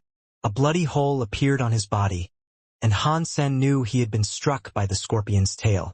It took a lot to cancel the determination of Disloyal Knight, and as much as he still wished to fight and grab the tail that had stabbed through him, it disappeared before he could grab it. Pang! Han Sen was beginning to panic, but he could not see the scorpion. His chest was feeling pressure like no other, as his legs kicked the sand in an attempt to slip away. As this happened, the armor on his chest began to dent and bend to the violent will of the pincers that had him caught. Damn it! Han Sen clicked his fingers to rain another barrage of coins down from the sky. The next best thing to keeping track of this opponent was to rain coins. Coins stuck to their target, so Han Sen believed he could at least get a grasp of the creature's location if it was laden with coins. As the coins rained, though, there was no sign of the scorpion. Disloyal Knight let out a shrill war cry as he was stung by the scorpion's tail once more. Fortunately, Disloyal Knight was immune to poison. If he hadn't been, he'd have been rendered unable to fight by the first stinger strike. Disloyal Knight kept on swinging his manic fists around in a bid to hit the phantom that assaulted him, but he had no clue where it was. Arg! Han Sen felt pain in his back. Han Sen was the next recipient of the scorpion's stinger. Fortunately for him, the super armor was sturdy enough to provide protection and keep the tail from piercing through. Run! Han Sen managed to slip through the pincer and fly higher. The super creature was far too powerful for them, and not even the coins were enough to reveal the monster. But as Han Sen took to the skies, his relief was short-lived. He felt something snag and pull him back down as if a chain had quickly wreathed itself around his waist. It forced him down into the ground, and when he smacked hard against the sandy floor of the canyon, a hole was created in his shape. The transparent scorpion was invisible. The coins could not stick to it, and not even Han Sen's eighth sense could keep track of it. Disloyal Knight was not as strong as a Super King spirit, and all its armor was dyed in red. Han Sen was in a sorry state now, too. He could not see where his opponent was, and all he could do was brace for the next attack that was sure to strike him. Han Sen returned Disloyal Knight to the Sea of Soul. He wanted to flee the valley, and he believed with his super armor and Super King spirit mode active, he could still manage that much. He had been unable to slay the transparent scorpion, and that was partially due to his inability to see the foe. He knew he'd have to figure out a way to see it before he returned to try again. Before Han Sen was able to escape the valley, though, he very clearly heard the sound of something cracking, and then something falling to the ground. When Han Sen took a look at what he had heard, he saw a broken blue eggshell on the ground. It was very brittle and very close to opening entirely. The blue metal dinosaur has finished its evolution now? Han Sen was shocked and scrambled to pick it back up. Even if the dinosaur was a super creature, though, Han Sen did not believe it could effectively deal with the scorpion. Before he could pick up the metal egg, though, a sharp pain struck into his back. It pushed him forward, throwing him through the air until he came crashing into a rocky wall that erupted into a plume of ruined stone, sand, and haze. Pang! An invisible power trampled the egg, shattering it. The sight of that made Han Sen incredibly angry. He had waited a long time for the egg to hatch, and when it was finally about to, it was mercilessly slain underfoot. If he could see the scorpion, he'd unleash his most furious barrage of attacks he had ever performed and slice it up into mincemeat. But of course he still could not see it. So he still had to make an escape his priority. Pang! Pang! Pang! Han Sen heard a clanging noise behind him, and when he turned to look, he saw an invisible power repeatedly strike the spot where the eggshell lay shattered. A hole was formed in the ground that was stomped on over and over again. But strangely, the vision of blue began to expand until it claimed the shape of a blue metal dinosaur. It wasn't killed? Han San was given a single moment of happiness amidst this grueling ordeal. The blue dinosaur expanded in size until it was 3 meters in height. It looked incredibly heavy and monstrous. The body of the beast was so tall and heavy, it looked indestructible. Dong! Dong! Dong! Han Sen could make out the fact the stinger was repeatedly striking the dinosaur. It may have been able to deal damage to Han Sen through his armor, but it was largely ineffective against the sturdy metallic hide of the dinosaur. The blue dinosaur, unfortunately, was unable to see the scorpion just like Han's senator when it got hit. It began to roar and run around helplessly in pursuit of the invisible aggressor. Fortunately, though, the scorpion seemed to occupy itself with the dinosaur exclusively. It let Hansen be. The dinosaur was knocked down by the repeated scorpion strikes, but each and every time it was hit, it got back up. The dinosaur is slow, and its power may only be decent, but boy oh boy, it's a tank. Hansen knew he did not have much time to stay and admire his new pet, though. Super King Spirit Mode only lasted an hour, and so he had to leave soon.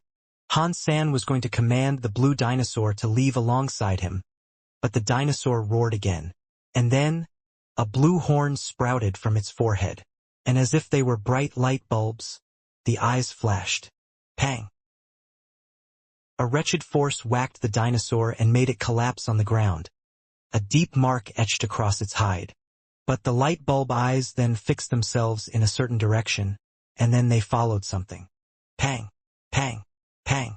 Han Sen heard more noises, as more and more wounds began to manifest across the dinosaur's body.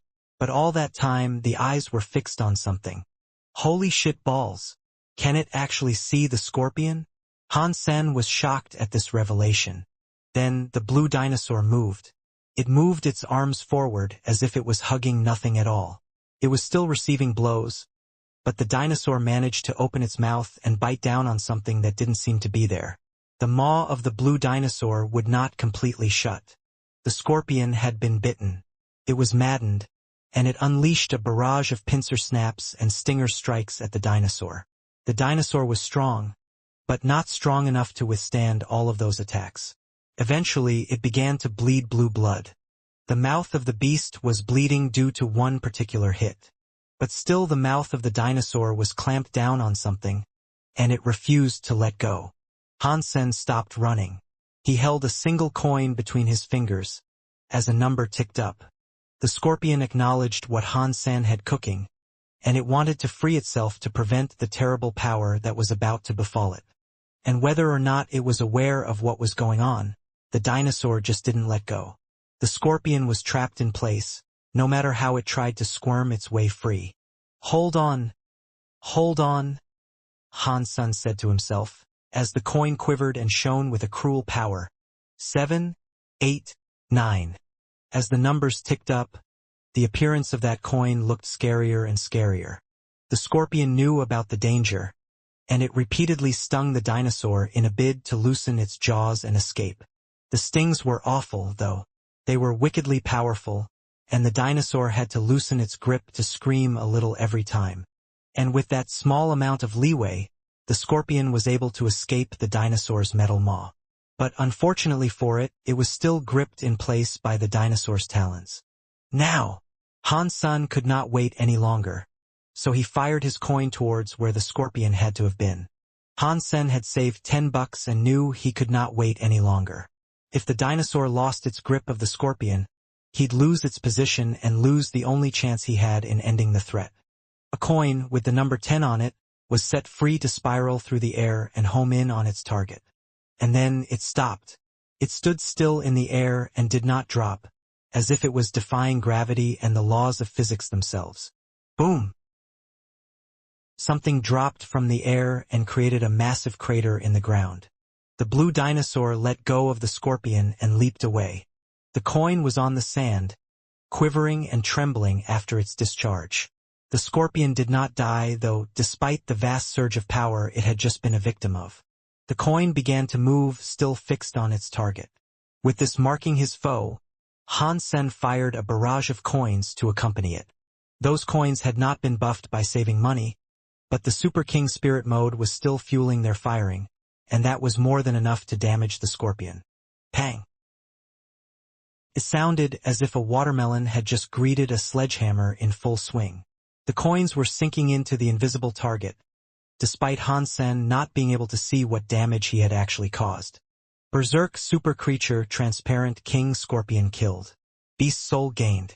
The flesh of this creature is inedible, but you may harvest its life geno essence. Consume its life geno essence to gain 0 to 10 super geno points randomly. Han Sen was delighted to have received the beast soul from such a terrifying foe. It had to be amazing, whatever it was. Han Sen quickly ran to the sandpit and picked through the invisible carcass to collect the life geno essence. He found an invisible crystal and assumed that had to be it. The blue dinosaur approached Han Sen, not looking hostile at all. Han Sen examined the creature's wounds. They looked rather ghastly, but they didn't seem to have done any lasting, permanent damage. This guy is a super meat shield. It's the worst job I can think of, but someone has to do it. Han Sen patted the dinosaur's head. Han Sen let the dinosaur stay in the valley, and then he rode Golden Growler back to the shelter as he was too weak to fly. Han Sen was keen to find out what had happened to Uncle Bug's son. He had slain the scorpion, so he wished to see whether or not the son would be given back his life, free at last. If Han Sen only wanted to help his son, he wouldn't have had to go through all the trouble. He'd only have to end the man's life. But before Han Sen entered the shelter, he saw Uncle Bug walk out with his son's body in his arms. He looked as if he had been crying a lot. Han Sen sighed in his heart, painfully admitting to himself, "I was unable to save him." But Uncle Bug was not mad.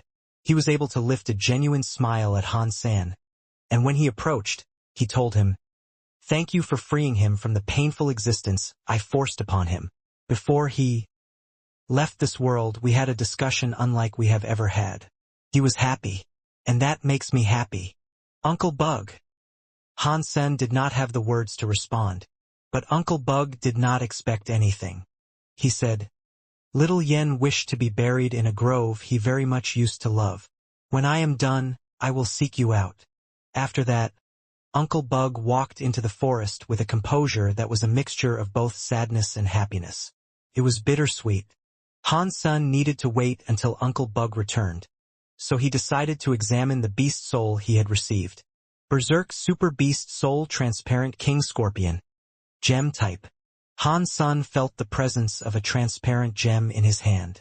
Could not be seen, but Han Sen knew the scorpion was inside it. Han Sen had received a gem beast soul before. They could be fused with another beast soul to increase their power. Han Sen could use it on any beast soul, and it'd level up to a Berserk Super Beast Soul. It'd be given the power and might of the scorpion. While he could do this with any beast soul he wanted, it was always best to infuse a gem beast soul with the same type of sacred blood beast soul. Han Sen did not know which element this was, so it was tricky. If he could find or purchase a sacred blood scorpion beast soul to infuse it with, the success rate would be solid, though. Should I have an armor beast soul? And if so, would that mean I could be invisible? Or should I opt for a weapon? If it was a weapon, they wouldn't even know I was near. If I do go for a weapon, though, I should go for an arrow. Han Sen had many different ideas, all as good as each other. Uncle Bug did not return for a while and wouldn't, so he brought out the life geno essence he had collected. Han Sen had not been able to see the scorpion's energy flow, so without being able to simulate its power, he was unable to absorb it. But Han Sen still had another 2 life geno essences to absorb, both of which were already in process. Perhaps he could absorb this one when his Dongshan Sutra was better. Uncle Bug returned that night. Han-san was not going to invade his privacy at once, and so he planned to give him some space first. Not everyone could remain calm following the death of their son. "Follow me." But Uncle Bug approached Han-san and told him to come. Then he led Han-san to his room. Han-san followed. He wished to say something comforting, but he could not formulate such words. "Thanks to you, both me and little Yen can be at peace. You eased our sorrows, son." Uncle Bug shut the door and proceeded to brew a pot of tea, which he then served to Han-sen. "But I was unable to save him," Han-sen said with a wry smile. Uncle Bug said, "I forced him to live 100 years longer than he should ever have had to, in an existence that was nothing but pain. If I had the chance to go back in time, I'd have allowed him to die." Han-sen remained silent, unsure of what to say. Uncle Bug acknowledged this and just smiled. Then he said, "Ask me what you want to know." Han-sen opened his mouth but stumbled, unsure of where to begin. After a while of thought, Han-sen asked, "Uncle Bug, where did the 7th team teleport to? Where did they go and what did they find?" "We met God." "Well, more like a demon." Uncle Bug looked as if he was in pain, in remembrance. Han-sen just watched Uncle Bug, allowing him as much time as he needed to explain. Uncle Bug, after a long pause, said, "I was an interstellar pirate. I came into possession of a qigong, and after practicing it, I became incredibly strong. Through strength came wealth, and I became rich." He stopped and sighed for a moment before proceeding. "Perhaps it was karma, and God decided to punish my family. After my wife died, little Yen received the same disease that had taken her away from me. In my desperation, the Alliance found me. They wished for me to join the 7th team and conduct research. In return, they were willing to give little Yen the best medical care they could, and have only the best doctors attend to his failing health. As you can imagine, I didn't think twice about agreeing." Suddenly, Uncle Bug's face was drawn with confusion. He muttered to say, "I thought it was very dangerous, but after teleporting, it was like heaven. I had everything I could ever want." "What was this place?" Han-sen asked, unable to even comprehend what the team had experienced. "It defies words, son. I don't even know how I could explain it." Uncle Bug knew such a description could not suffice, and it could not possibly satiate Han-sen's thirst for knowledge, so he tried. "It was a realm controlled by a demon. It was like an ever-changing canvas that morphed to his desire. If he wanted a mountain, he'd have a mountain. If he wanted water, he could birth an endless sea. If he wanted women, there they'd be. It was only natural to assume we had met God, the Creator, the Maker." Uncle Bug's face was then taken by pain and sorrow. He said, "If I had not made that wish, little Yen would not have had to suffer all those bitter, horrible years." "What did the demon look like?" Han-sen tried to take his mind off the subject of his son. "It is difficult to say, but I believe it was a man. It was masculine in some way. I don't think it had a fixed appearance, as it was different for each of us. When I asked old Han, he told me this demon was but a mere old man. Sunset told us it was a beautiful woman. It was in front of us, in the same spot, but it appeared as a different form for the each of us." Han-sen frowned and asked, "And then?" "The demon told us it'd give us a test. If we were successful, it'd grant us one wish. I believed him to be God, a benevolent being of grand magnificence. The fool I was. I accepted the test, as who could turn down a free wish? Old Han tried to convince us to not accept, but none of us listened," Uncle Bug said. "Did everyone else accept this test?" Han-sen asked. Uncle Bug said, "There were only 2 people who rejected the offer. One was Han Jinji. Who was the other?" Han-sen was surprised to hear someone else had rejected an offer from God. "No, old Han accepted the challenge," Uncle Bug revealed as he shook his head. "What? He did?" Han-sen exclaimed. Han-sen believed he hadn't, which was why he thought Sunset had told him that Han Jinji had humiliated God. "I don't know if he made a wish, but he did take the test," Uncle Bug said.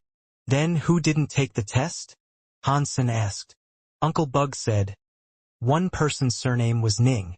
He was good friends with old Han, and old Han was always called him Brother Ning. I am not sure what his full name was, to tell you the truth. But old Han told him something, and that was why he did not accept the challenge. Was Brother Ning from the Ning family in Starry Group? Han Sun did not know there was a person with the surname Ning in the 7th team. But if there was, then it had to have been from that Ning family. Uncle Bug shook his head, admitting, I don't know. Okay. And who was the other person? Han Sun asked. It was a very beautiful woman. Uncle Bug's mood brightened when he spoke of her. Han Sun stared at Uncle Bug. Uncle Bug explained, when I was an interstellar pirate, I took refuge on a barren planet. I didn't know much about the Alliance back then. I only knew about the megacorporations. When I was in the 7th team, everyone used their titles instead of their real names. Aside from Sunset and Old Han, I did not know much about the others. The woman was on the 7th team, but she was very careful to reveal nothing about her background. No one introduced her, and I did not even know her title. All I know is that she was the prettiest and most beautiful woman I have ever laid eyes on, even to this day. Han Sun looked at Uncle Bug and asked, after you finished the test, what wish did you make? And what wish did Han Jinji make? Uncle Bug said, I do not know what the others wished. Uncle Bug went on to say, after the test began, I was sent to a place on my lonesome. When I was done, all I saw was that demon. I could not see the others. When I made a wish to the demon, he gave me a drop of blood. He told me to give it to Little Yen and then bring Little Yen to it. He told me he could live with creatures, and the sickness would no longer harm him. Uncle Bug began to shed tears. Han Sun could guess what happened next, and the information he was currently receiving was not elucidating the mysteries he wished to have explained. Uncle Bug, how did you know I have the 9-life cat pendant? Han Sen knew there was information he could gather, so he shifted the subject to ask this. How did you know that I noticed the pendant? Uncle Bug asked with shock. Uncle Bug had made sure to avoid mentioning anything regarding the 9-life cat to Han Sen, so this surprised him. I thought I kept seeing you stare at it. Han Sen pointed to the spot on his person where the pendant was. Uncle Bug nodded and said, I was surprised to see you wearing that necklace. Old Han carried that thing around with him just as you do. Knowing your great-grandfather was Han Jinji, I went to learn as much about you as I could. Memories of your kept me staring at it, I suppose. I didn't mean nothing by it, and I didn't suspect you'd find out from the occasional gaze. Han Sun did not say anything, as he wanted the man to continue talking. Uncle Bug sighed and said, the reason why I know it is there, truthfully, is because I can feel its existence. You can feel its existence? Han Sen looked rather confused. The 9-life cat pendant did not exude any particular force. The only remotely remarkable thing it had done was reacting when Han San began learning the Blood Pulse Sutra. Han Sun could only assume that Uncle Bug's ability to feel the existence of this pendant was because he was a member of Blood Legion. There didn't seem to be another likely alternative. But all Uncle Bug had said about his past was that he was an interstellar pirate. He had made no mention of an association to Blood Legion. Uncle Bug then pointed towards Han Sen's chest and asked, Can I take a look? Han Sen was a little dubious about whether he should show it to the man, but he did so anyway. Uncle Bug gently took hold of the pendant, and his eyes fluttered as if he was in remembering something far in the past. He said, This necklace. It was found in an old ruin. I'm the one who gave it to old Han, you know. Han Sen was delivered another shocking revelation. He had always believed the pendant to be a relic of Blood Legion, and that Han Jinji had been a member.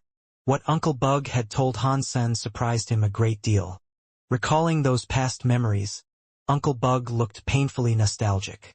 He said, I hadn't gained any fame at that point, but I did have a modicum of infamy. I was once a thief, after all. Old Han invited me to poke about and explore an old ruin. It was an experience that changed my life. That is where I found the Qigong I mentioned. The Qigong and the pendant were both found there. Uncle Bug then smiled and said, The 9-life cat and Qigong were together, but we became separated at one point. When I found the items, I kept the Qigong for myself and only gave the 9-life cat to him. It was because of that qigong I became stronger. I became a renowned pirate because of it.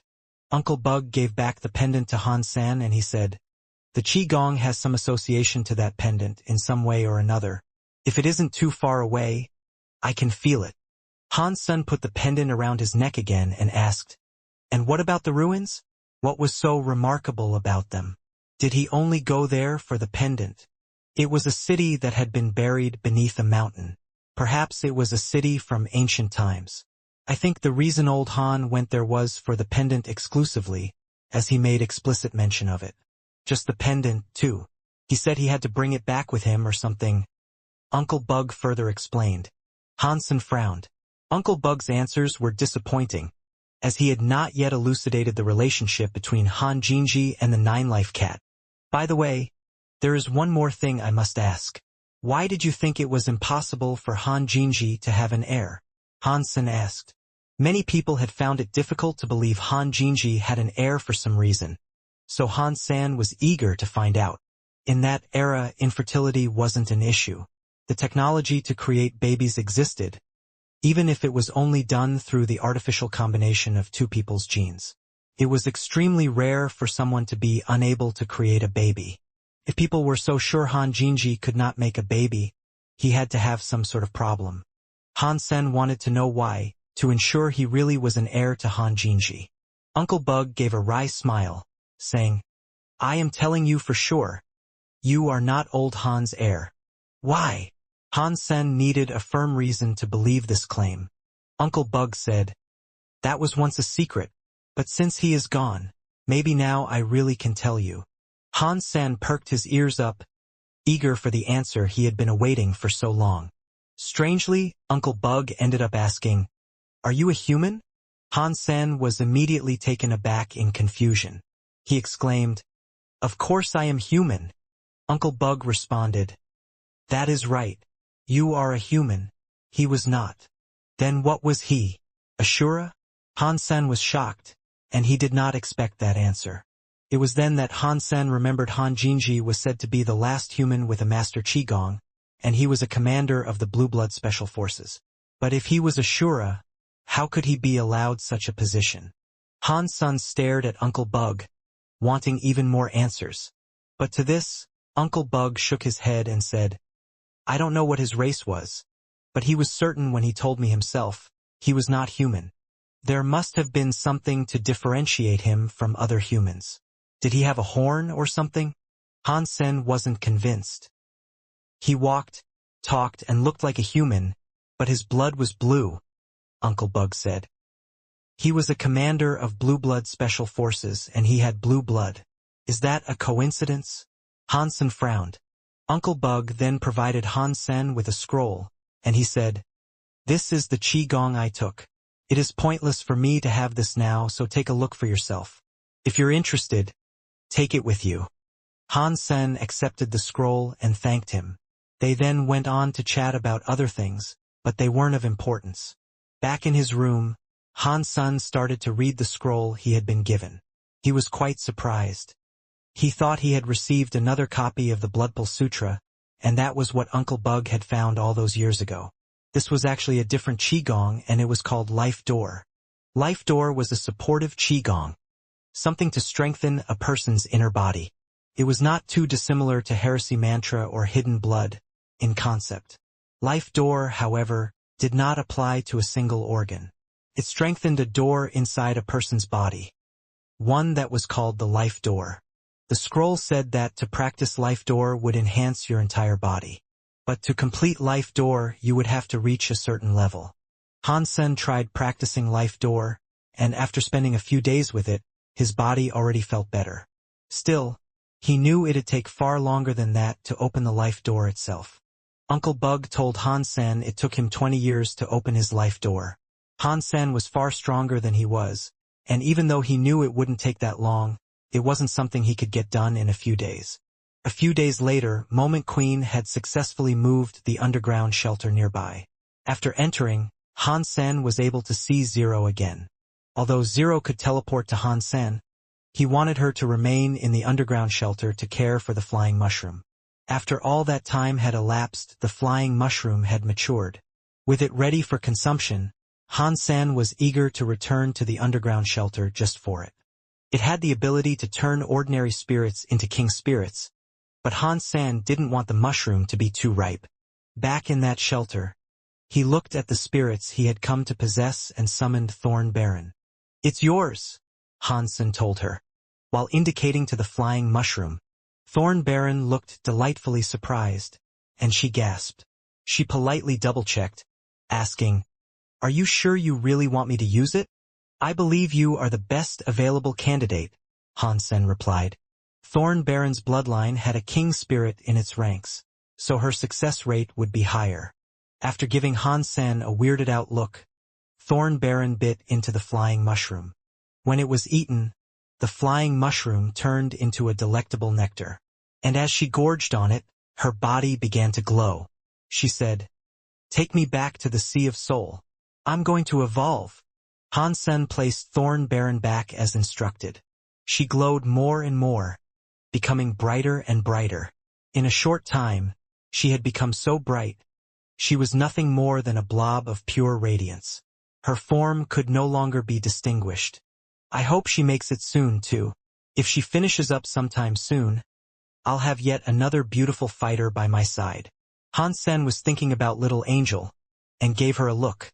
He wondered when she'd finish evolving. Han-san had absorbed a lot of wild plants, but he had used all of his water drops on the super beast souls. While effective, it wasn't as effective as feeding them black crystals. The gold raven had finally started to evolve now, though, becoming a berserk super creature beast soul. Han-san hadn't had his other super creature beast souls for long, so nothing was happening with them just yet. Moment. Have you found any solo super creatures roaming about? Han-san asked her while sitting on the throne. I saw one, yes, but I don't think we have what it takes to fight it. While Moment Queen addressed Han-sen's questions immediately, her mood seemed off.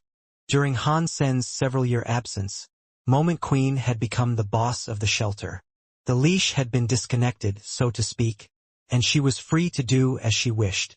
Now that she had to start taking orders again, she was quite peeved. What kind of creature is it? Han-sen asked. Moment Queen must have gotten quite strong across those years, and she must have opened several gene locks by now. She still wasn't up to par with Han-sen, though. Plus, Han-sen had the faithful and diligent Disloyal Knight and Blue Dinosaur to back him up. Aside from berserk super creatures, he'd have no trouble hunting whatever he wished to. Moment Queen did not yet know how powerful Han-sen had become, so she was just telling him based on the assumption a super creature would be too much to handle. The creature she spoke of resided deep inside Thorn Forest, and it was described as a scaly lizard. It was only 2 meters long, and she had seen it during her time of moving the shelter. The creature was dining on an array of different bugs, consuming dozens with each mouthful. If it wasn't for a bunch of sacred blood bugs that got munched on all at once, she wouldn't have guessed it for a super creature, given its rather tame appearance. Han-sen decided to hunt the super creature. He commanded Moment Queen to move the underground shelter to the valley, and there, he bid for the Blue Dinosaur to enter. It was the biggest and strongest tank a party could ask for. It was a meat shield that could withstand the grisly blows of a berserk super creature. Moment Queen was taken aback when she saw the beast. The other humans in the shelter were even more shocked. Have you happened to see any sacred blood scorpions on your way here? Han-sen asked before they departed. I have seen some, yes. Which type are you looking for? Moment Queen asked. Well, tell me which you have seen, Han-sen said with curiosity. The transparent King Scorpion gem was useless just sitting in his inventory. It had to be infused with something. Queen and Bauer came to the shelter before departure. Han-sen didn't extend an offer to the people of Nest Shelter to come along, as they were living a pleasant life where they were already. With everything prepared, Han-sen commanded Moment Queen to begin taking the shelter towards where the creature had been spotted. Along the way, though, they stopped by 2 spots which possessed different types of sacred blood scorpions. Han-sen was going to kill them along the way to see if he could get a beast soul he could combine with the gem. The shelter could be moved only once a day, and after the third move they arrived before a valley. There they found many sacred blood scorpions. Han Sen bid they remain there, and asked Old Huang to go and hunt them. Queen would accompany him. The scorpions were green in color, and their size was comparable to that of a hound. They were called sinister scorpions. Their ranks were mostly comprised of primitive creatures, with a few mutant creatures among them. Moment Queen presumed the king of that enclave of creatures would be sacred blood class. Old Huang killed a lot of primitive and mutant scorpions, as they could be eaten. That many scorpions would stock the shelter's pantries well. Unfortunately, they were unable to find the sacred blood variant. So Han Sen and Queen decided to look around. Doing so, they ventured towards a cave they thought the king might be residing in. Queen had been working hard ever since she had come to the third god's sanctuary, and met Han Senator. All she needed now were sacred blood and super geno points. Needless to say, the beast souls Han Sen had given her had propelled incredibly quick growth. The cave they ventured into was huge, and it was full of scorpions. But soon after, they noticed most of them were dead. Han Sen and Queen looked at each other. Old Huang was still fighting outside, so they were unsure why there were mounds of dead ones inside that cave they had not yet taken notice of. They inspected the corpses of the scorpions and noticed they had been killed by weapons. If humans hadn't been out there, then it meant spirits had. They followed the trail of bodies deeper into the cave. They ventured down a weaving, subterranean path for 4 kilometers, up until they came across a light glowing in the dark distance ahead of them. There they saw 4 people having a barbecue. They were grilling the carcass of a scorpion that was around the same size as a car. Han Sen presumed it to be the slain sacred blood scorpion he had been after. Needless to say, he didn't expect to find humans there. When Han Sen approached them, they quickly drew their weapons, prompting him to say, "We are humans, too. We came here to slay the scorpions, but it seems you beat us to the punch. Who are you people? Are you Han Sen?" One of them recognized him, which prompted them all to put away their weapons. "Yes. I am Han Senator. What is your name?" Han Sen asked. It was difficult to tell the age of the barbecuing quartet, but if he had to guess, Han Sen would say they looked to be around 30 or 40 years of age. The man that recognized Han Sen was a mountain of a man, and a spear was slung over his shoulders. "My name is Lu Yunhui. I work for Starry Group." The man introduced himself and the others in his company. They were all keen to put their weapons away, as they had each heard a great deal about the person called Han Senator. A man called Wuxia spoke. "I thought you were disabled, and that your body had been badly injured." Many people knew about Han Sen's condition, but to this, Han Sen smiled and said, "I am recovering. With my partner here to protect me, I do okay. Are there any human shelters around?" Wuxia said, "There aren't. We live in a spirit shelter, the owner of which is surprisingly fair. He allows us to return to the Alliance whenever we wish." Han Sen asked them a few more questions, and he learned that the cave they were inside actually led to the spirit shelter they spoke of. There, they had encountered the Scorpion King and killed it. They told Han Sen he was at the precipice of an underground realm, and that it was massive. Their shelter was only a small section of it.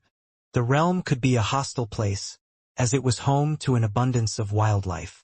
The infamous super creature of the area was a rock rat king. It led an enclave of rats of varying ranks, and their numbers were in the millions. Individually, they weren't a threat, but inciting the ire of its legion would lead to a terrifying counterattack. Aside from the Rock Rat King and its army, green-scaled snakes were a common bother. The underground world there had one large water source with many rivers flowing into and out of it. All creatures would visit there someday or another. All the rivers connected to an underground lake.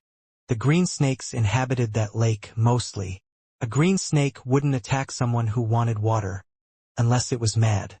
They said they always saw the snakes there whenever they went to fetch water. According to what the spirit told them, there were a few other creatures that resided within that subterranean domain. And while they believed the spirit, they had yet to confirm the validity of the claim and encounter the creatures themselves. Wu Tian also said there was a giant geno tree far below. It supported the entire structure of the underground kingdom. The spirit told them it was super geno plant. If it ever matured, it'd provide Geno treasure. Not too long ago, the tree exuded a pleasant smell to attract creatures there. It was a sign of the tree soon maturing. The presence of all the creatures that were starting to visit the tree was what had compelled them to venture so far in a hunt. Uncle Lu, can you provide us passage to this tree? Han Sen asked, thinking to himself. If the treasure is going to mature, I need to see it. You don't want to go there. Trust me, countless creatures have amassed there. Your life is of considerably more importance than the fruit, Lu Yunhui said. They wouldn't take him there, no matter what Han Sen pleaded. Han Sen knew they were only being nice, but still he wanted to see it. So, Han Sen wasn't going to push the matter any further with them. He told them he'd at least like to be nosy and poke about their shelter. They agreed to take him there, but Han Sen called for Moment Queen and Blue Dinosaur to accompany him. The dinosaur could fight two super creatures at once, easily. If he held them off, Han Sen believed he'd have more than enough time to grab the treasure all for himself. The humans were living in fair conditions in that shelter, and doing quite well for themselves. They were allowed to bring Han Sen and Queen in with them. Amongst the four, Wu Tian was the weakest, although that was just relative as he had opened 6 gene locks. 2 of the others had opened 7, whereas Lu Yunhui had opened 8. The reason they had so many gene locks open was because their spirit had provided them geno points. The royal spirit that signed a contract with them had to have been really powerful. The humans, being of such strength, must have been quite important to the spirit in return. Wu Tian did not take them too far into the shelter. They walked around for a bit before they were told to leave. Han San was going to offer to conquer the shelter on their behalf, but he wanted to take a look at the tree first. Wu Tian told Lu Yunhui, "There is a 90% chance those two will go and look for the tree." Lu Yunhui replied to this, saying, "We advise them not to. If they continue, and something awry befalls them, on their heads be it. Their blood cannot be on our hands. That's a shame. It's a waste of a stunning booty, in regards to that woman," Wu Tian said. Han San and Queen walked a few additional miles before coming across Moment Queen and the dinosaur running towards them. The dinosaur had gobbled up a bunch of scorpions along the way, and it looked excited. "Why did you call me down this gloomy hole?" Moment Queen asked, and then started to sniff around as if in delight. Han San took notice of the pleasant fragrance Moment Queen was smelling, too. It was as refreshing as it was surprising, given the environment. To find the tree, all they had to do was follow their noses. As such, they did not require the humans to guide them there. Moment Queen looked as if she knew where the scent was coming from. Otherwise she wouldn't have looked so strange and coy right now. "It looks like you know what it is. Spare us both the trouble and just tell me," Han Sen told her. If she wasn't going to be honest, Han Sen had a way in which he would deal with her. Moment Queen knew the jig was up before it had even begun, and that her expression had sold her out. But she couldn't blame herself, as the scent took her by complete surprise. It was too late for her to say she didn't know anything now, though. Moment Queen told Han Sen, "This scent reminds me of a tree I once knew. I'm not sure if it is the exact same tree, but it sure does smell similar. And I'm sure you aren't mistaken, right?" Han Sen said with snark. It was obvious Han Sen was warning her. If she was not telling him the truth now, even Moment Queen herself knew she'd be in hot water. Moment Queen was a little mad at the comment, though. She said, "In the garden owned by my previous emperor, there was a mother tree. The smell is remarkably similar, that is all. I am not entirely certain, so it really won't be my fault if I am mistaken." "Why?" Han Sen asked. Moment Queen sniffed and said, "The tree I used to know had been growing for 30,000 years, and the smell was far weaker than this. So, like I said, I am not entirely certain." "What is that tree, then? What can it grow?" Han Sen asked. "I don't know. I only saw it once, and the emperor did not tell me what manner of fruit it could grow. He only said it was an emperor tree that could benefit everything." Moment Queen told Han San this, but it wasn't the truth. She had seen the tree, but it hadn't ripened. The emperor, though, told her exactly what could be harvested from the tree, and that was why she was so shocked. If the emperor was telling the truth, it was no wonder he took such fond and delicate care of the tree. They were extremely difficult to come by. Han Sen knew she wasn't telling him the whole story, though, and she was back to her conniving ways. As punishment, he returned her to the Sea of Soul. Whatever she had planned, she could only sit back and watch now. Moment Queen wanted to kill Han Sen more than ever, but it was a desire that had never truly gone away. She was planning on taking advantage of the tree, but now that Han Sen had put her back, she couldn't do a thing. That being said, Han Sen did not care for her feelings, and so he just walked to the tree alongside Queen and the dinosaur. The blue dinosaur seemed to very much enjoy that smell, too. Without even being commanded to, it eagerly led the way forward. Things began smoothly enough. No hassle was posed by other creatures, as they all seemed to avoid the blue dinosaur. Furthermore, Han Sen could hide his life force. The further they went, the more the smell intensified. Soon, a number of rock rats emerged, and their countless numbers made it difficult for the blue dinosaur to continue moving forward. Every footstep of the blue dinosaur was met with the squelch of a number of rock rats being trampled underfoot. The rock rats were very similar to ordinary rats. They were a little bigger than the average rat, with a disheveled gray look. They moved with a singular, focused purpose as they raced towards the scent, uncaring for their friends and brethren that were being killed unceremoniously by the dozen. And so, the blue dinosaur continued to accompany them. It carried on leading the way, following the endless stream of rats. It wasn't long before the tunnels they followed became wider and wider. Han Sen wondered how large that underground labyrinth might have actually been, as he knew he had only traversed a small portion of it thus far. The underground realm was huge, and he got a better idea of just how big it was when the tunnel opened to a grand cavern. Their road now skirted a precarious cliffside, and down below, a lake stretched out to fill up what could have been an abyssal chasm. There was an abundance of waterfalls, feeding it from various spots across the landscape. On one side of this titan of a lake stood a tree. This tree was a Goliath, and it stretched upwards and outwards. It was so wide and thick, one could easily believe it was supporting the entire underground region with the sturdy boughs that brushed against the ceiling of the cavern. The roots at the bottom were like coiled, slumbering dragons. The branches high above all touched the ceiling. The tree's actual color was dark and yellowish, and the leaves were of a similar color. It looked fairly ordinary as such, but the life force the tree had was what immediately told Han Sen how special it actually was. And when his eyes first caught sight of the fruit that adorned those thick boughs, he was more than surprised. Han Sen had seen a lot of different genoplants in his time in the Third God Sanctuary. He had seen the tree that gave birth to Disloyal Night, which was magnificent. But all he had seen thus far paled in comparison to this tree underground.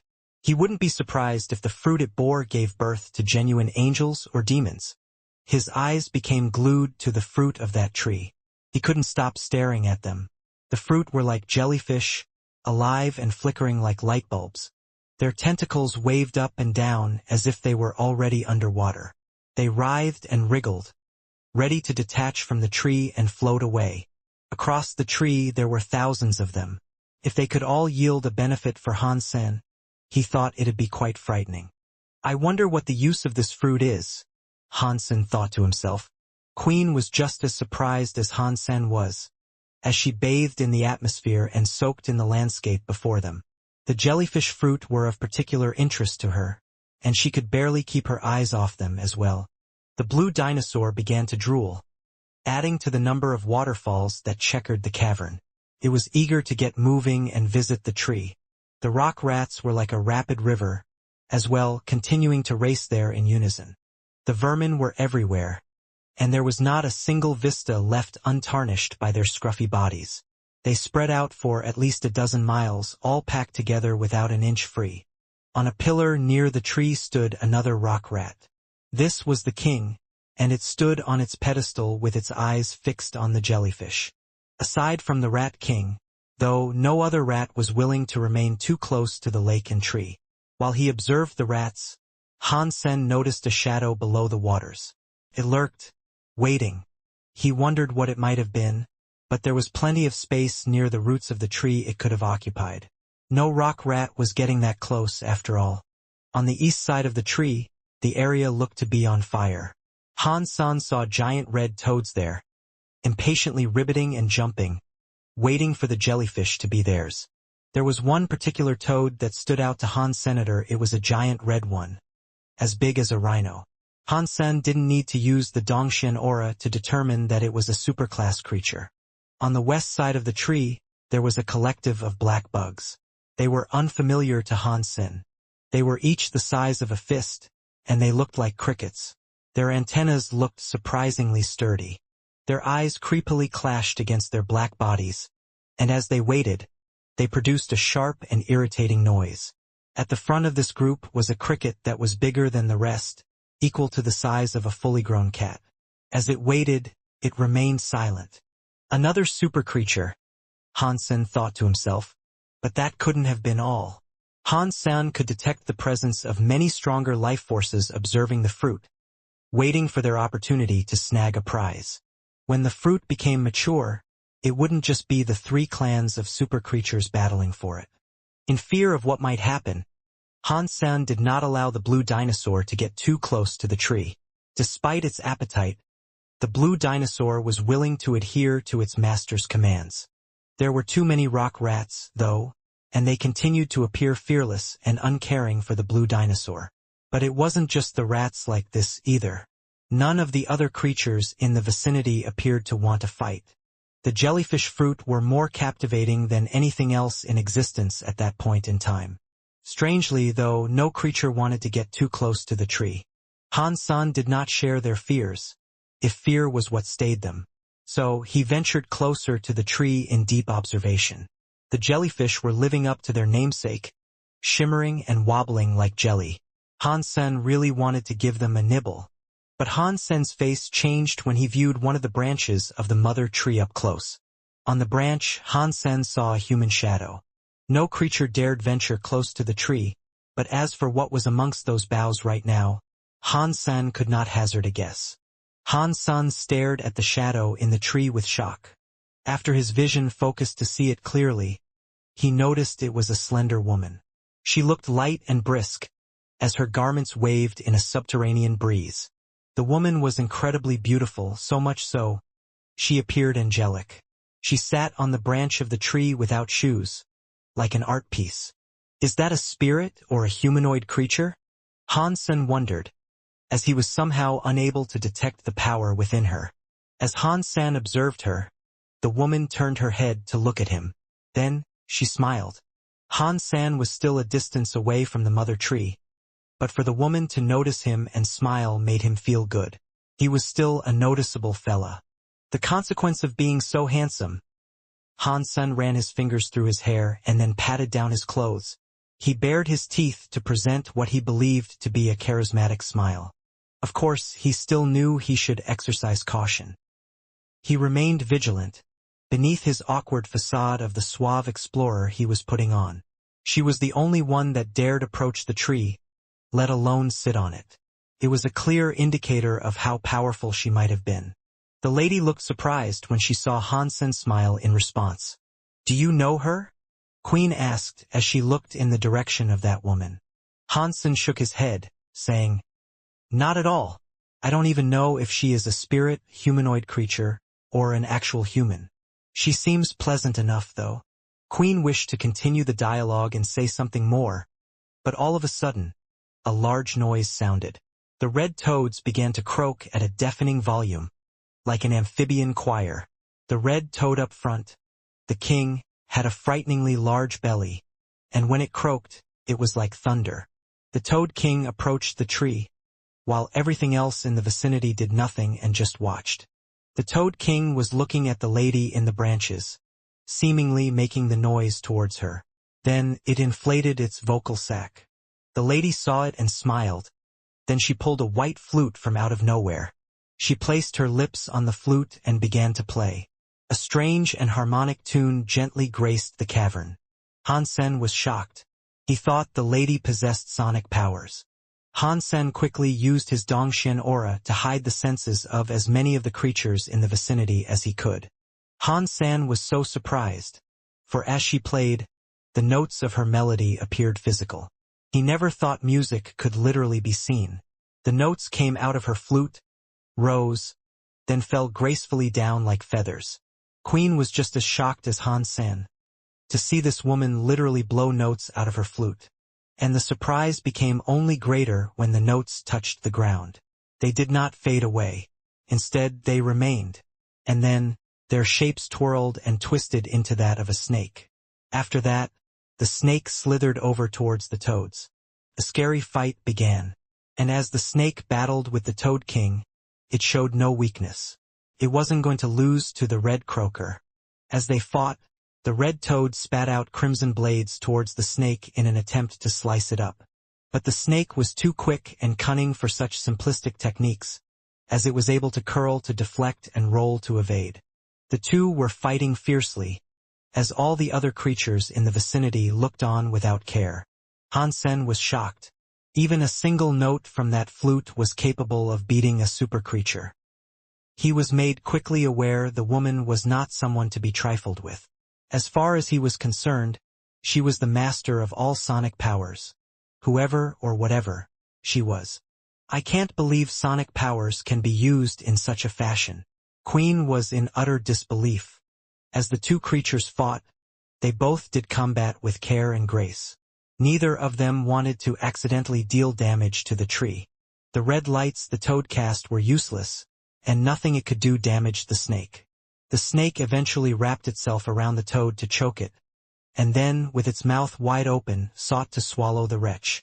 Pang! But as this occurred, the vocal sac of the toad exploded, and a stinky fluid drenched the snake.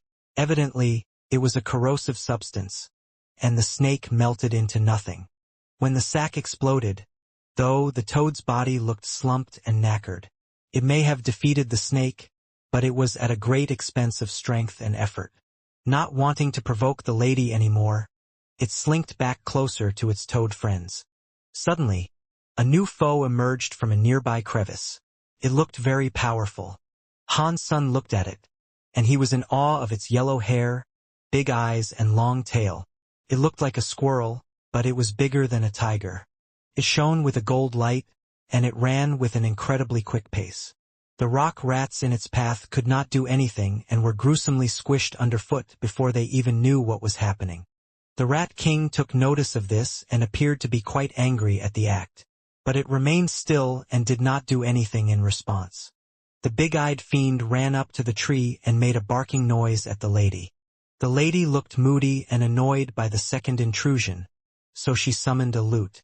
She held it softly and strummed a magical melody, where each note came together to build a big, golden bird.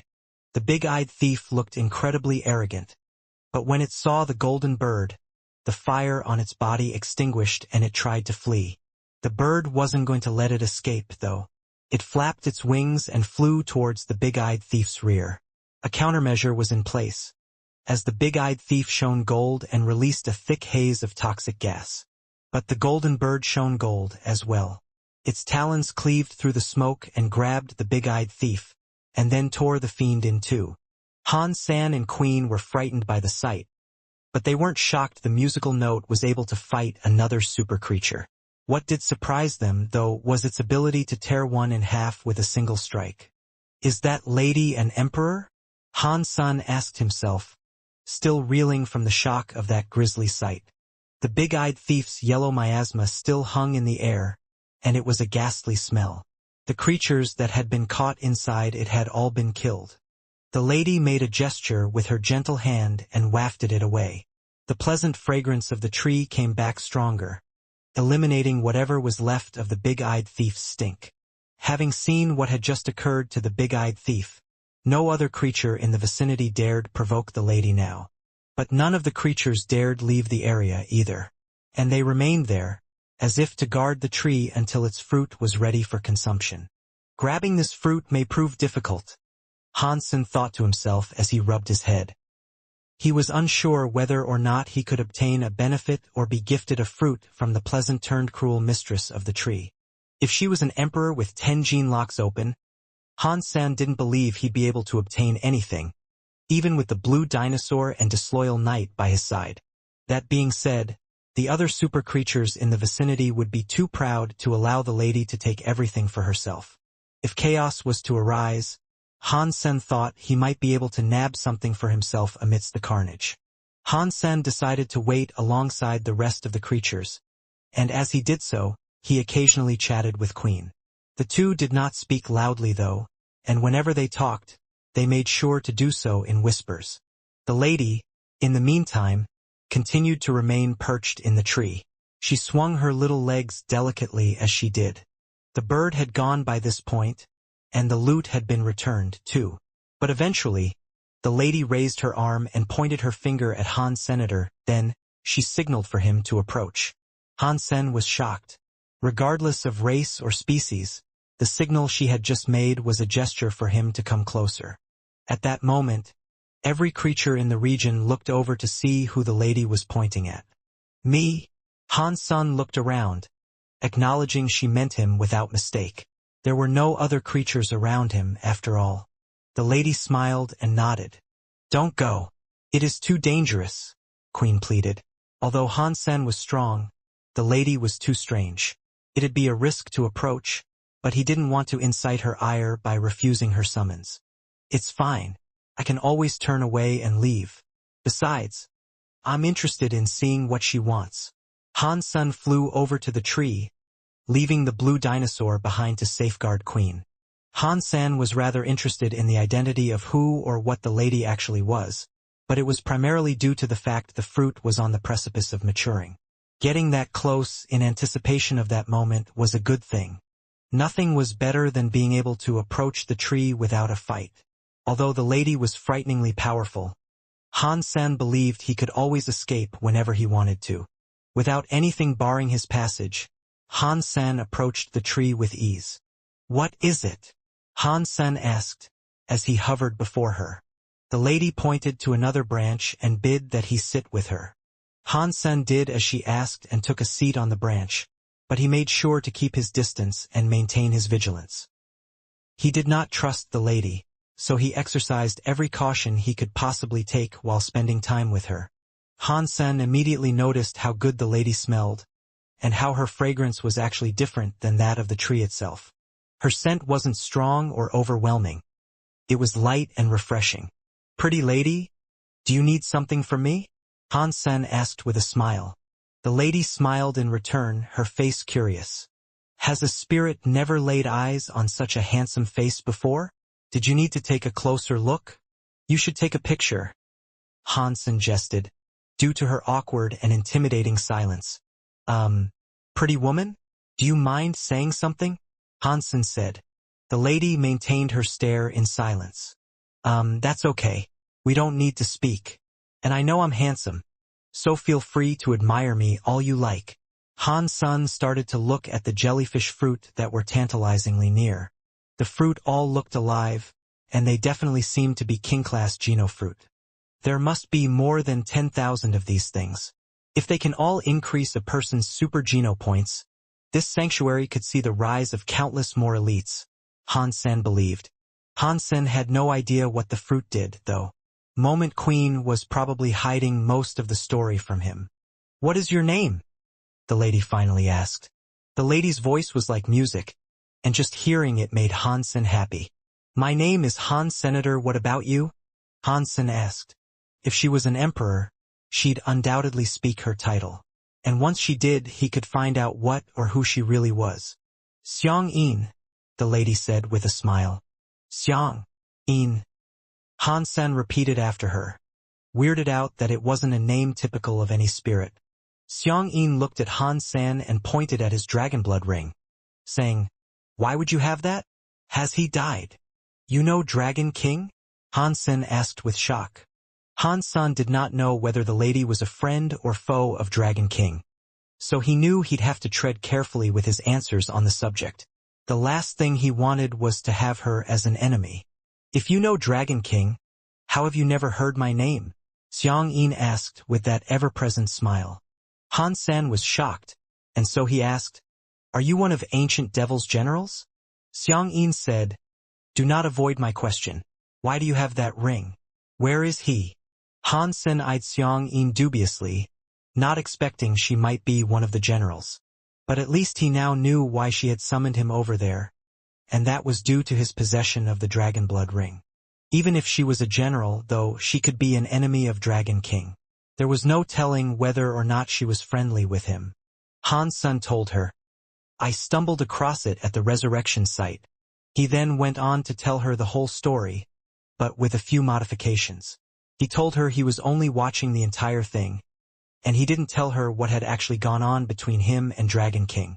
Xiang Yin, after hearing it all, sighed and said, "Even Dragon King failed to ascend. Tell me, is he dead? Sister, do you want to become a demigod, too?" Han Sen, noticing how relatively non-hostile she was feeling some relief. She nodded and said, "When the flower opens, that is the time." "Flower? The jellyfish? They aren't fruit?" Han Sen asked with shock. Xiang Yin said, "Who told you these were fruit? They're just the flowers of this tree." Han Sen noticed Xiang Yin being quite relaxed, and so he asked, "There are many scary creatures here. Don't you think they might interfere with your attempt of ascension?" Xiang Yin glossed over them and said, "If I succeed, they are nothing greater than dust compared to me. If I fail, they can have my body." Han Sen was shocked. It was then that he understood that the creatures were not there for the tree, but for her. They were waiting to see whether or not she would succeed.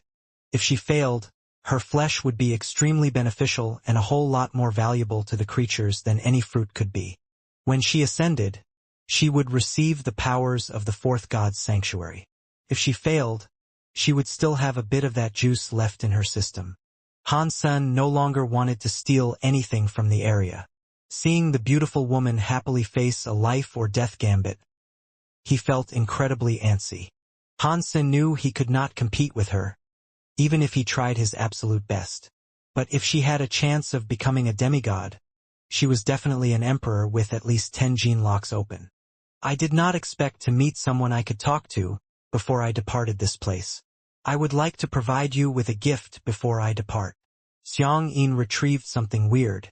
The item had been created from bone, and it was oval-shaped. There was a hole on the top with a number of smaller holes on its body. Han Sen had no idea what manner of instrument it was, but he knew it had to be incredibly powerful. Han Sen said he shouldn't accept such an impressive gift, but his true intent manifested in his hands, which lecherously reached out and grabbed it. Xiang Yin smiled and said, "This is the broken bone. It was crafted from my collarbone. If I fail, this will be a historical relic and proof of my existence." "I am sure you will succeed," Han Sen said. Han Sen was shocked, though. He thought the generals were all spirits, but if she was telling him the item was crafted from an actual bone of hers, it meant she was a humanoid super creature. Only creatures could create something like this, as spirits could only craft geno treasures.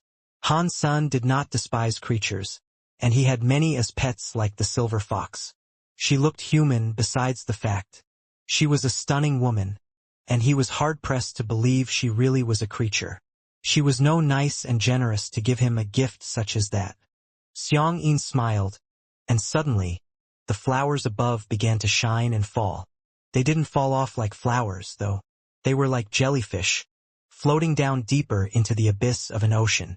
The glowing jellyfish were all around the tree, like a dream. But the creatures did not admire the beauty of this scene. They instead stared at the center of the tree. Han Sen looked to where they did, and noticed there was a hole in the tree. The hole was bright, brimming with an untold energy. When the light from inside it got stronger, it was like witnessing a rising sun. The jellyfish flowers began to change their course and fly towards it. Thousands of jellyfish flowers flew inside the hole in the tree. Its capacity seemed infinite, as each entered without struggle. And as they did, the light inside grew in intensity. Han Sen felt the frightening power coming from inside the hole in the tree. It was so powerful the Dongxian aura could not provide an accurate reading. Neither could he see what rested inside, beyond the blinding light. Xiang Yin didn't seem to be focused on the hole. She merely continued to sit on the branch in a carefree manner. She looked at Han San and asked him, "Would you like me to teach you how to blow a soon?" "Sure." With surprise, Han Sen passed her back the soon. This looked to be an important moment, so he did not expect her to set aside time to teach him how to play an instrument. Xiang Yin took the soon and placed her fingers on the holes around the instrument's belly. She placed her lips around the head and blew it, as gentle and pleasant sounds were birthed and heard. Han Sen had never seen this instrument before, and the notes played were melancholic. It sounded as if someone was crying, or a woman was whispering to the wind in some lonely valley. The sounds were clear and defined, but at the same time not. The sound was reminiscent of a flute, and it was a delight to hear. Whether or not it was the instrument itself or the talent she possessed, the music produced was beautiful. Han Sen could see the notes physically emerge from the instrument, and how they became fairies that danced around them. He was stunned, witnessing it all. The creatures that were dying for the fruit and becoming restless were instantly soothed and calmed when they heard the music. Fortunately, Han San was powerful enough to not be lulled into a trance. He was able to just sit and admire her energy flow. Xiang Yin was using her energy flow to play the music, and this was something he had never seen anyone else do before. Han Sen doubted anyone could produce the same effects, even if they had the instrument to play. Xiang Yi knew she was being scanned by Han Senator. She was a berserk supercreature with 10 gene locks open, so his Dongxian aura with 5 gene locks open could not be hidden from her. She was not offended by his actions, though. She had decided to teach the young man how to play the soon, and that wasn't going to change. Han Sen was shocked and did not expect he'd be able to watch her energy flow, but he was glad he could. He wanted to watch how she blew the soon. And Xiang Yin did not mind the violation. She did not mind him observing her energy flow. Her energy flow was, however, complicated. Merely trying to remember it was very difficult for Han Sen. When she finished playing her song, the creatures continued to sit in silence. Their eyes could not leave her grace so suddenly. The light in the hole then began to fade, and with it so too were all the jellyfish. A light that was no brighter than a candle was all that was left there. Xiang Yin gave Hansen back his soon and said, "This is all I can teach you for now. Practice more, and you will be able to play a number of songs successfully." "I will practice," Hansen said, as he took back the soon. He said this to please her, though. Han San was not really interested in the art of making music, only in the sonic powers that could be manipulated through the instrument. Xiang Yi knew Han San was not fond of music either, but she still smiled and said, "Return. My time here is up." After that, Xiang Yin turned to approach the hole herself. Han San did not know what to expect, so he just bid her farewell and made his way back to Queen and Blue Dinosaur. Then, they all watched her go towards the tree. Xiang Yin reached her hand inside and brought something out. The item was what made the hole glow. It was similar to a big water drop, and it wobbled in her hands like jelly. Xiang Yin kissed the blob and then consumed it. When she swallowed it, the scent of her body became much stronger. Her fragrance was so strong, it took on an appearance like smoke. The mist began to fill the entire cavern, giving the place a dreamy look. It was like heaven. Han Sen sniffed it and immediately felt refreshed. So much so, he felt several years younger. All the creatures in the area sniffed it, too, and they looked to be really enjoying it. It was a divine treat for them all as well. The smell of her body hung in the air like a delightful haze. Eventually, it parted like a curtain, and then, a stone door appeared. The door had no markings or anything, but it looked holy. It made all who laid eyes on it feel tiny. Aside from Xiang Yin, all the creatures knelt when seeing the door. The Rat King and Toad King showed great respect as well and did the same. The gate to the fourth god's sanctuary. Han Sen was in absolute shock. When he was in the second god's sanctuary, the holy rhino and little fairy had been taken by spirits into the third god's sanctuary. Han San expected a spirit to emerge from that stone door and bring her forward into a new realm, but it remained shut. Xiang Yin flew around in the mist like a fairy, and it looked like she wanted nothing more than to open the door and go through. The stone door hovered in the air, adamantly remaining closed. The underground cavern was a mighty place, but the door seemed so far away. With Xiang Yin's speed, it looked like she could reach it in the space of a second. But with everyone's bated breath, it felt like she'd never reach there. The mist that was a pleasant smell began to stream towards the door, and Xiang Yin followed in its wake. The tallest point of the cavern's ceiling was 10,000 meters high, but to Han San, Xiang Yin felt like she was an entire galaxy away from him. When Xiang Yin reached the door, she placed her hands against it and pushed it partially open. The scary power that came from that small gap immediately frightened Han San and flattened him down on the ground. It wasn't just Han San like this, but the creatures all around were pushed down to the ground as well. Only the super creatures could manage to somewhat stand in defiance of that new gravity. Although the super creatures could fight it back, they still looked terrified before that power. Xiang Yin's clothes violently waved in the wind of a phantom typhoon that seemed to stem from that partially opened door. But Xiang Yin still managed to stand strong against it all. Maintaining her grip on the door, she pushed against. As the door slowly opened, more and more of that wind entered the cavern. Soon after, not even the super creatures could stand. Where Xiang Yin was, the wind was even more terrifying. The gusts were so sharp, they cut her like blades and knifed through the mist. Xiang Yin frowned and summoned a flute. She blew a few notes towards the door, which manifested as a wall of snakes to aid her in withstanding the force of that invisible storm. She continued her defiance of the door and pushed it with all her might, but soon after, not even the snakes could withstand the gusts. So then, she summoned her lute.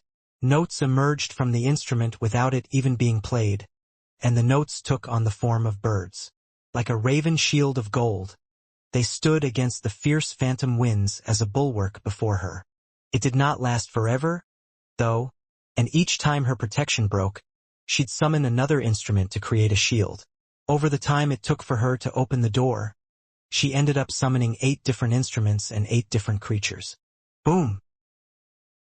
Even the stone door itself quivered. She had managed to open the door fully, but no spirit came through from the other side. In the black on the other side of the stone door, there were stairs. Where they led, none could tell. The dimension inside was distorted and twisted, preventing any clear view by the onlookers. Xiang Yin placed a foot on one of those steps, and the moment she took a step, a transparent fire blazed to consume her. The beasts that accompanied her were useless, and they all turned to soot in the hungry flames that licked them. Xiang Yin's clothes and instruments became cinders and ash in the flame, and she looked to be in agony. The fire was making her suffer, but her resolve was not swayed. She pushed on to take a second step. More fire blazed to envelop her, as all the items she possessed disintegrated into nothing. With Xiang Yin's clothing gone, her flesh was seared through to expose bones that were then catching on fire. That mist began to seep out from the seams and tiers of her composition, and so too did magical musical notes. The forces tried to form a veil of protection around her, against the most brutal fire that sought to put an end to her ascension. With every step she took, it seemed like a century had elapsed, and each time she took a step, another one would appear. The transparent fire did not relent as she ascended, and it continued to ravage her as she went. But while it did indeed hurt her, it morphed and warped her superbody's genes. Han Sen was shocked. When she reached her 7th step, her superbody began to collapse. He could not tell how many more steps awaited her. When she reached the 9th step, her entire body was vaporized. Han Sen could only see a blurry light reach that 9th step, and the notes and mist that accompanied her had drawn faintly. 10 steps of the holy door. I did not expect you to reach the 9th step. You must be the greatest of the 8 generals. A weird voice boomed throughout the underground. Quickly, it tried to follow Xiang Yin. Han Sen was shocked when he saw who it was. It was Wuxia. He looked different than the last time Han Sen saw him. Wuxia looked strange, but as murderous as ever. Han Sen knew exactly what he was up to, but with Xiang Yin focusing on her ascension of those brutal steps, she couldn't turn her attention away to focus on anything else. Wuxia had appeared at the perfect time to prevent her ascension. He was there now, bitterly seeking to stop her.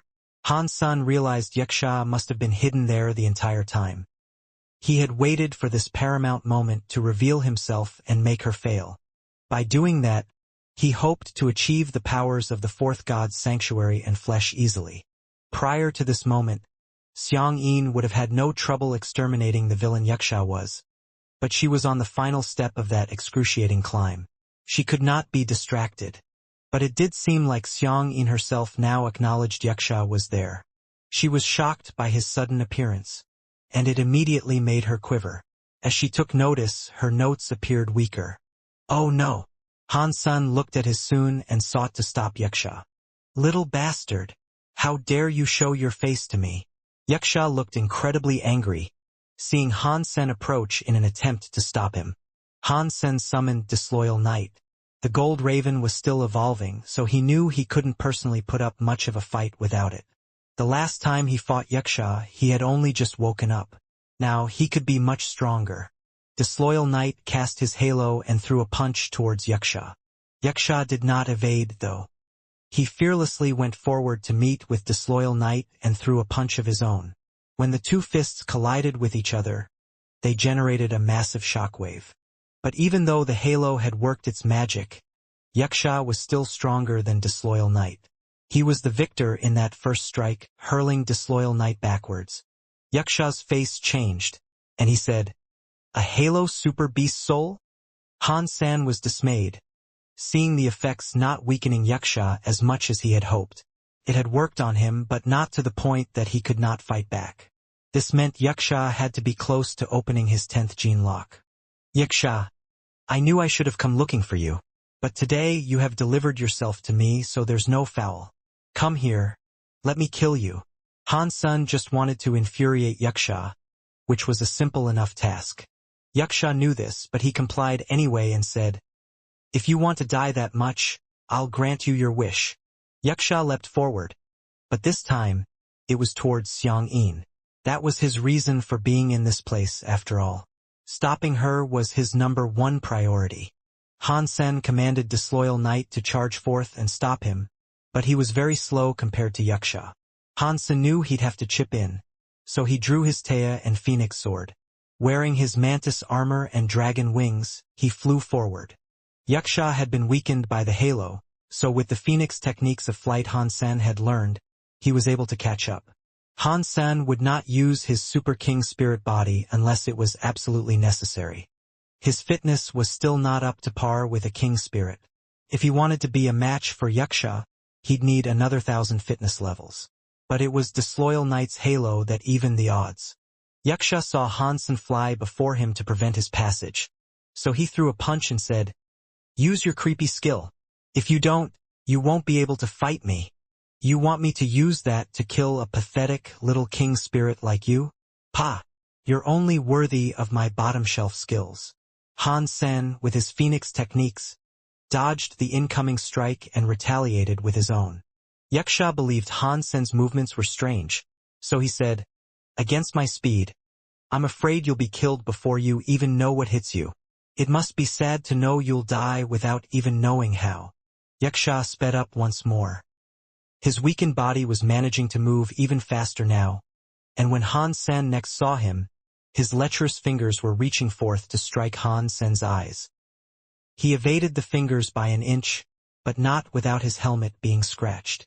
Han Sen felt the marks that had been delivered and his face changed.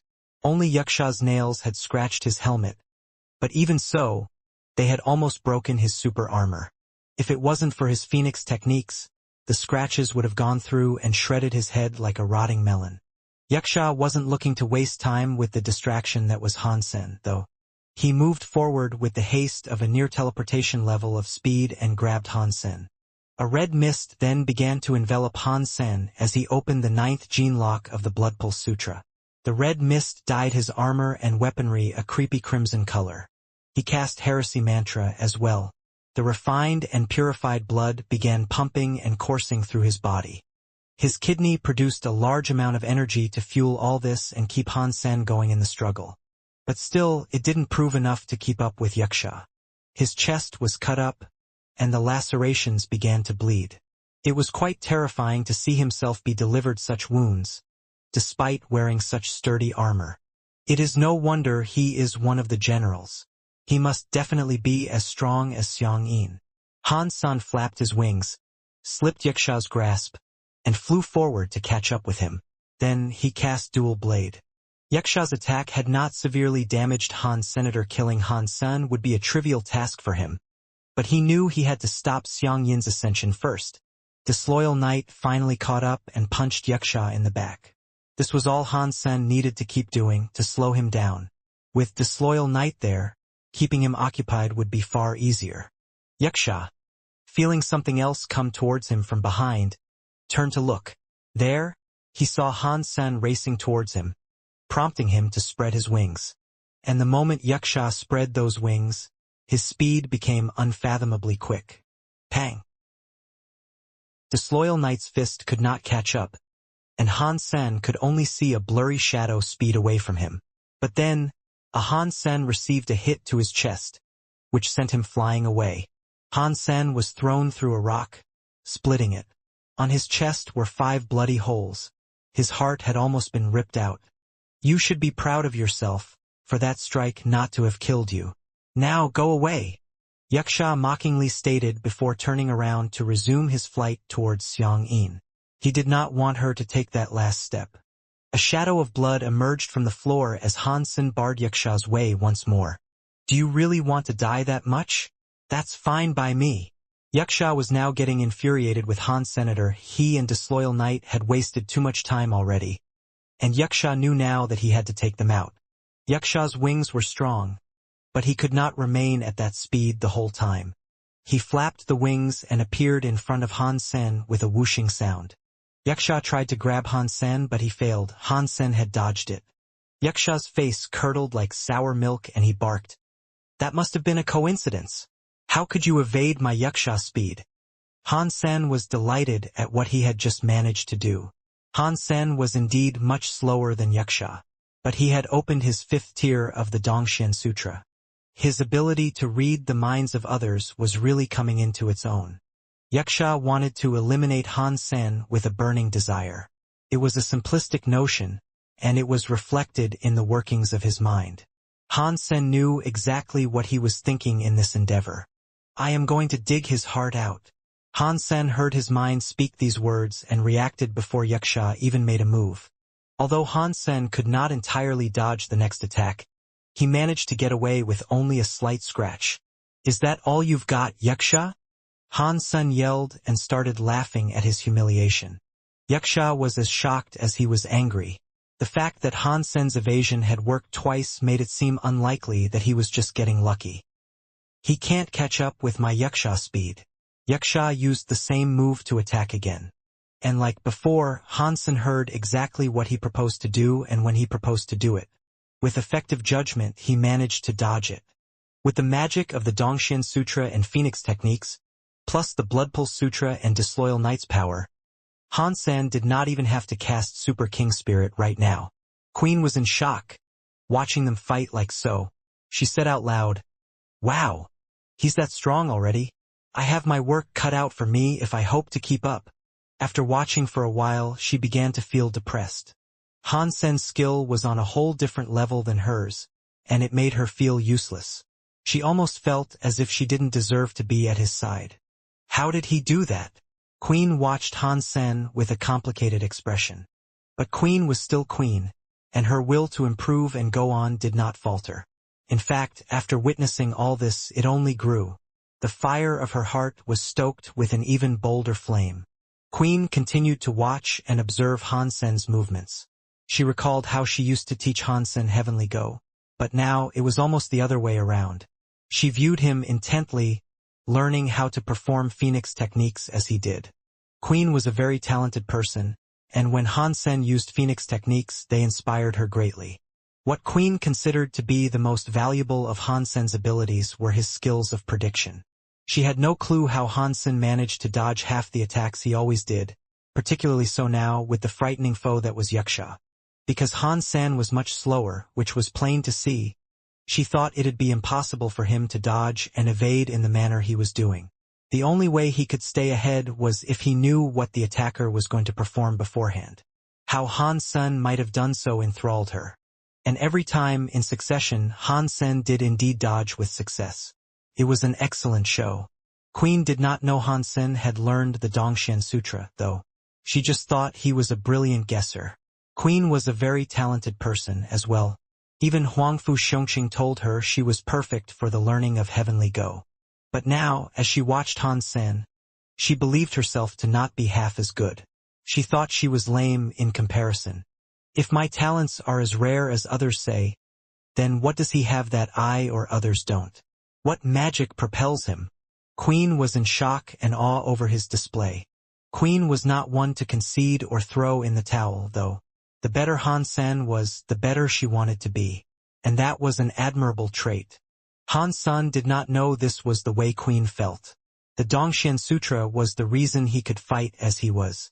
Han Sen was currently fighting like a dragon, and with disloyal Knight by his side, he was only getting better and better against his nemesis. He was used to predicting the moves of his enemies, and his talent with this was only getting better. Wuxia was moving extremely fast, and although he delivered the occasional scrape, it was happening less and less often. Han Sen was being dealt less and less damage. While Han Sen fought, a power came from someplace to the side. He blocked it with his arm. Cha! A gray spear pierced through his arm and cut through his bone. Han Sen looked to where the spear might have come from, and he noticed it was the Rat King that was stood atop the pillar. It was laughing, and then it turned into another spear and flew towards Han Sen. With the rock rats now joining the fight, seeking to stop Han Sen, things were about to go very bad. It wasn't just the Rat King looking to join the fray, either. The Toad King, Cricket King, and other creatures all took aim at Han Sen. Seeing the creatures all wanting to kill him, Han Sen understood what was going on. All the super creatures there wanted Xiang Yin to fail so they could dine on her flesh. Just like Wuxia, none of them wanted her to succeed. Even more creatures were joining the fray. A dozen insects, each a meter long, began to rise from the lake. The super creatures were belining for Han Sen. That much was clear. They wanted nothing more than to dine on Xiang Yin's flesh, but they had previously been unable to disrupt her ascension. Now that Wuxia had appeared, proving formidable enough to do so and give the creatures what they desired, they had hope. But Han Sen had come along to stop Wuxia, and with only him in their way, they all thought it best to chip in and stop the meddler. Han Sen had done what he could in the time he had, but under fire from so many super creatures, he knew it would now be best to run. While he wished to save Xiang Yin and ensure her success, Disloyal Knight and the Blue Dinosaur were not enough to repel the assault of a dozen super creatures. Even if Han Sen did stay and fight, Wuxia would be free to fly towards that door while the super creatures kept his foe occupied. Remaining there would be a pointless endeavor, and stopping Wuxia any further would be silly. Run! Han Sen yelled back towards Queen and the Blue Dinosaur.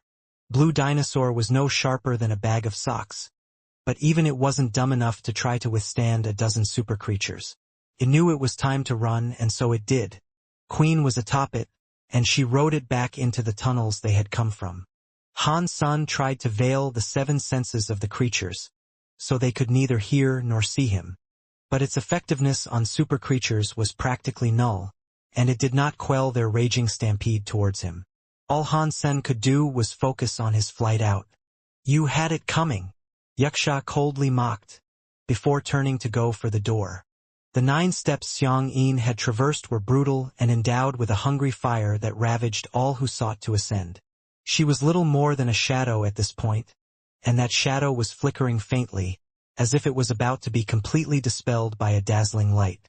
Xiang Yin had been aware of what was occurring outside of the door, and she had been touched by Han Sen's bravery in trying to secure safe passage for her. When he fled from the attacks of the super creatures, she completely understood. Nearing the end of her painful journey, Xiang Yin decided to forget about Wuxia, who was now homing in on her. She now had to focus on completing what she had started. She concentrated on withstanding the fire that sought to incinerate her. She could not allow her mind to waver, falter, or be distracted by the incoming threat. If her mind wandered for a second, it'd be her demise. Maybe this is my fate. Xiang Yin was still composed, and she didn't feel hatred for the one who came for her. Han Sen had already fought on her behalf for a while, but she hadn't yet been able to make that final step. Even if Wuxia wasn't there to disturb her, she was teetering on the brink of failure. This was a life and death moment for her. This was the single moment that would decide her future, for there would be no return to the present. Xiang Yin had no choice now but to ascend. She could not return. She could only go on. Go on or fall. The jelly-like fruit would vaporize shortly after becoming ripe, so she couldn't eat it anywhere else at any other time. Wuxia had now reached the door. He could tell Xiang Yin was about to fail, even if he hadn't come to meddle with her ascension. It is a shame you have become my enemy, but I cannot allow you to go to the fourth god's sanctuary, Wuxia said as he watched her burn. Xiang Yin paid no heed to his words and maintained her focus on the task at hand. Although she looked like she was going to fail, just in case, Wuxia pulled out something to throw beyond the door. Wuxia had not yet opened 10 gene locks, so he was not foolish enough to enter himself. If he went inside, he'd be turned into soot in a matter of seconds. So, aware of this, he had an item. If he threw this item inside, there was a high chance it would secure her demise. What Wuxia was holding was a black metal fruit called a crimson fruit. It was attuned with the element of fire, and it had been obtained from a king spirit tree. If he threw it inside, it could pollute the holy, cleansing fire. The holy fire cleansed those who walked through it. It rinsed and burned away past sins and removed your old body to provide a new one that was spotless. It was a necessary process to become a demigod. Once the 10th step had been reached, you would become a demigod. Wuxia wanted to pollute the holy fire, though. The dirt of the fruit was said to warp and sour the cleansing process and provide greater damage to whoever walked through it. Xiang Yin, I will take your place in the fourth god's sanctuary and find ancient devil emperor. Wuxia smiled as he prepared to chuck the fruit inside. Xiang Yin believed there now to be no hope. Seeing the fruit leave Wuxia's hand, she sighed. But the moment the fruit was about to cross through the doorframe, it stopped. It appeared as if something was pulling it back. In the next second, the flight of the fruit was course-corrected, and it ended up flying in the opposite direction. A hand then grabbed the crimson fruit. Wuxia saw it happen, and he realized that someone had just claimed his fruit. It's you! Wuxia and Xiang Yin both exclaimed. Han Sen, all bloodied, now possessed the fruit. He smiled and said, You are a noob who does not even have 10 gene locks open. You're using this to disrupt her ascension? Cheap. It's a shame it's mine now. You are dead. Wuxia's face turned green. He flapped his wings and soared towards Han Sen. That harvest took 100,000 years to grow. He wouldn't be able to receive another one quite so easily. But while Wuxia was angry, he was not in panic mode yet. The crimson fruit may not have entered the door, but its appearance had still distracted Xiang Yin quite a bit. She looked to be at the end of her tether, and taking that last step seemed out of her reach. Han Sen had been grievously injured, but he had come back alone. The super creatures were still on his trail, so it was something that was in Wuxia's favor. And so, Wuxia decided to attack Han Senator. He thought it was about time Han Sen got a pummeling, and he very much wanted to see him writhing in agony when the posse of super creatures also caught up. But all of a sudden, Han Sen blazed with a bright white light. His hair turned white and flowed down to his feet. His eyes turned as white as his gleaming, ivory armor. Pat! Han Sen clicked his fingers and turned the entire cavern into one coin storm cloud. Coins manifested in the air and dropped from every inch of that place. The creatures that sought to catch up with Han Sen were immediately suppressed and brought to the ground. Wuxia's body was pumping with pure, unbridled hatred and rage. He swung his lethal nails around to slice the coins. But unlike before, Han Sen did not keenly evade Wuxia. All he did was raise the corner of his lips. In his ordinary form, Han Sen was too weak to block Wuxia's attacks. That's why he had to focus on evasion. Now things were different. Although Wuxia's speed was still greater, Super King Spirit made Han Sen stronger. What's more, between all that was going on, Wuxia's mind was screaming. Pang! Yaksha's nails were about to descend on Han San, but he did not move until they were about to skewer his eyeballs. And that move was to grab Yaksha by the waist and prevent him from being able to move. How? Green, pulsating veins scrawled over Yaksha's arms. Try as he might to resist, he could not move or free himself. Han Sen's hands were like chains, tying up his waist. You are right. You are dead, Han San said, just as his white light grew in intensity. Han Sen's grip on Yaksha tightened, as the madman flailed in hopeless resistance. Yaksha tried using his nails to slice Han Sen's belly. He was fast that not even light itself would have been able to dodge. But Yaksha's failing was his anger, and how he screamed on the inside. Han Sen knew exactly what was going through his mind, and he knew what to do. Pang! Han Sen threw his other fist to repel Yaksha's incoming nail strike.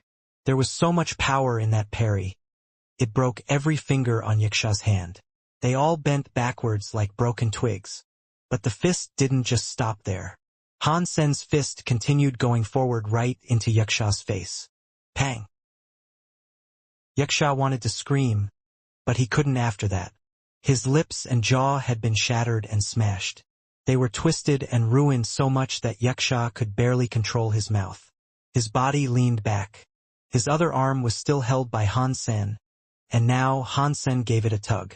Han Sen pulled Yaksha forward and delivered another punch. Yaksha's skull cracked, and the force of that second punch sent a shockwave through the cavern. Pang! Pang! Pang! Yaksha would take a punch, fall back limply, then be tugged forward only to be hit again. This process repeated again and again. Eventually, one of Yaksha's eyeballs fell out of its socket. He no longer looked human. Yaksha's speed was useless against Han Sen in such a state. His brain had been rattled too much. His mind was a mishmash of displaced thoughts that scrambled to gather cohesion. Han Sen, seeing Yaksha was on the razor's edge between life and death, let him go, and then, with both fists, planned to give him one last brutal hit. Alu, alu, alu. Han Sen suddenly screamed like Xie King. The last hit he sought to deliver turned to a great many, and he punched like a nutter. Over and over he threw his fists, with each one making him feel better than before. All of Yaksha's bones had been broken, and eventually, his meat and skin were little more than a crumpled sack to contain a collapsing skeleton. Yaksha squealed like a dying pig, and in his final moments, Han Sen moved forward to pick him up. The creatures that sought to attack Han Sen stopped, not wanting to meddle with such a frightening foe. The creatures weren't exactly cooperating. They were all competing for the meat, so it was not like they could rely on each other to take on Han Sen in unison. Han Sen's murderous and intimidating presence stopped anyone or anything from harboring thoughts of potentially trying to attack or kill him. Ha ha! Yaksha, he who had been brutally beaten like so, suddenly laughed. What are you laughing at? Han Sen asked as he grabbed him by the loose and torn garments that still hung from Yaksha. My spirit stone is not here, you fool. I'll respawn should you kill me. And Xiang Yin? She's going to die. You were unable to save her. I may not have one, but you still lost. Isn't that so sad? Ha ha! Yaksha continued to laugh, as his other eyeball dropped from its socket. He actually seemed very happy. Han Sen looked inside the door and saw the shadow kneeling. There were no more musical notes or energy signatures left to scan. Xiang Yin would probably not make it. You lose. Badly. Now watch as she dies. I am different. I have many more ways to play with you. Yaksha began to cackle like a mad scientist. How can you be so certain I'll watch her die? Han Sen said. Yaksha spat out blood and mumbled. You are only a little stronger than me. You have only opened 9 gene locks. You cannot enter there. And who said I'll need to enter to save her? Han Sen then brought out his bone soon. What's that for? Are you going to play a requiem on her behalf? Or perhaps you're going to somehow play the Song of Gandharv? Yaksha jested in spite. I can play that, if that is what you would like to hear. Han Sen then brought the soon to his lips. He blew into the head, causing a stream of white light to cast its way into the door. The power was the same that the Sun created, and he used this to recharge her body. How? Xiang Yin felt this power enter her body, providing her support before she collapsed completely. She only needed a little bit more power to reach the 10th step, and with that power she had hope. Xiang Yin's notes filled the air, and her scent refragranced the atmosphere. With Han Sen's help, she was slowly able to move forward and take one last step. Impossible! She only played it once. How can you know the song of Gandharv already? Yaksha barked. Carried by the gentle sound waves of that divine music, Xiang Yin leaned forward, ready to take that last step. No, it should be me who makes that final step. Yaksha looked insane as he watched Xiang Yin take that one last step. Yaksha's eyes were going bigger and bigger, unable to believe what he was seeing. Boom! The 10th step was scaled, and when Xiang Yin set both feet on it, a flame ravaged her entire body. The light was too bright to witness what was happening now, but it eventually dimmed, and when it did, Han Sen saw her reborn. She looked so holy, like a divine fairy or angelic being. Xiang Yin spoke something to him, but Han Sen could not hear the words. He could only read her lips. The door closed, and as it did, Han Sen reviewed the words he believed her to have spoken. "I'll wait for you in the 4th God's sanctuary." Han Sen was not entirely sure that was what she said. She pointed at him as if she wished to say something further, but the door closed before she could. Boom! The door was closed, separating the two for good. Han Sen was depressed, having not even been able to receive a thank you for his efforts. But Han Sen did not have time to dwell on it.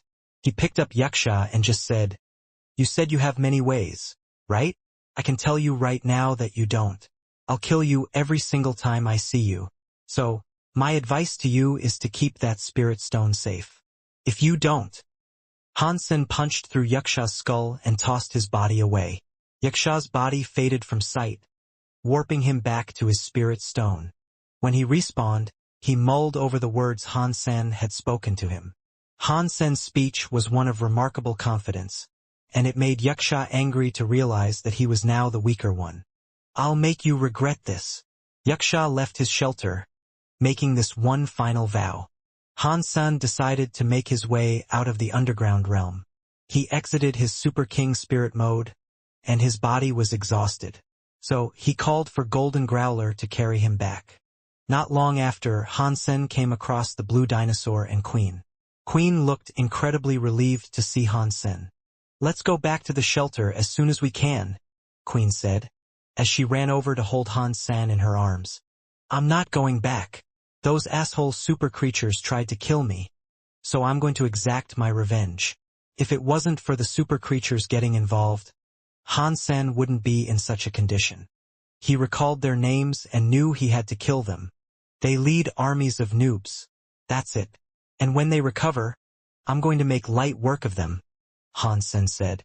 Han Sen set up a camp outside the cave's exit, and when he recovered, he thought of going after the Rat King first. He wanted to take its life geno essence. A few days later, he was back in tip-top shape. With Blue Dinosaur, he returned to the underground. Han Sen believed there to be many super creatures residing in that underground realm, and he believed he'd have an easy time venturing in to slay them whenever he desired. It'd be an efficient way for him to become stronger. But Han Sen, after returning there, was unable to find one after a few days of subterranean travel. There were no average but strong creatures, either. There were only ordinary rock rats, toads, and crickets to be found. This can't be right. Why aren't there any decent creatures for me to slay? Han Sen frowned. Queen observed the surroundings and said, "These creatures are smarter than we gave them credit. They are watching us, observing our every move." But down there, they had no other efficient way to track the creatures they sought. They couldn't avoid being watched, as the rats were everywhere. The super creatures had placed Han Sen on their blacklist, so they avoided him at all costs. Han Sen thought he could easily nab some life geno essences and super beast souls by venturing down there, but like usual, events didn't quite turn out as planned. "I am getting tired of this damp, God-forsaken hole," Han San sat his bum down on a rock as he spoke. Queen looked at Han San, wondering what had happened the day Blue Dinosaur carried her away from the region that contained the tree. She did not know why Han Sen remained or what he had done when out of sight. The fact that they were afraid of Han Sen and evaded him at all costs aroused her suspicion. Fine. We'll go to the spirit shelter. It's not like a spirit shelter can run off, too. Han Sen, in his depression, decided to conquer a shelter. The Blue Dinosaur then carried them both to the spirit shelter. There, they saw Lu Yunhui again.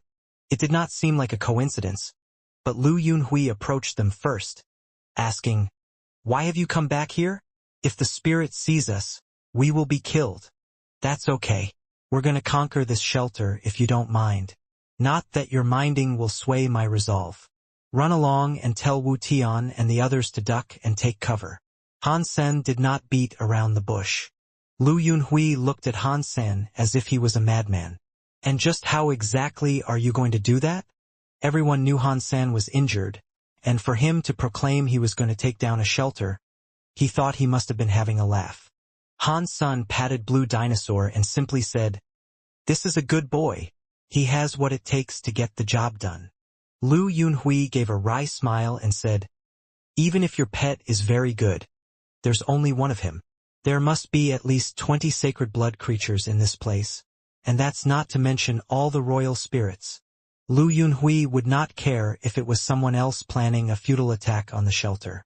But as a surpasser of Starry Group, he had been ordered to maintain a good relationship with Han Senator. That was why he was being nice and showing so much concern. He didn't understand why Han Sen was the son-in-law of the president, though with a blood relation to Luo Haitang. Regardless, that family had given up on Han Sen ever since they learned his body had been damaged. Lu Yunhui wasn't sure why he and others of the Starry Group still had to please the young invalid. But orders were orders, and he was still going to do as he was bidden. He thought the Blue Dinosaur was nothing more than a sacred blood creature. When the sacred blood creatures of the shelter attacked, Han Sen would be nothing more than a midday snack. "I thought there might be. Well, run off and go tell the others now." Han Sen did not fancy explaining much of anything. Lu Yunhui shook his head and ran off. He didn't want to sacrifice any of his people in what he believed to be a futile fight. Lu Yunhui told Wu Tian what was going on, to which Wu Tian replied, "Even if his pet was strong, that's ridiculous. Does he really expect to take down this shelter with some half-decent pet and a woman?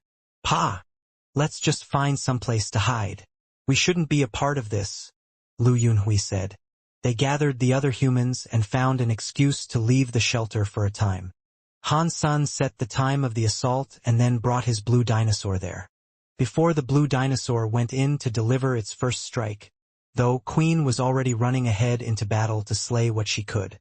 Lu Yunhui, in the meantime, had run far away from the shelter. "Old Lu, do you think maybe Han Sen has healed?" an elder surpasser asked. "I doubt it.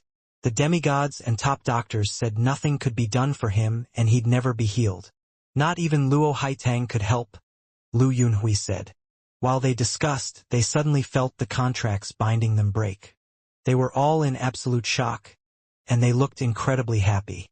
Wu Tian screamed in joy, shouting, "How?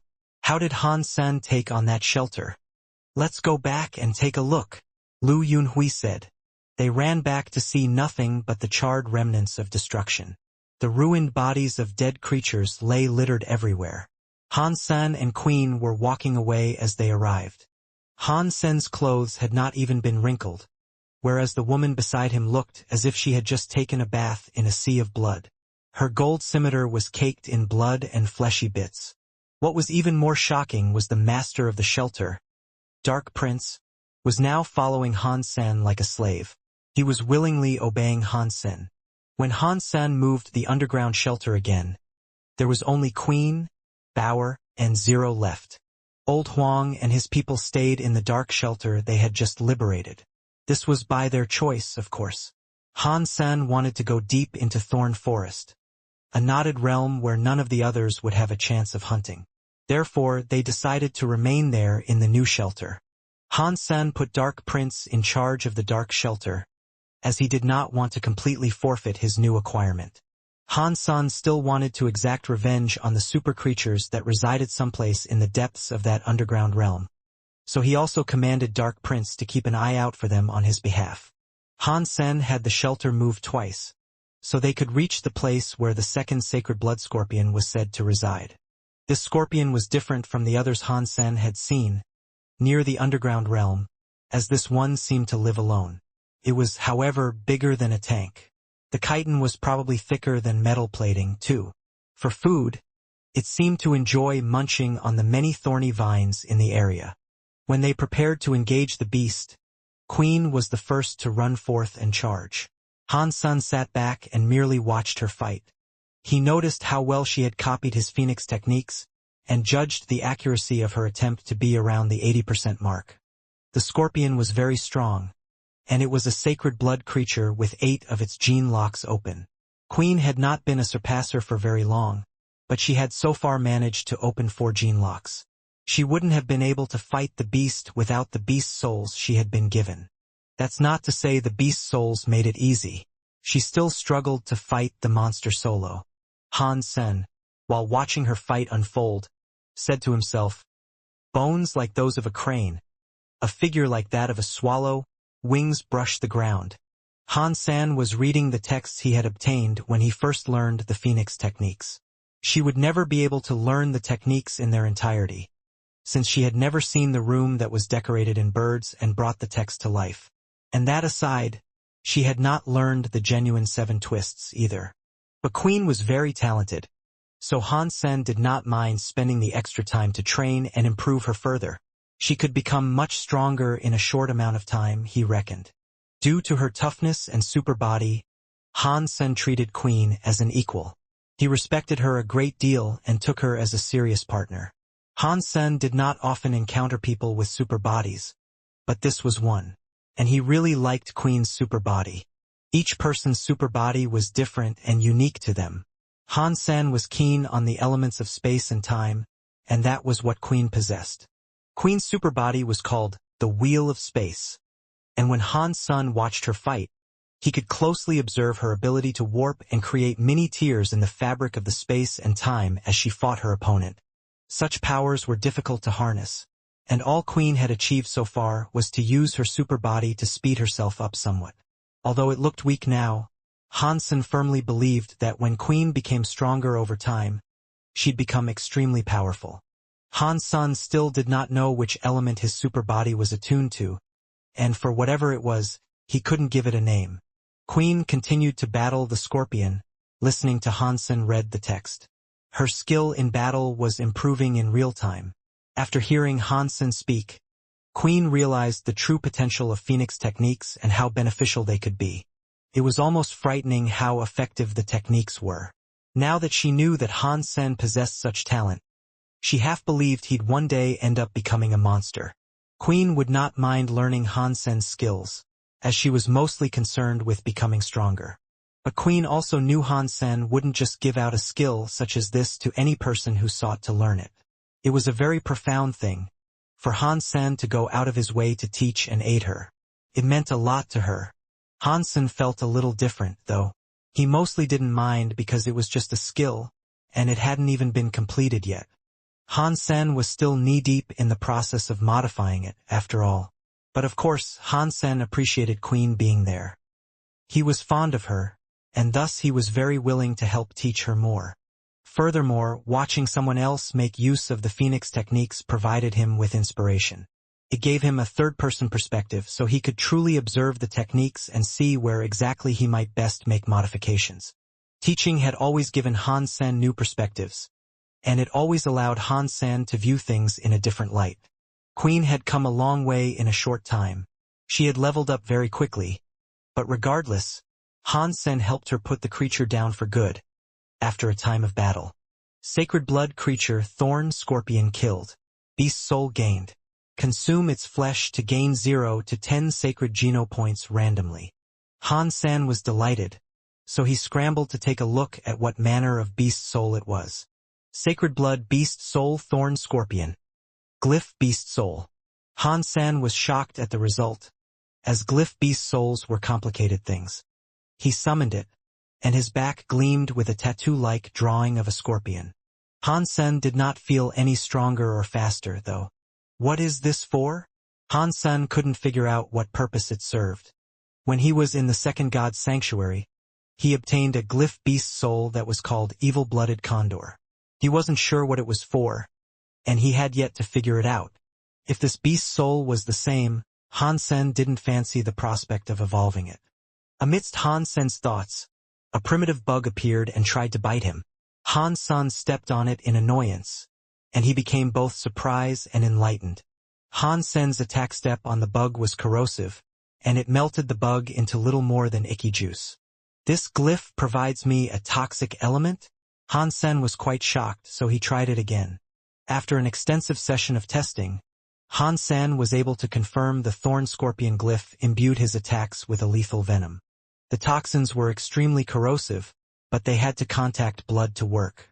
Once Han Sen came into contact with a creature's blood, it'd boil and fizz like acid. All he would have to do was make an enemy bleed, and then he could allow the toxins to work their magic and taint the rest of the bloodstream. If the foe's toxic resistances were low, it'd be dead in no time at all. Han Sen loved the concept of this glyph, but the power was not very compatible with the invisible King Scorpion's power. With this discrepancy, Han Sen could not tell what would happen if they were combined. After a period of thinking it over, Han Sen put the idea aside for the time being. He wanted to see if he could stumble across a better beast soul before making a final decision. If there was no greater choice, he'd use the gem on the glyph. Back in the shelter, Han Sen asked Moment Queen to drive the shelter through the thorn forest. Han Sen tried teaching Bauer and Zero how to play the Sun. He spent many sessions with Zero, but Bauer was flat out uninterested. The first time she was given it to hold, she lobbed it away. Fortunately, Han Sen was quick enough to catch it. Bauer loved animals, though. The white bear, rabbit king, red bird, and even the blue dinosaur were now subjected to her bullying. I hope my real kid won't turn out like that, Han Sen thought to himself. If Queen wasn't out hunting, she was spending her time practicing hyper-geno arts in the shelter. Han Sen half believed she was a machine, one that could not turn off at that. If she turned out to be a machine, Han Sen wouldn't be surprised. Queen's figure was as voluptuous as ever, perfectly sculpted as if through masterful design.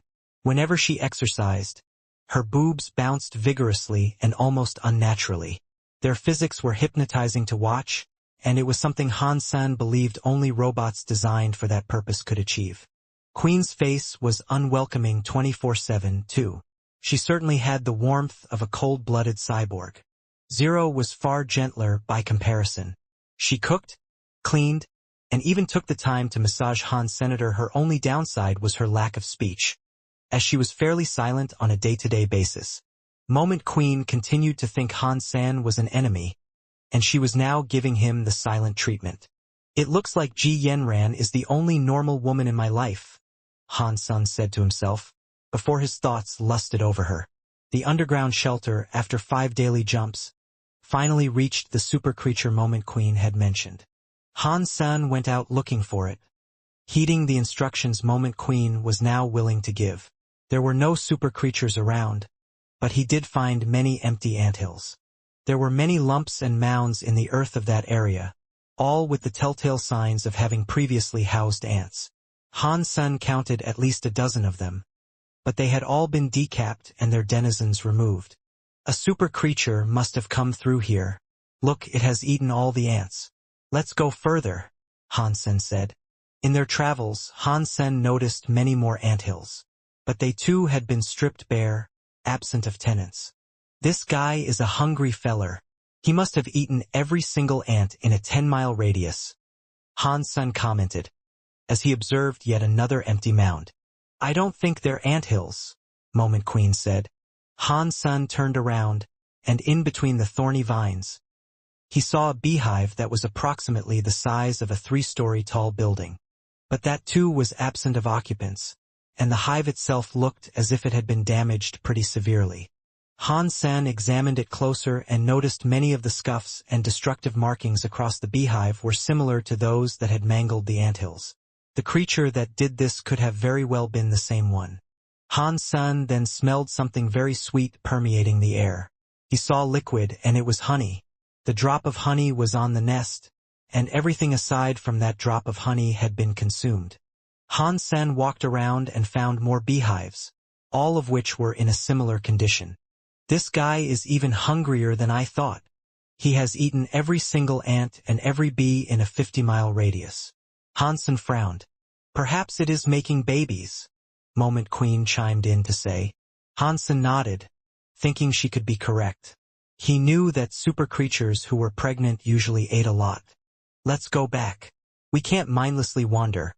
We should return and formulate a proper plan, Han Sen said, then started walking back to the underground shelter, as he didn't wish to stray too far from it. But soon after, he saw something crawling out of the undergrowth. It was a green pangolin that was around 2 feet long. It was emerging from a pair of bushes, and it seemed to be in search of something. Han Sen was delighted. It looked very small, but Han Sen was able to sense that it was indeed a super creature. Is that the super creature you mentioned? Han Sen asked. Moment Queen tilted her head and said, that does look similar, but it is far smaller than what I saw. Han Sen wished to say something, but before he could, the creature scurried away and disappeared into a burrow. Han Sen immediately regretted he had not taken advantage of that opportunity and leaped forward to slay it. Following it underground was not a good idea. Suddenly, though, the creature came back out carrying something. When the creature emerged from its burrow again, it had a coin in its mouth. Han Sen and Moment Queen were surprised, thinking it would be carrying a rat or food in its maw if it sought to give them something, or maybe even rare medicine like ginseng. But the creature brought them a coin, which was quite puzzling. There was no currency in the sanctuary, so silver coins such as that were useless. But Han Sen could not have been mistaken, and it was indeed a coin. The coin was similar to the old coins of yore, with the image of a head on one side and a number on the other. In this case, it was the number 1. The creature, which was continuing to hold the coin in its mouth, crawled its way over into another bush. Han Sen put Moment Queen away, masked his sense, and went after it. The creature kept on going until it reached a hill. There was a stone cave at its bottom, and the creature scurried its way inside. The hill was around 100 meters tall, but it was entirely laced with thorny vines. Making out the cave's entrance would be a trying task for the untrained eye. Han Sen waited outside the entrance for a bit, seeing if it would re-emerge. The creature did indeed, but when it came outside again, it did so without the coin. Seeing the creature walk back in the same direction it had come, Han Sen decided to duck into the cave once the coast was clear. Han Sen gave the place a scan and verified the immediate vicinity was free from life forces. He ventured down deep, and after a few turns, his Dongxian aura's range was not enough to scan the entrance nor the deepest recess of the place. That creature was small, perhaps young. Maybe its parent lives somewhere down here, Han Sen wondered. Han Sen put on his armor and summoned Disloyal Knight. Together, they continued the descent. Han Sen stood behind Disloyal Knight and did his best to scan the area. The last thing he wanted to do was unknowingly stumble upon and invoke the ire of a group of super creatures dwelling in the dark. If there were any more than 2 super creatures down there, they'd be in danger. The pair kept at a brisk pace down the tunnel. They wanted to scope the whole place out before the little creature returned to the cave. There'd be no way to maneuver past it if it came back before they were out. After a few more twists and turns, Han Sen reached the deepest pit of that cave. They did not encounter a single creature along the way. When Han Sen entered that last pit, he was shocked. The cave had many peculiar items residing inside it. There were mounds of broken armaments, weaponry, and garb. Some pieces of metallic weaponry had rusted so much, they looked like burned sticks.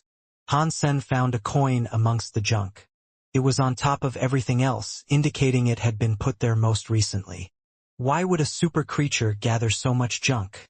Well, one man's junk is another super creature's treasure. When this thought breached Han Sen's mind, an expression fell across his face like that of a conniving thief. Han Sen grabbed a rusted sword from the pile and thought to himself, Perhaps this was once used by a powerful emperor, one who once ruled every region of the third god's sanctuary under a single banner. Over the years, it traded hands and degrading qualities of care until it was forgotten. And then, it ended up here, lost to the lonely decay of time. It has come to me. It's mine. My own, my precious.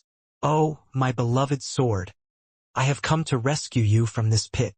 Han Sen swung it around and then catcha. It broke. Han Sen was only holding the hilt of a rusted sword now, and he thought to himself, perhaps I must go deeper. This junk on top of the other junk must be the real junk. The junk below the junk must be the junk worth salvaging, and is the junk that is secretly treasure. Han Sen rummaged through the mound of rubbish and eventually came across the glint of bronze armor. He said to himself, "Ooh, this armor looks very well crafted. I wonder, could it be a prized treasure of some ancient emperor?" Han Sen tossed aside most of the junk that was covering the armor and tried picking it up. Before he could lift it fully, though, the shoulder plate came right off. It really was just a pile of rubbish. Everything there was broken, aside from the coin that was last brought inside. "You are a super creature, not the sanctuary's garbage collector," Han Sen told himself, sapped of excitement. Han Sen decided to pick up the coin. It looked like metal, so he tried giving it a powerful squeeze. It didn't leave a mark. With Han Sen's power, he could now leave a fingerprint on a chunk of Z-steel stone with just a pinch. The fact that this coin remained totally unharmed surprised him. Earlier, Han Sen could only see the face and the number on opposite sides of the coin. But now, after closer examination, he was shocked. The carved head of a woman looked alive, and it suggested to Han Sen that it must have been designed by someone famous. On the other side, the number 1 was surrounded by a variety of strange symbols. Their meaning escaped Han Sen's knowledge. The woman's head on the coin seemed familiar, too, but she did not look like any of his close female friends.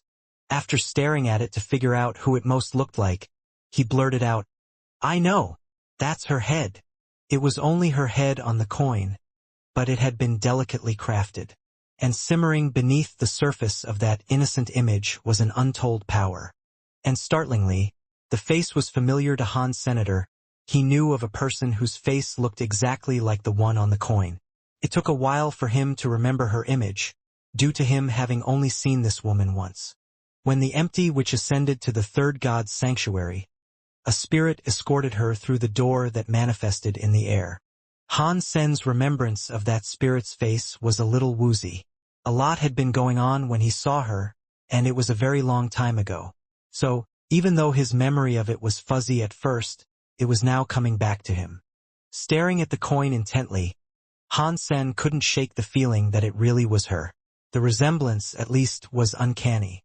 She had also left the mark of a lotus on Han Sen's forehead, but it was destroyed by Dragon King. Dragon King told Han Sen that he had been marked by the Lotus Empress. This must be her. It has to be. It has to be the Lotus Empress. Han Sen was firm in this belief. He wasn't 100% sure, but he couldn't think of anyone else it could have looked like. Han Sen looked around, wondering if there was anything else worth taking, but there wasn't. Proper currency was worthless in the sanctuary, so coins must have been forged by the Alliance. But the hardest material in the Alliance was Z-steel alloy, and it wasn't as sturdy as the material used to craft the coin. The coin had been retrieved by the creature from below the earth, so it was also quite puzzling why it had been buried in the soil of such a random location. Han Sen had been rattled by this discovery, and it made him a whole lot more curious about the creature that had initially collected the coin. But alas, Han Sen had been lost in thought for some time, and he hadn't paid attention to how long he had been down there. Han Sen was afraid the little creature could show up any second. He went over to hide beneath the garbage. There was a mighty shield amidst the junk, and it was perfect for him to hide behind. He masked his scent and clutched Taya tightly. Han Sen was planning to wait until the creature returned, and when it did, assassinate it. It was a super creature, and if he was able to insta-kill it through assassination and forego the need for a drawn-out fight, that'd be a mighty swell thing indeed. It wasn't long until Han Sen started to hear sounds coming from further up the cave. They were the sounds of the creature, on its way back down as predicted. Han-san made sure his scent was hidden. Then, he went into a state of focus, ensuring the hand that held the sword was firm but relaxed and ready to strike. To perform the strongest assassination strike, your body had to be relaxed. It was something he had practiced extensively during his time in the First God's Sanctuary. He was very proficient in the ways of the assassin. Not too much later, Han-san felt the little creature approach. He could sense something scraping against the ground, and this made Han-san think the creature was bringing a bigger item along with it. Han-san did not very much care what the little blighter was carrying with him. He just remained focused, preparing to strike. And the closer the creature got, the more relaxed Han-san became. A noise rung out, sounding like the creature had chucked the latest scrap of junk onto the garbage pile. Han-san could see every movement and motion made by the creature, all through his mind's eye. He could sense it all without the need for his true naked eyes. When the item landed on the heap, that was the time for him to strike. And so he did. Han-san leaped out from behind the shield with Taya, ready to plunge Taya deep into the witless super creature that was none the wiser. His heart and kidneys pumped fast, as his entire body began to glow red. Han-san knew he was performing the perfect strike as expected. 9 gene locks of the Bloodpulse Sutra and Taya made for a lethal combination. Super creatures would do well to fear such a combo. The creature turned around, but Han-san still had his eye on the prize. Being so fast and so accurate, he thought he had ticked all the boxes, and he was more than ready to see Taya plunge through the creature's throat. There was no chance the creature could react in time. Dong! The sword was aiming for the neck with pinpoint accuracy, but before a connection was made, the scales of the creature lit up with a bright green light. An aura of light suddenly enveloped the little beast, as if it was encased in a tight bubble of impenetrable protection. The creature was sent flying, but it was dealt no harm. The creature escaped the assassination attempt unscathed. A super creature with defensive powers, huh? Han-san was quite shocked. But while the creature was still airborne, Han-san drew his phoenix sword. Dong! The phoenix sword was incapable of penetrating the creature's green shield. Die!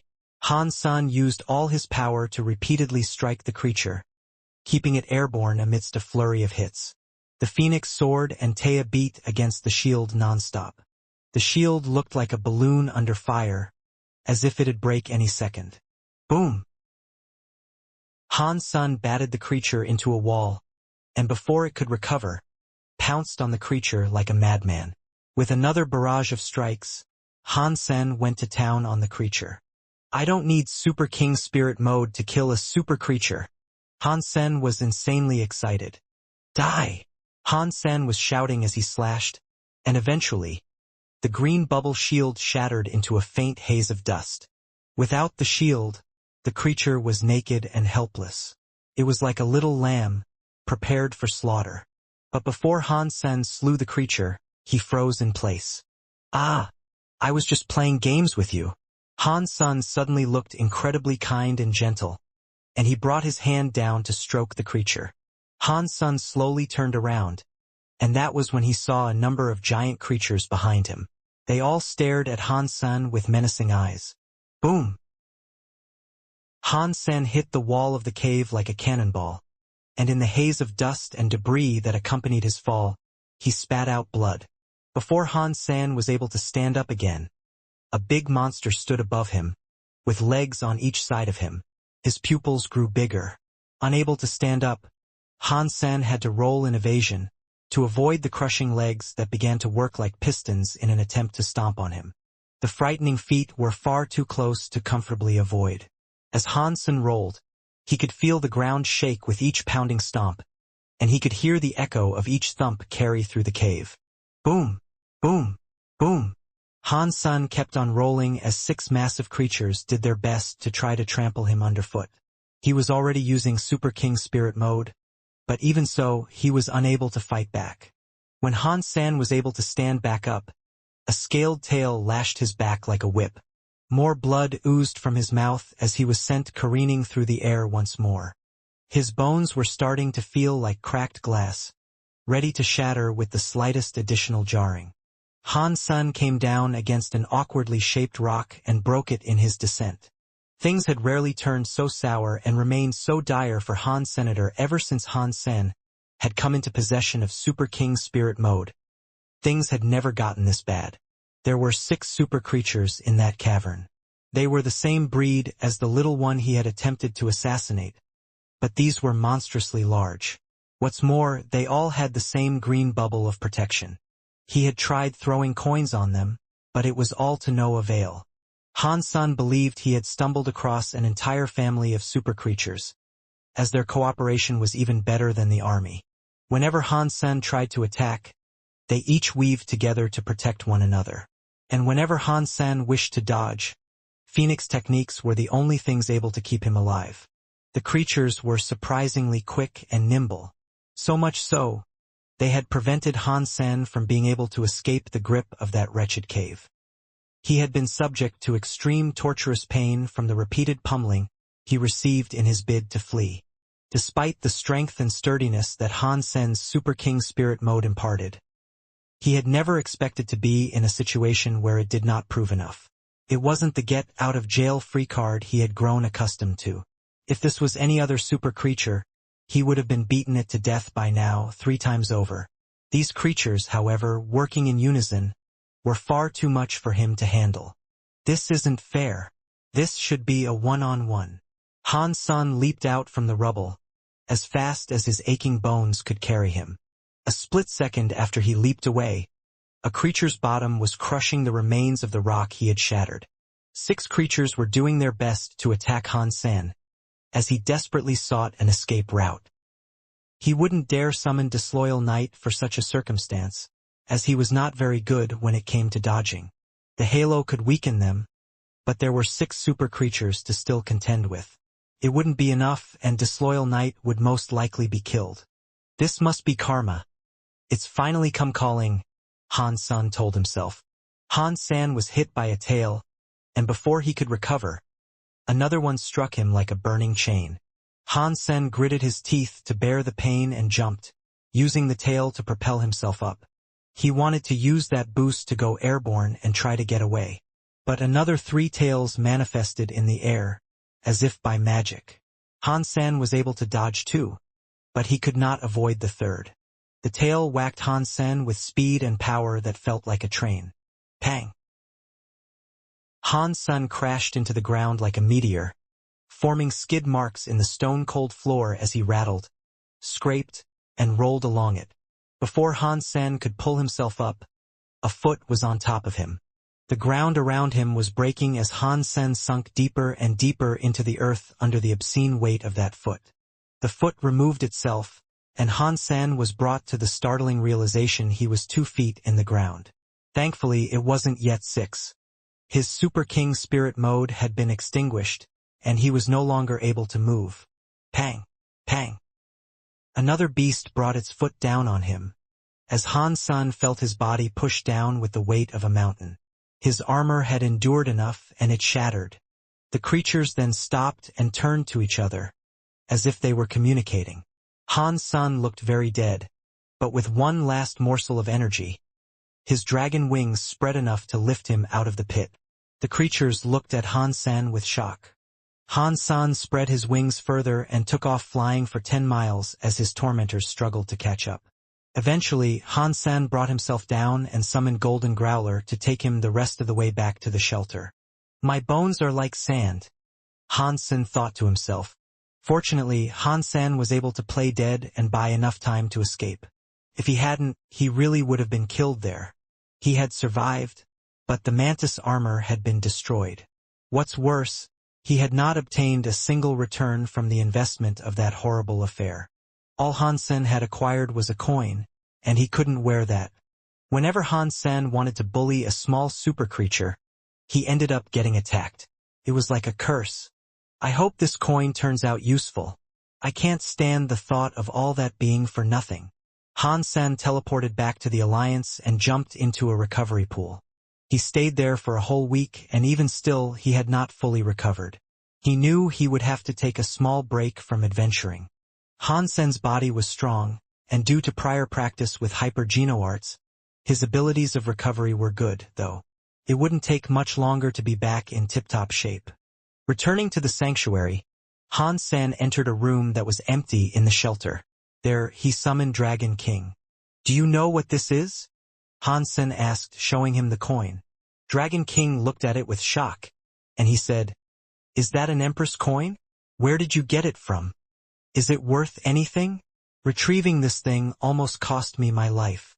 Han San was already feeling better, judging from the reaction Dragon King had given him.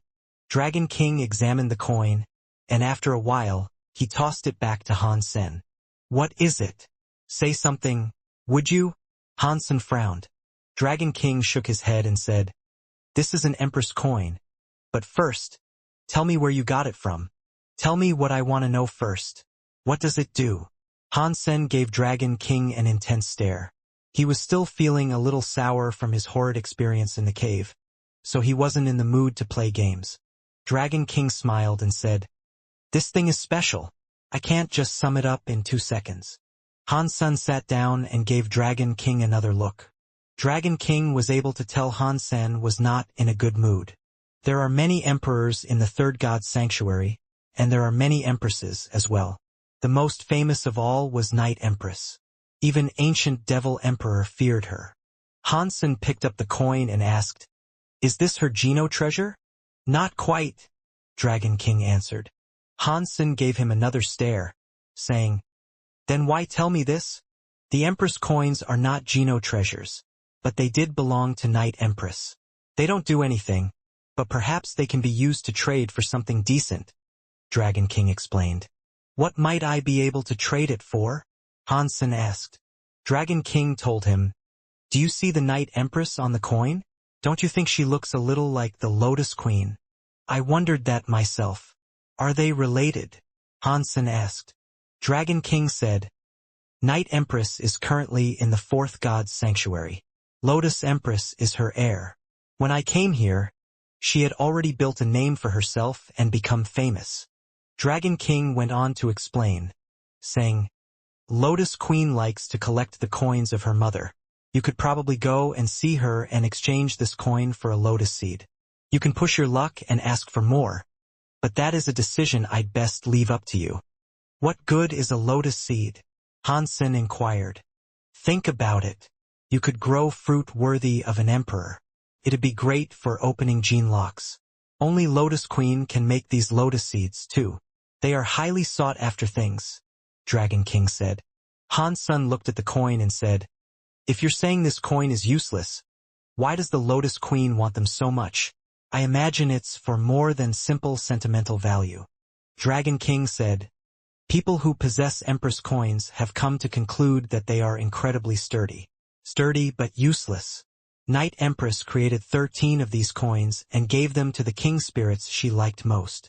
Although Han Sen believed the coins had a greater worth and purpose than he was being told, if he couldn't figure out what that was, the coin really would be useless. But he still thought swapping it for a few lotus seeds would make for a decent exchange. Opening more gene locks could never be frowned upon, after all. His Dongshan Sutra was coming along nicely, but Han Sen still felt as if its development was a bit too slow. Lotus Empress had seen him in the second god's sanctuary, though, and given him a mark. He was worried she might try to imprison him if he approached her. "Perhaps I can get a spirit to do the exchange in my stead," Han Sen thought to himself. Dragon King looked at Han Sen and asked, "So, can you tell me where you got this coin from?"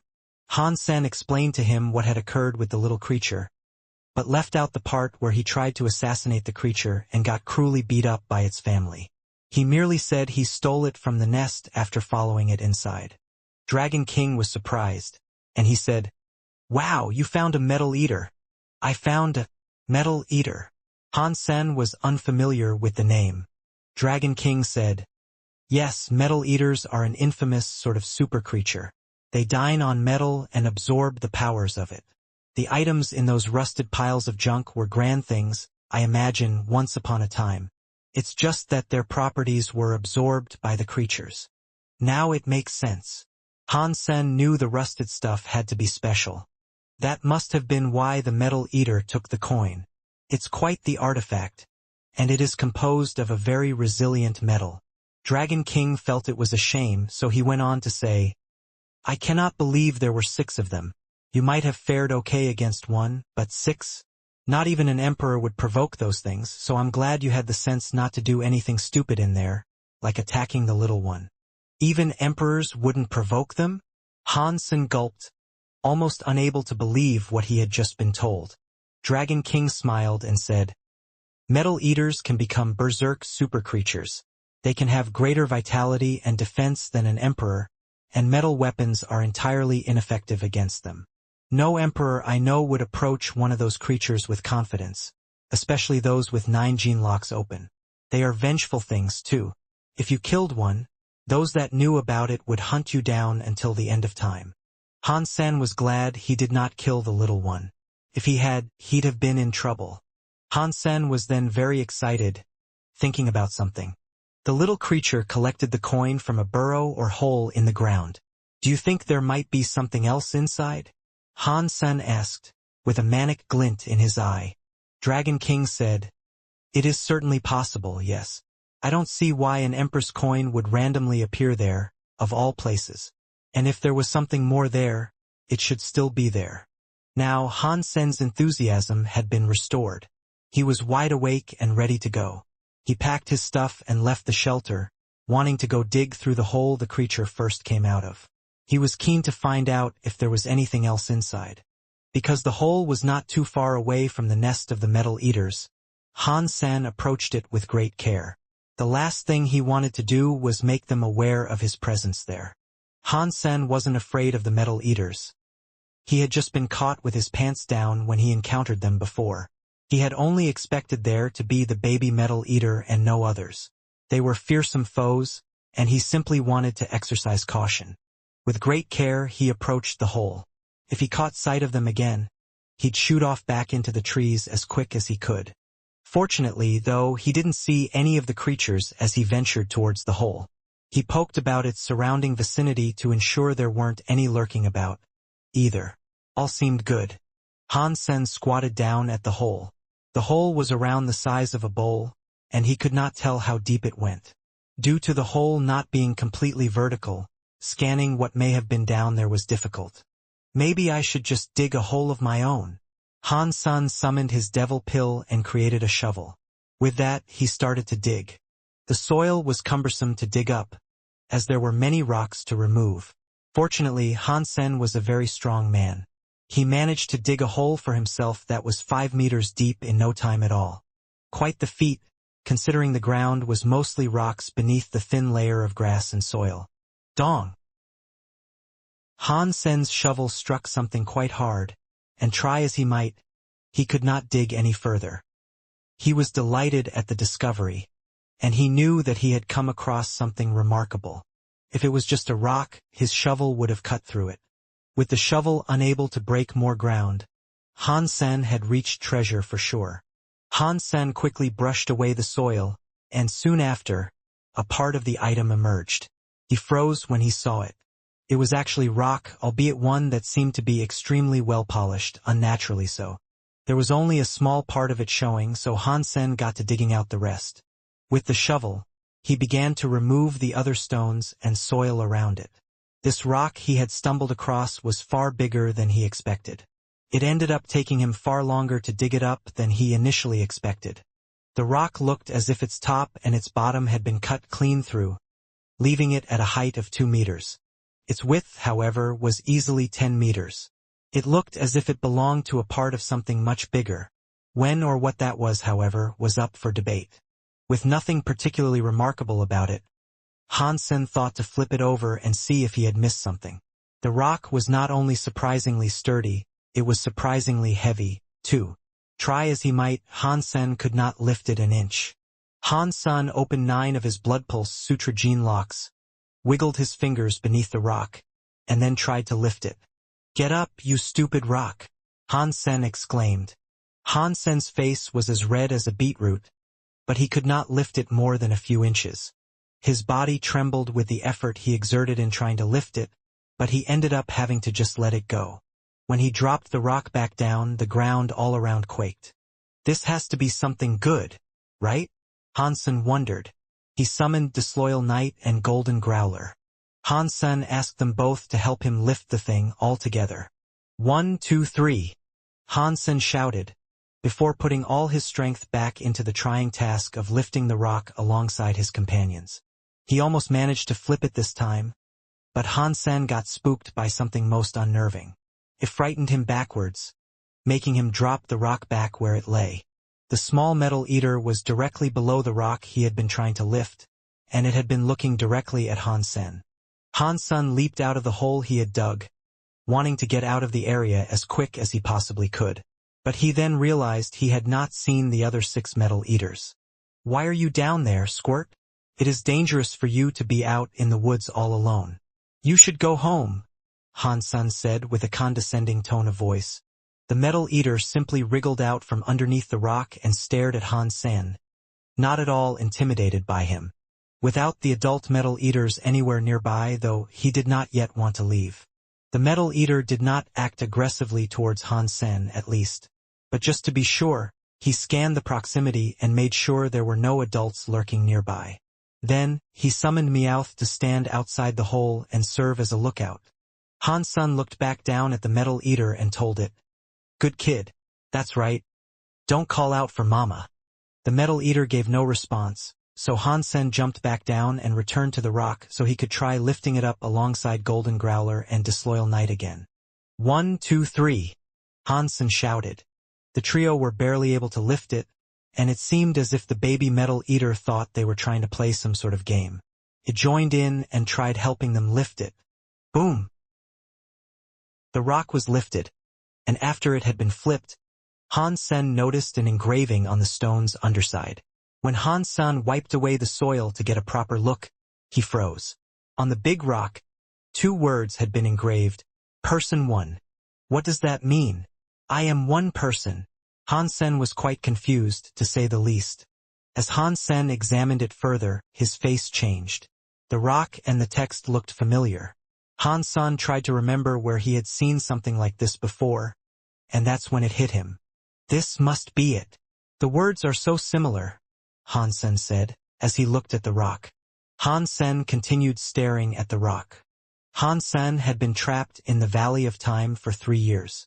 In the valley, there was a broken stone, and it was one he had seen off and on for the duration of that painful time.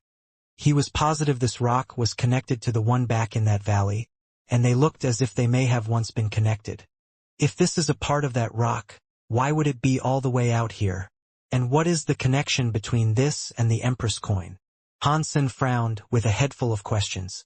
Han-sen could not wrap his head around it, which was disappointing to him. He thought the rock would be a tangible treasure he could take with him and somehow utilize, but as far as he could tell, it was just a large slab of rock hewn from an even bigger slab of rock. After a 3-year investigation of its origin piece, Han-sen had not discovered anything inherently special about it, either. It was just a tough stone, for all the intents and purposes he could fathom. Not content with what he had found thus far, he decided to dig deeper. And so he did, swinging his shovel in a near-manic fashion. The little metal eater remained there with him, staring. Its cute face suggested it was trying to figure out what Han-sen was doing and what drove him to behave in the way he was. As long as the little creature did not squeal or bring other members of its family over, Han-sen did not mind its presence there. Perhaps being in its good books would help, even. With his devil pill and his strength, Han-sen was like a human backhoe, and he was a few meters deeper into the earth in no time. Eventually, he found something else. It appeared to be a rag, buried deep in the soil. Unfortunately, his shovel had pierced right through it. Han-sen pulled it out of the soil and was surprised to see it was fairly long. It was shaped like a flag or banner, but it lacked any designs or symbols. Can someone explain to me why I keep on digging up useless stuff? Han-sen was getting disheartened by the constant stream of lackluster results. Regardless, he decided to summon Dragon King and ask him, "Do you know anything about these 2 thingies?" Dragon King briefly examined the rock and shook his head, but when he looked at the flag in Han-sen's hand, he said, "Oh, you found a night flag. It bears the symbol of the Night Empress." "Don't bullshit me. Why would an empress make a flag out of a flimsy material that tears with such ease? Hansen said. Dragon King frowned and said, You don't know anything. Do you see this? It was stitched from night silk. It just seems to have lost its energy. That's all. Because it was buried for too long, maybe? Hansen asked. Night silk comes from the root of an emperor tree. Even if you threw it in a fire and kept it stoked for 1,000 years, if you removed it, it'd come out undamaged. Dragon King seemed confident, and he went on to say, Night Empress Bannerman, upon waving the flag, could even change day into night on a whim, if commanded to. Well, this can't be it. This has to be some cheap, back-alley knockoff created by some wannabe cosplaying spirits. Look! Hansen pulled the fabric in both hands and tore it even more. Dragon King just shook his head, indicating he did not know why it was so weak, either. Hansen tossed the flag away and went back to digging. After a while, the hole started to collapse. Hansen flew up quickly to avoid being buried. When he peered back down to where he had been digging, the ground had opened up to reveal a cave. Hansen poked his head inside and discovered the cave wasn't too big. The place was semicircular, like half a giant bowl buried far beneath the surface soil of the sanctuary. Upon further examination, Hansen learned it really was a large bowl. And by his digging, Hansen had unwittingly broken a part of it. There also, Hansen discovered human remains. The clothes had almost wholly decomposed, and only the skeleton remained. Dragon King was shocked to see this, and he blurted out, I was half expecting to see a king spirit, not a bannerman. How do you know it's a bannerman? Hansen asked. His clothes, see? It's a uniform that appears to have been crafted from night silk. It was custom for bannermen to wear such garments. Dragon King flew over to the body and continued. This is a night bannerman. His forehead has an eye socket, see? Night bannermen were dark cyclopses. Weird. You told me she gave 13 coins to her favorite people. Why would a bannerman be given one? Hansen frowned. Dragon King explained. When she ascended to the fourth god's sanctuary, the faction she had established collapsed. Lotus Queen worked her hardest to achieve what she has a hold of now, and as for the 13 king spirits, they went missing. I, nor anyone else, know what became of them. Hansen approached the body and started to poke around it, seeing if there was anything he could loot. He was more than fine with looting the corpse of something that was non-human. It was indeed night silk, but again, Hansen was able to break the cloth with ease. The uniform was in tatters by the time Hansen was done rifling through the pockets. He was able to discover a few things. There was an empty stone bottle, an old cloth, and a black cloak. Everything was rotten there except for the cloak. It appeared to have been created from basic linen, despite its spotless condition suggesting it should be something else. Dragon King, when he saw the cloak, continued to be on the observative ball. He shouted, Oh my days! Why in the sanctuaries would the night cloak be here, of all places? Is this good, then? Hansen asked. Night Empress wore this cloak herself. It was one of her favorite treasures. Dragon King couldn't keep his eyes off the garment. Really? I can't see anything special about it, personally. He wasn't quite willing to believe Dragon King's outlandish claim. If you could tell what this thing does, then it wouldn't be the night cloak.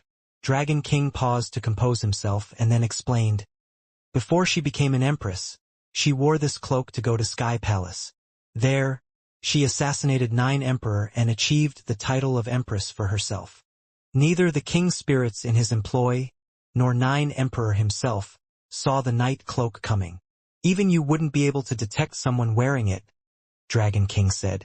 Hansen was delighted. So much so, he didn't even care for Dragon King's explanation being in a condescending tone. If the item was as good as he said, he really had stumbled upon a most extraordinary treasure. This cannot be as flimsy as the night flag, surely. Hansen gave the night cloak a firm tug. Fortunately, it did not tear. He applied more strength and still the night cloak remained strong. Great. So, how do I use it? Hansen looked at Dragon King and asked. Well, it can only be used at night. It's faithful to its namesake. But when equipped, you'll be completely invisible. Dragon King concisely explained. Okay. What about dark locations, such as in caves? Han Sen asked, as he looked at the skies, realizing the day was still young. Nope, there's no cheating there. It's called the Night Cloak because it is meant to be used at night. Dragon King pointed towards the bannermen then and said, the reason she wanted a team of bannermen was so night could be called upon whenever. She wanted darkness to come when she needed it. She was by far the strongest emperor or empress the third god sanctuary has ever known, when it came to strength during the night. Even ancient devil emperor avoided her and made sure to stay out of her way. Han Sen put the cloak away, eager to give it a go later that night. Han Sen continued to dig around for a while longer, to see if he could find anything else. He had an unquenchable thirst for treasure, and he always wanted more. But unfortunately for him, there was nothing extra to be found. Han Sen wanted to take the stone back to the shelter, so he asked for all the help he could get. Even Bauer pitched in, sitting on the stone to play and boost their morale. Eventually, it was successfully brought into the shelter. It may have looked useless, but Han Sen couldn't shake the nagging feeling that there was something special about it. The Valley of Time warped the flow of time completely, so something quite grand must have occurred there sometime in the distant past. Furthermore, the stone appeared to have been cut through with a weapon. Han Sen couldn't wear a single scratch into the slab, so it was near frightening for him to imagine what manner of creature or person had been able to split the stone in two. Han Sen used to be very proud of the power he possessed, but now he wasn't so sure he should be. The little metal eater continued to follow Han Sen around, even after entering the shelter. It was a great opportunity. If he moved the shelter, the baby metal eater would go with Han Sen, enabling a flawless and no-trouble kidnapping. But Dragon King did mention metal eaters loved to exact revenge. If Han Sen stole their baby, there was a chance the family would come after him. Kidnapping could prove dangerous. Han Sen dwelled on the subject of whether or not he should, but ultimately decided to keep the little creature. When the shelter door was closed, Moment Queen moved the shelter. Metal Eater brothers. I'm taking the kid for a ride. I'll bring him back when I'm done with him. Han Sen told no one, in an attempt to flimsily establish a poor justification for kidnapping a baby. No matter how strong the Metal Eaters were, though, they couldn't do anything if they couldn't find Han Sen. Han Sen didn't plan to hurt the Metal Eater, however. He had plans to train the Metal Eater so it could become his second meat shield. Slowly but surely, he was establishing a convoy of damage-soaking tanks. The small Metal Eater played around in the shelter for a few days, but it eventually got bored and showed signs of wanting to leave. So, Han Sen decided to visit the Alliance and ordered as much scrap metal as he could. He brought it back into the sanctuary to see if the Metal Eater wanted it. The gift was much appreciated. The Metal Eater leaped onto the metal and rolled around in it. The little creature appreciated every scrap of metal it was brought each day, and it especially enjoyed Z-Steel. It hugged scraps of Z-Steel as it went to sleep, each and every day. With it being tempted with so much metal candy, the little creature no longer wanted to leave the shelter. After a few days, though, the metal it was given would become rusted. When the metal lost its luster, the Metal Eater no longer wanted it. So Han Sen had to keep on bringing in more. He observed the Metal Eater's reaction to each piece he brought, to see which it liked the most. And Han Sen noticed it really did enjoy Z-Steel raw stones. Fortunately for him, they did not rust as quickly either. The Metal Eater didn't physically consume metal. Whenever it was in proximity to a piece of metal, it would just absorb the essence and properties of the material. Ordinary metals only lasted a few days, but Z-Steel raw stones lasted a long time. Metal Kid, go! Han Sen threw a stick-shaped hunk of Z-Steel. The Metal Eater happily ran to catch it. Bauer sat on a chair as this occurred, munching on snacks. She watched the two play about. Queen glimpsed at the duo and gave a strange look but nothing more. She never thought a super creature could actually be trained in such a manner. Queen did not like Han Sen doing that, though. It was as if he was training a dog. But it did surprise her to see the Metal Eater enjoy its treatment. Unfortunately, though, the stick of Z-Steel was never returned after being caught. This disheartened Han Sen quite a bit, as Z-steel was pretty expensive to procure. Han Sen tried replacing the Z-steel with a different metal, but the metal eater had grown used to the finer variety. It only wanted the high-quality stuff. Han Sen chucked it plenty of alloys, but Metal Kid did little more than glance at it disapprovingly. Han Sen would have kicked it out a long time ago, had he not thought it to be a useful creature. The only overwhelming positive so far was that the other metal eaters hadn't come after them. But for hunting more super creatures, Han Sen planned to move elsewhere. Han Sen could only have the shelter moved once a day, so he occasionally returned to the Alliance to rest. He also prepared to send the kid away. After sending the kid off, Han Sen held Ji Yanran and spoke with her for a while. "There's a new aircraft in store today. Would you like to go give it a try?" Ji Yanran said, as she drew invisible circles on Han Sen's arm. "An aircraft, huh? Is it better than my Beetle?" Han Sen said. "Ouch!" Han Sen exclaimed, after being bitten on the arm following his boast. "Why are you biting me?" Han Sen asked. "Are you going? Yes or no?" Ji Yanran asked simply. "Yes, of course I'll go," Han Sen confirmed. The next morning, Han Sen brought Bauer with him to the store Ji Yanran owned and operated. Her store was the biggest of its kind on planet Roka. There were many high-class aircraft on display in it. The salesmen were all robots, though, and not a single human actually worked there. "Wait for me here. The new aircraft is still in the warehouse. Let me go get it out." Ji Yanran passed Han Sen her bag and coat. Then, she went towards the control room. Han Sen brought Bauer to walk around with him, so they could check out their own store in full. Very rarely did Han Sen make use of aircraft, and if he did, he'd usually used one that would take him to his destination without any effort on his part. As such, he wasn't very interested in them. But most men loved good, old-fashioned machines, and just seeing them there before him, Han Sen wanted to bring some home. Bauer, by comparison, was flat-out uninterested. The only interest she had was in the employee robots of the store. "Hello, young man. Could you help us, please?" As Han Sen observed an aircraft, an old couple approached them. They looked to be in slight distress and confusion. "How can I help?" Han Sen didn't mind lending a hand. The man said, "We would like to purchase an aircraft, but we haven't a clue what to choose. Could you help us in deciding? And perhaps provide us a few recommendations?" Han Sen looked at them strangely, and he told them, "For information like that, you'd best ask the robots. They are more informed than I am on such a subject." The man, however, looked embarrassed upon being given that answer. He said, "But we've never interacted with robots before. I have zero education on what to do with them. I would just like to see if there is a simple aircraft I can purchase for casual enjoyment. I just have no clue where to start." Han Sen was surprised to learn there were still people in the Alliance who did not have a clue about this sort of stuff. They had to be very old. Otherwise, they'd have received the necessary education in school. "If you two aren't in a rush, I can consult my wife. She's the owner and thus she knows a lot more. She can answer all your questions and then some," Han Sen proposed. "That sounds delightful. Thank you so much." The couple were very happy, and until Ji Yanran showed up, they began to chat about other things. The old couple seemed very polite, and subjects of conversation came easy to them. Han Sen was able to learn they were both nearly 300 years old, and they were natives to planet Roka. They had never before left the planet. There were more and more old people like them in the Alliance.